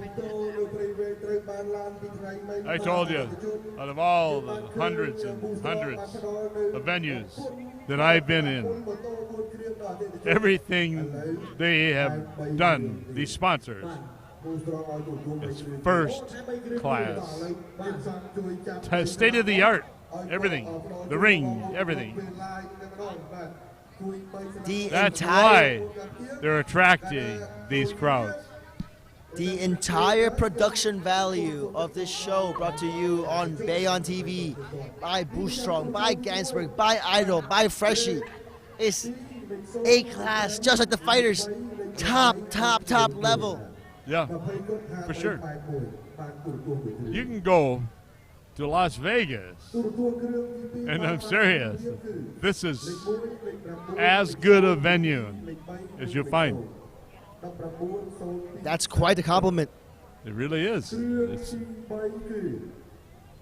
it's all up to your sponsors. Boostrong, Power Plus, Gansberg, Sherman, 4 beer, Idol, energy drinks. You gotta love it. Gotta love it. Look at this crowd behind us, bunch of kids. Oh. Shoulder to shoulder, trying to get as close to the action as possible. I'll be back. I'll be here. I'll be back to see this again. Well, you know, they're doing shows. What did you say? Thursday, Friday, Saturday, Sunday. You've got people on holiday in Asia that should be here to see how wonderful these venues are. Yeah, for sure. If you're in Asia, if you're a backpacker, if you're planning to take a trip to Asia, check out Cambodia. Oh, man. Check out Kun Khmer. Come on down. You know, Cambodia sometimes doesn't get the ink it deserves. This will bring them back. I completely agree with you, JP. Before I came to watch Kun Khmer, I didn't know much about Cambodia. Yep. And now I'm addicted. You gotta love it. Gotta love it. You gotta love it. And speaking Their about love, their production crew, yeah.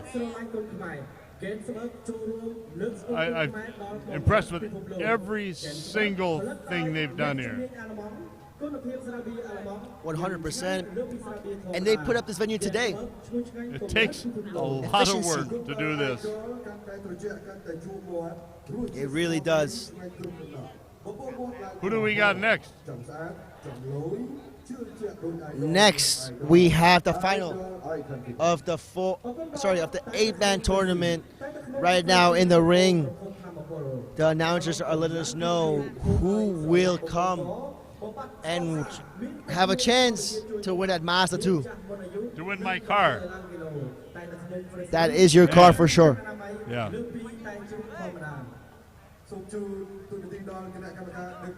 It's my color. I mean, it's only right. Of course it is. You do enjoy red.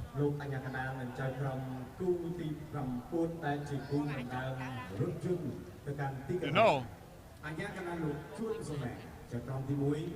I guess my next German beer will be tomorrow. Yes, it will be. But why not today? Why don't you enjoy a nice ice-cold Gansberg? I haven't got one. Someone's got to pay for that. Gansberg, let me get a beer.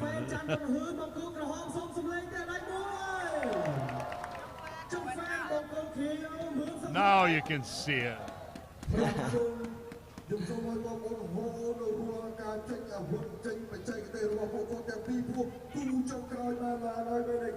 Look at behind us.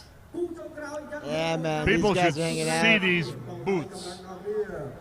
The booths they Jam-packed. set up, these sponsors. I see why they're getting this crowds. All right, JP. Here we Going go. to our final. Our first fighter. Morn. Sokhoch. Morn, of course, winning by second round. KO.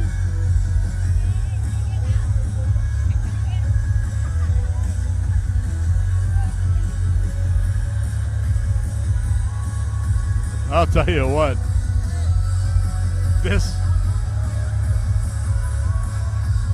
What an ending to a terrific fight card. Epic.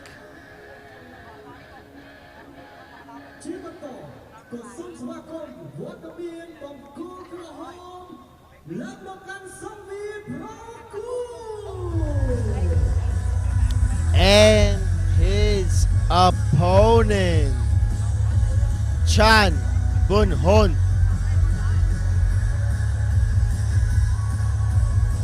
Are you ready for this? Are you ready for this?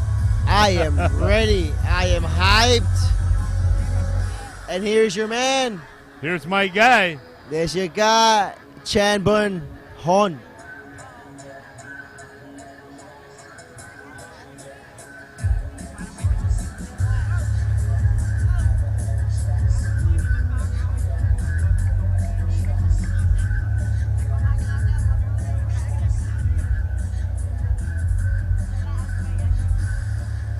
It's not just the blonde hair. It's not. It's the skills. It's the skills. It's the aggression. It's a killer.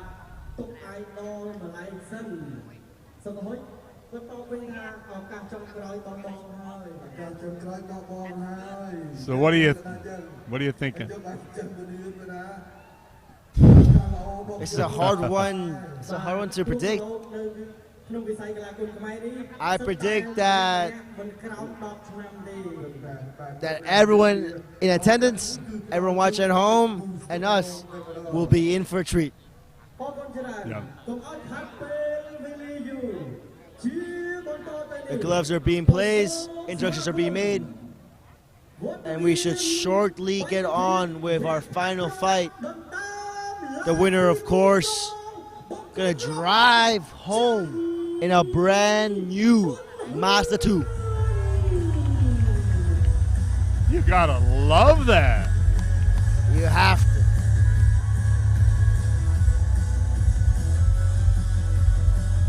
I'm sorry, but the thoroughbred in the red corner. Wow. Thoroughbred is definitely the word to describe Bunheun. But he has quite the challenge ahead of him. Morn Sokhoch, we saw in the first round, very calm, very collected. Second round, finished the opponent with body work. Wow. They know how to put on a show. They really do. This is the final concru of the evening. It's the final fight of the evening. Does that mean I get one of them German beers soon? As soon as we're done with this, I will personally go and get you a Gansberg. German for beer.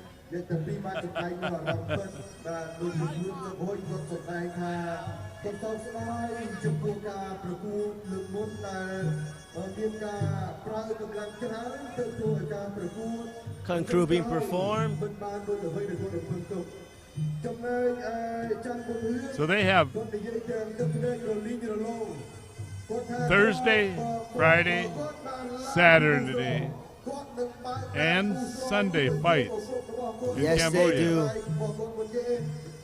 There's so much action. That's a hell of a job. Yes, it is. These guys. Well, JP, maybe that's how these guys have 100+ fights Yeah. at 21, 22 years of age. Okay, here we go, the final. Oh my. Chan Bunheun, the thoroughbred, versus Moern, Sokhoch, the I body can't- stature. I really can't pick. I can't. You and I both.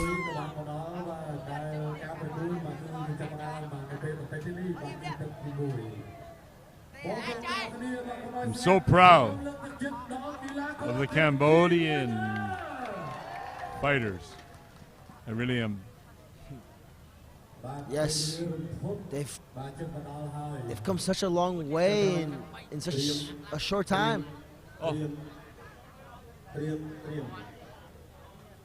Prim, little bit of Khmer means we're ready. Here we go, round number 1. oh baby. The thoroughbred really coming forward.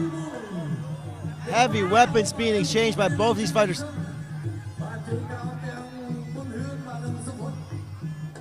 Somebody wants those keys. Chan in the southpaw stance, Moern in the orthodox stance. Good check by Moern.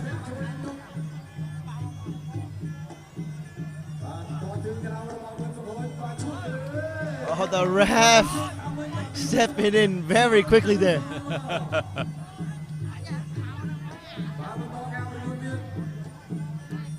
Chan, forward pressure, but not as rushed as we saw last time. That left kick keeps landing really well for Chan.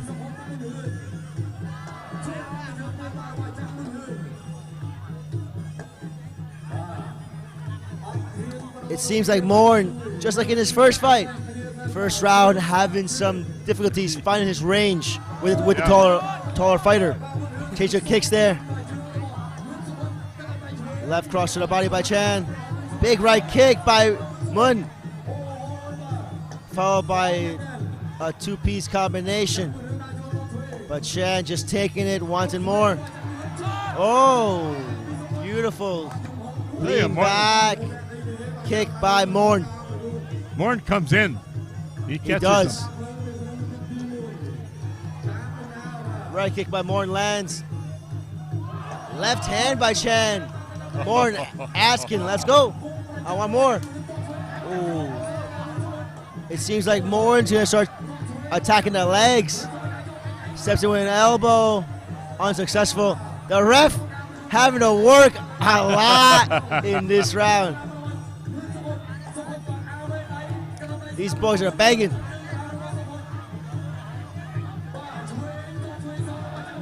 Right elbow missing for Moern. Left elbow for Moern lands that time. Moern really waking up now. He's fighting at his distance. Moern is. Yes, he is. Oh, but he got caught with a left hand from Chan. Going to the clinch. Moern doing well here. Getting over his opponent, showing dominance. Very even fight.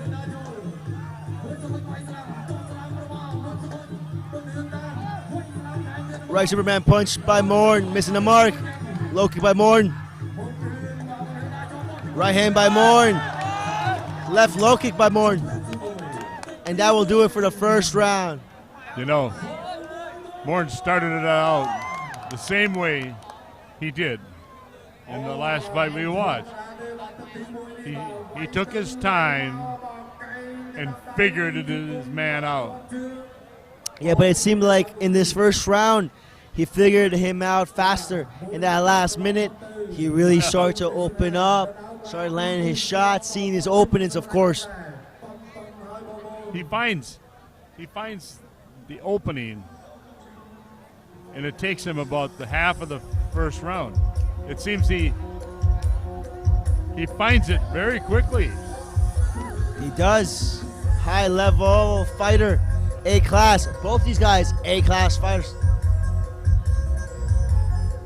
And that music in the crowd makes you want to move.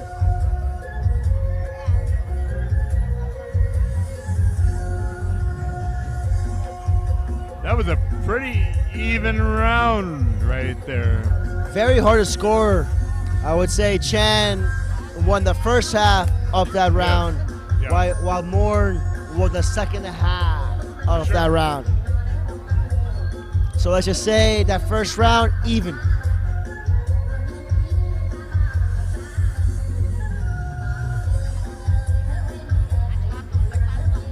I think of these two fighters, Khorn kind of is a little bit more technique myself. Like I said, he finds his way to take you apart. Definitely in the later part of the first round, Khorn really was fighting at his range. He really stepping in with those elbows, and here's the ref having to work extra. Oof. That was brutal. Heavy. That brutal. Khorn, that kick, the last one in that round. Oof.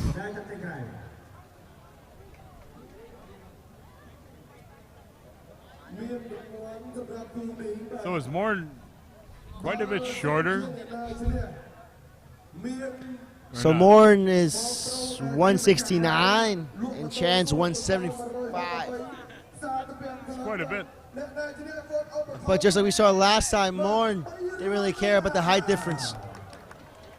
He's used to fighting bigger guys. Sorry, taller guy. They both weigh the same.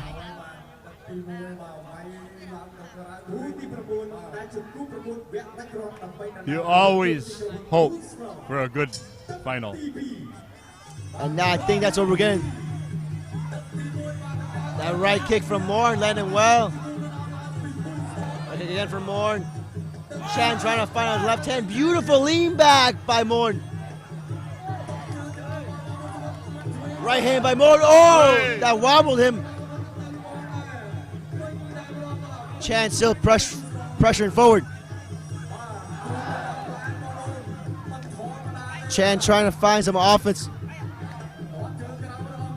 Khorn now on the back foot. Oh! Khorn just got caught bouncing off the ropes. And he's cut. Oh no, sorry. Is he cut?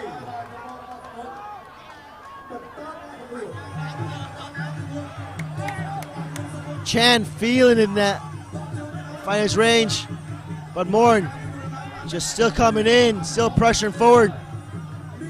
He's looking for a knockdown as well to even it out. Ooh, big left knee.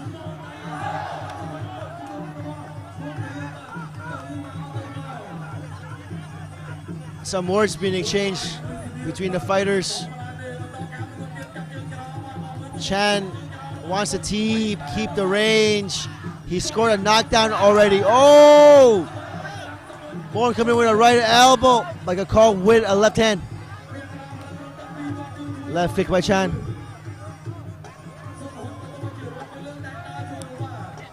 Khorn still pressuring forward. Throwing that heavy right kick and the right hand. That's almost a back fist. Khorn is getting a little bit sloppy right now.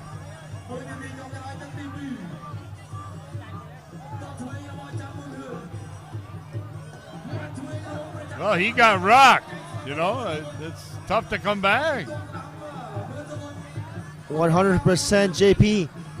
Mourn feels, well, Mourn knows he's down, so now he's chasing a knockdown, and that's why he keeps getting caught.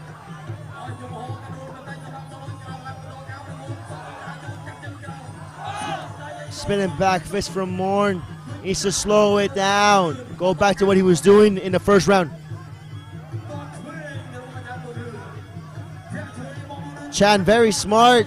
Instead of coming forward, using his teep, using his left kick, he's moving.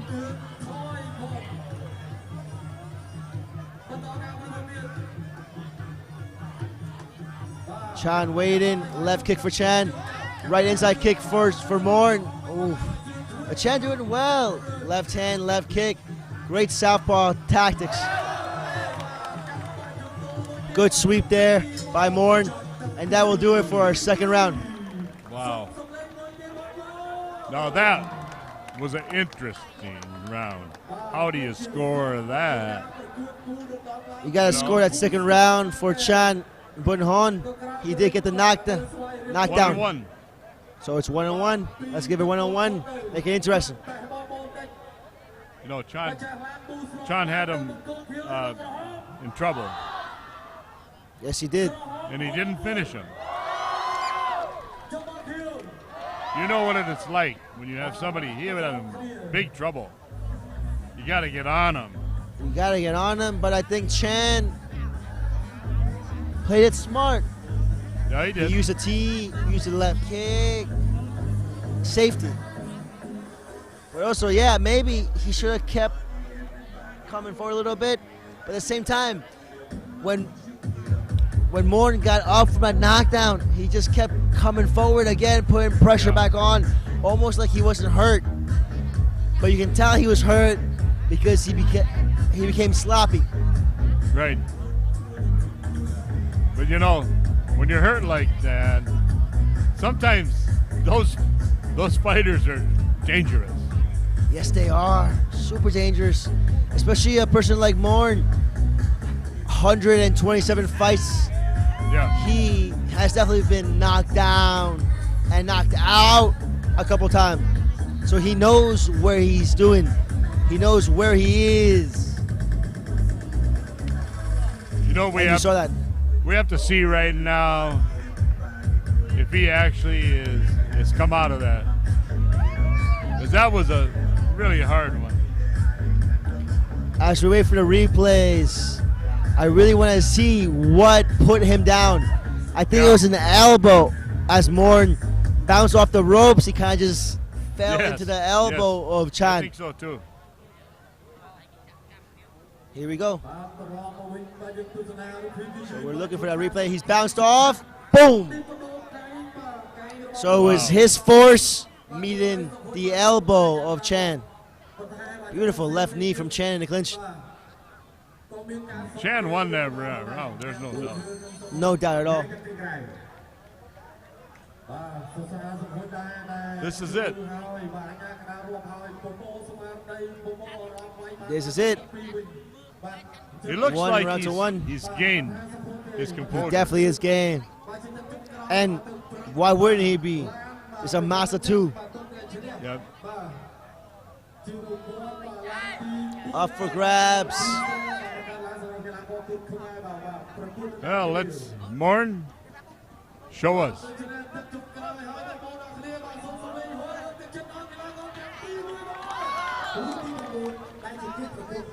The crowd getting behind both fighters. Round 3 started. Who wants that master? Who wants that master 2 more?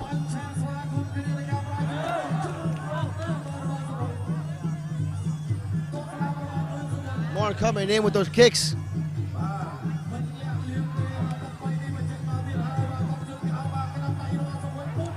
Oh, these boys are exchanging. Wow! Whoa!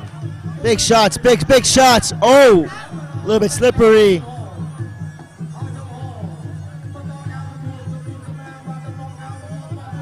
Big left kick from Mourn. Sorry, from Chan. Oh, Mourn there with right hand.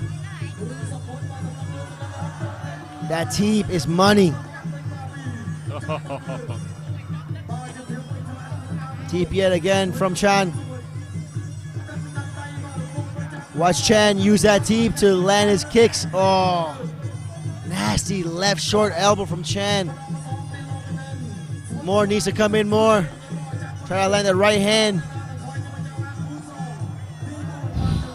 Yeah, he's loading up too much on that low kick, JP. You know, Morton, if he starts coming in inside, he's really effective, but he can't get in there. He's throwing the low kick blind. He's not setting it up. It seems like he's chasing the wind. Right. Exactly. As opposed to Chan, who knows he's up, or at least he thinks he's up, and he's just using his deep left kick and controlling the pace, controlling distance. Yeah, he really is.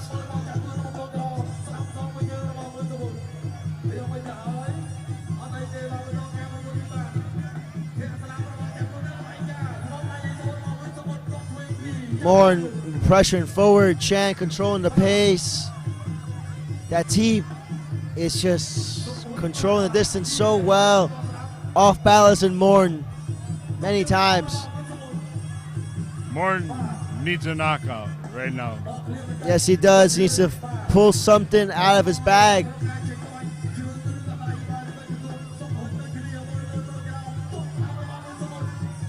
Morn's just kind of leaping in with his kicks, giving Chan time to either teep and counter. Oh, that was gorgeous. Chan doing really well. Really showing lots of control. On the back foot as well. Left kick, double left kick.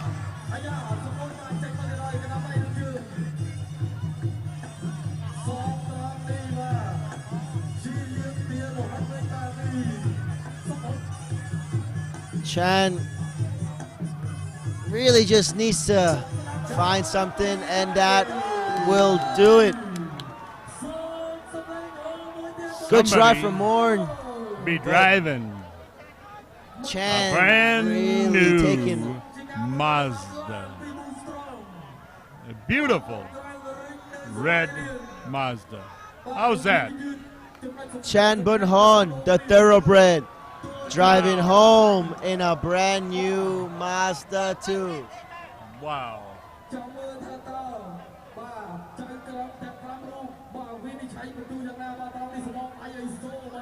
And you can't see this in your screens right now, but both fighters bowing down to each other. Such respect being shown. It's beautiful to see. They hugged on the floor. Chan helping his opponent up. Beautiful, beautiful sportsmanship from both these fighters. You know what? That is martial arts. That is Kun Khmer.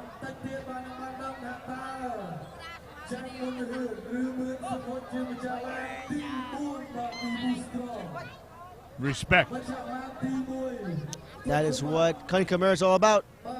Mutual respect. It's beautiful to see.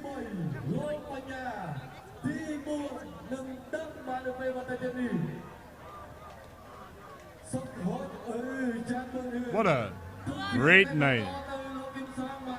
Absolutely great night of fights. It doesn't always turn out this nice. It's very rare, right? Wow.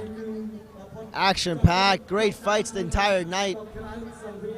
You know, it takes a lot of work to make these type of fight cards happen. It takes matchmakers, logistics, sponsors, fighters, trainers. It takes everyone. It takes a whole army to put on such a show. I'm going to have myself a Boostrong Power Plus.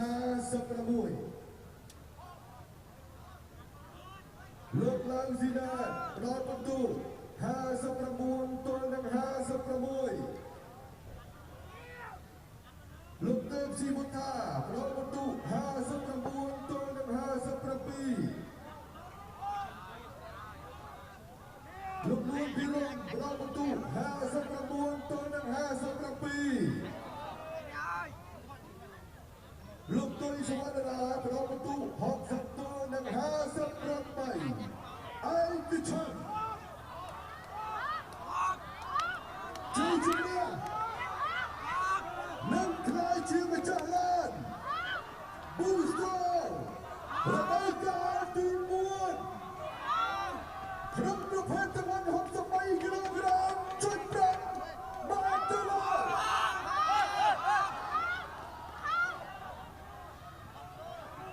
បានទៅឡើយបងកូនបងកូន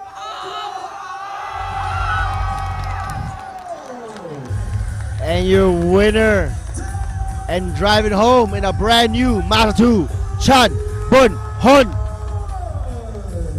What a He's performance from this young man. He's loving it. Absolutely.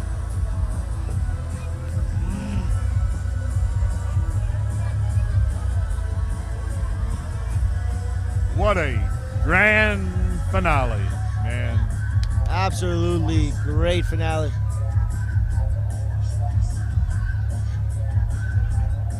When a promotion gives away a new car, that is special. Very much so, very much so. What a night. What a show.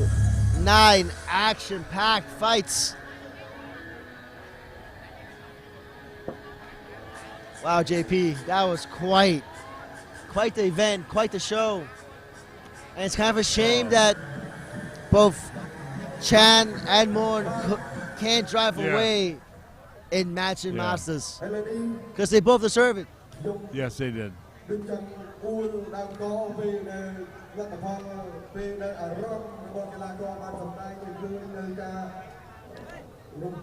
Now he gets the car. Is it off? Yes, he does get the car. Brand new Mazda 2. Great fights, deserves it so well. We're going to come into the ring now. We're going to give him the keys and the trophy. Wow. Mr. Chan Bunheun fighting twice tonight. What a humble young man. Look at him. Yeah, beautiful, beautiful. Isn't that wonderful? Absolutely great to see.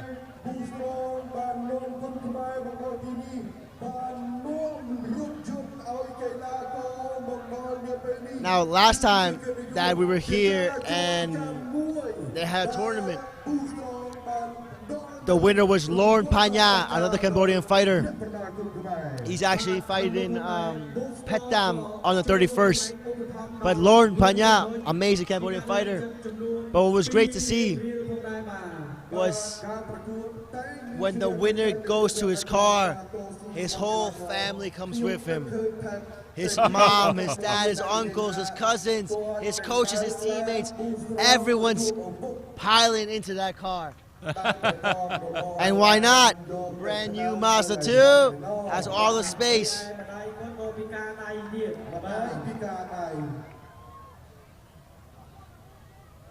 All right. Look at how happy that kid is. It's great to see. Absolutely amazing to see. He deserves everything he gets right now. Mr. Chan Bunheun, take a bow, sir. Wow. So much emotion.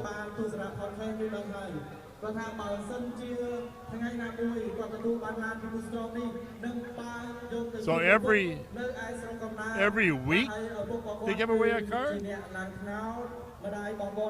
Not every week, just depends about the tournament.